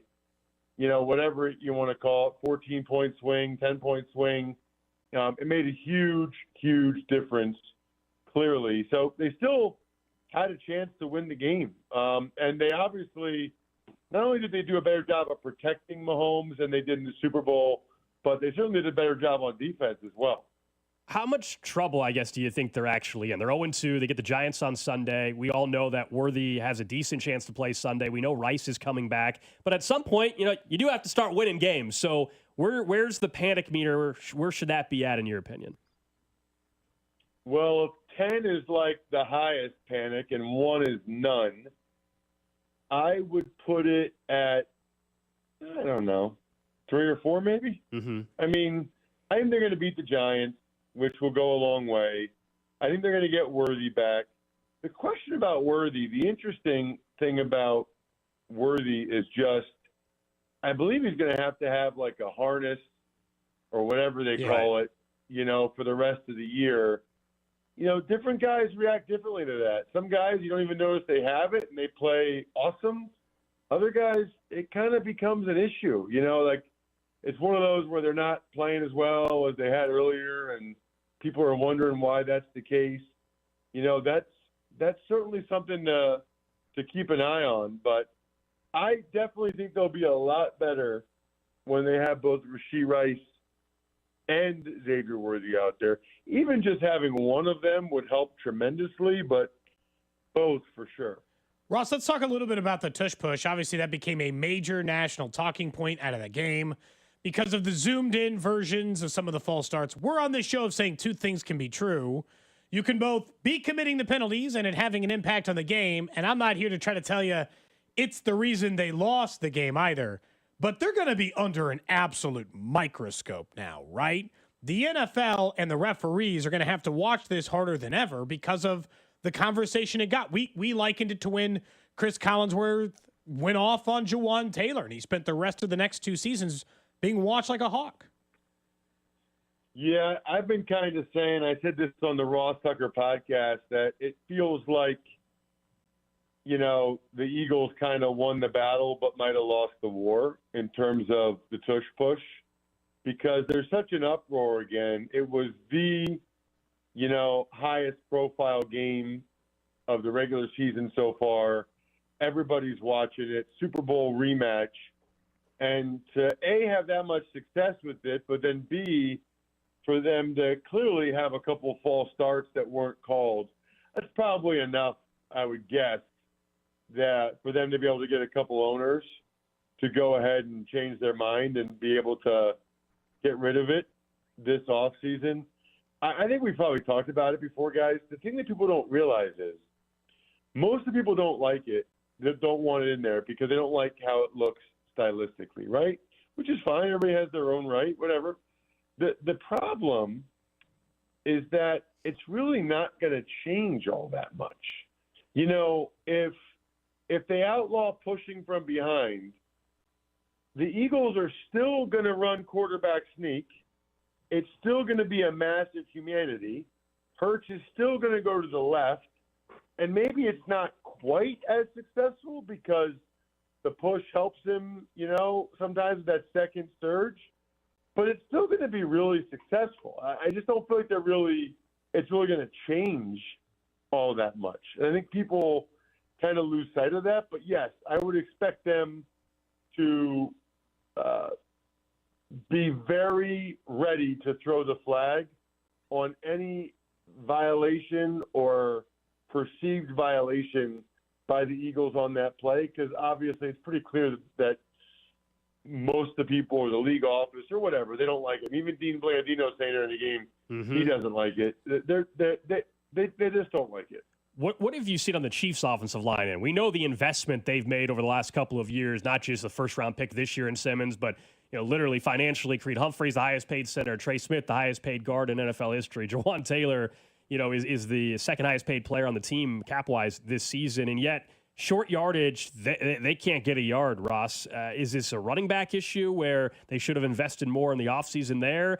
Is it just a scheme? What are you seeing from an O-line that they should have the guys to get it done? Sounds to me like they should run the tush push. Right. Well, we want them to do QB sneak. So bad. Andy's afraid. He won't do it. Well, I know Mahomes got hurt doing it, so he won't do it again. It's just crazy. Like, of all the plays to get hurt, a quarterback sneak, which, by the way, they shouldn't run the tush push because nobody can run it nearly as well as the Eagles, which is, to me, the most interesting part. It's not the part isn't interesting that nobody can stop it. Mm-hmm. Maybe it's just that what good of a design play. It's such a copycat league. The crazy part is that nobody can do it. I think it's that nobody. I just think no one else in the league can squat thrust a semi truck like Jalen Hurts. Well, I think his strength helps, but the secret really is Landon Dickerson and then Mailata. I mean, those guys are absolute monsters, and I think Mailata, with his, being from Australia, playing rugby his whole life, I think he teaches the other guys the technique much, much better than what these other teams try to do it. Russ, they realize it's like the second surge and it's keeping your feet moving, and I think the other teams don't do it as much. To your point about the Chiefs, yeah, I mean, I don't think there's any question that they should be getting more out of their offensive line with what they've invested in it. I think the left side will continue to grow. I'm still absolutely in awe of what Simmons did on Sunday, chasing down Makuba. I mean, that was I can't tell you how impressive that is. It's amazing. When you look at the rest of the league, I'm always curious. Let's leave Cincinnati out of the conversation because they just lost Joe Burrow. Who of the 2-0 teams do you think is more fraudulent? You say don't panic on the 0-2 Chiefs. Who are those 2-0 teams that you're like, I'm not really buying it? Colts, Cardinals.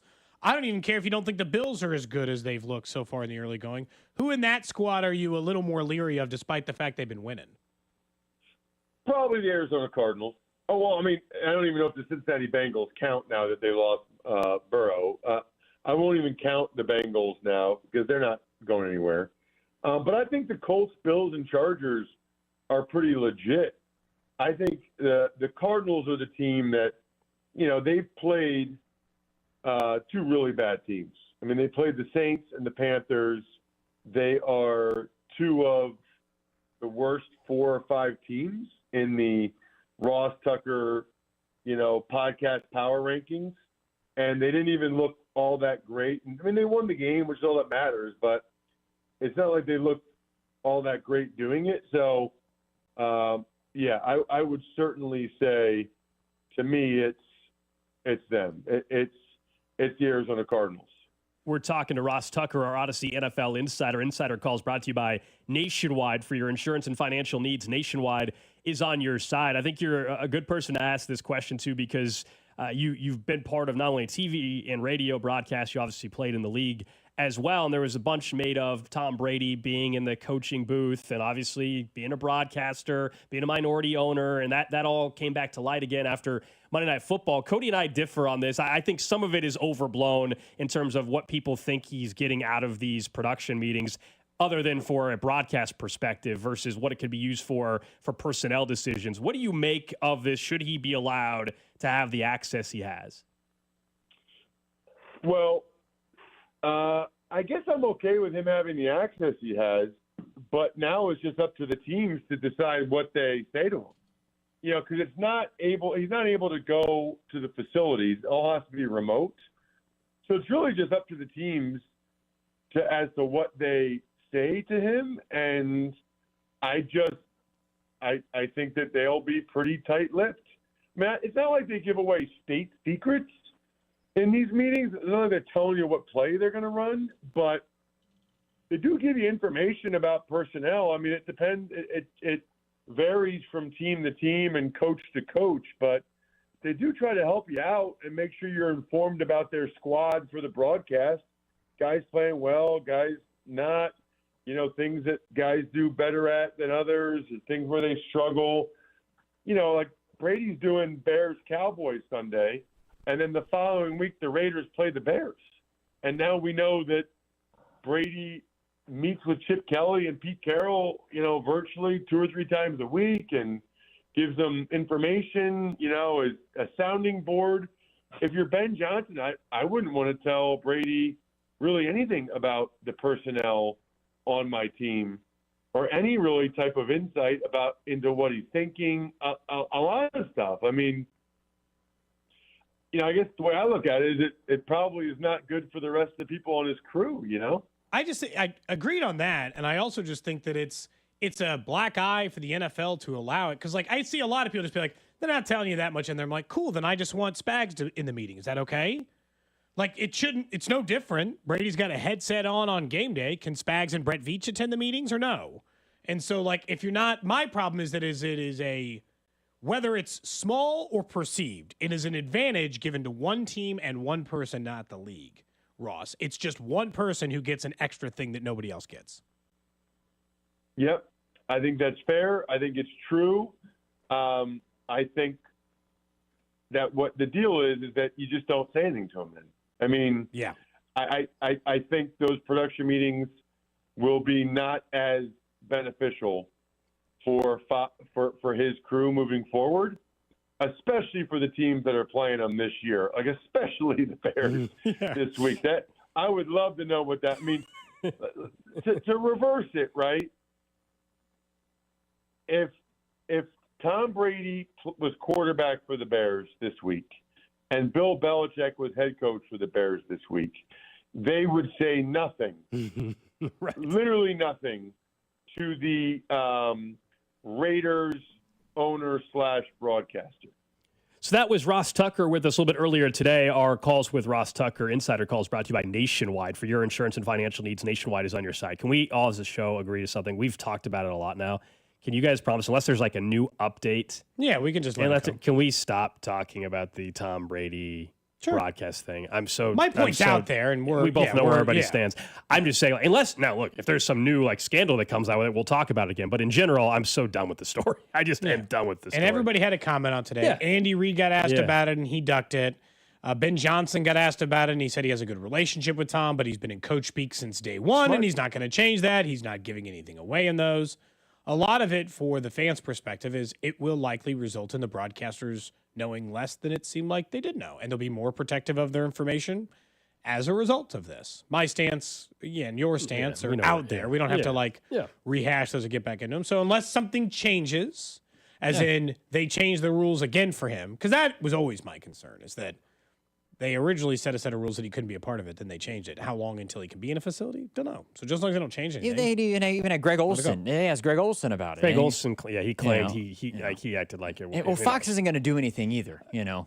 Right. The reason why Tom Brady had the rules bent is because Fox had $400 million invested in this guy. Yeah. Don't forget, Sports Talk on 96.5 The Fan is presented by Paramount Plus. Sylvester Stallone back in the original hit series, Tulsa King. This season, Dwight faces his most dangerous adversaries yet, forcing him to fight for everything he's built and to protect his empire. Stream the new season of Tulsa King on Sunday, September 21st, exclusively on Paramount Plus. Now, the text line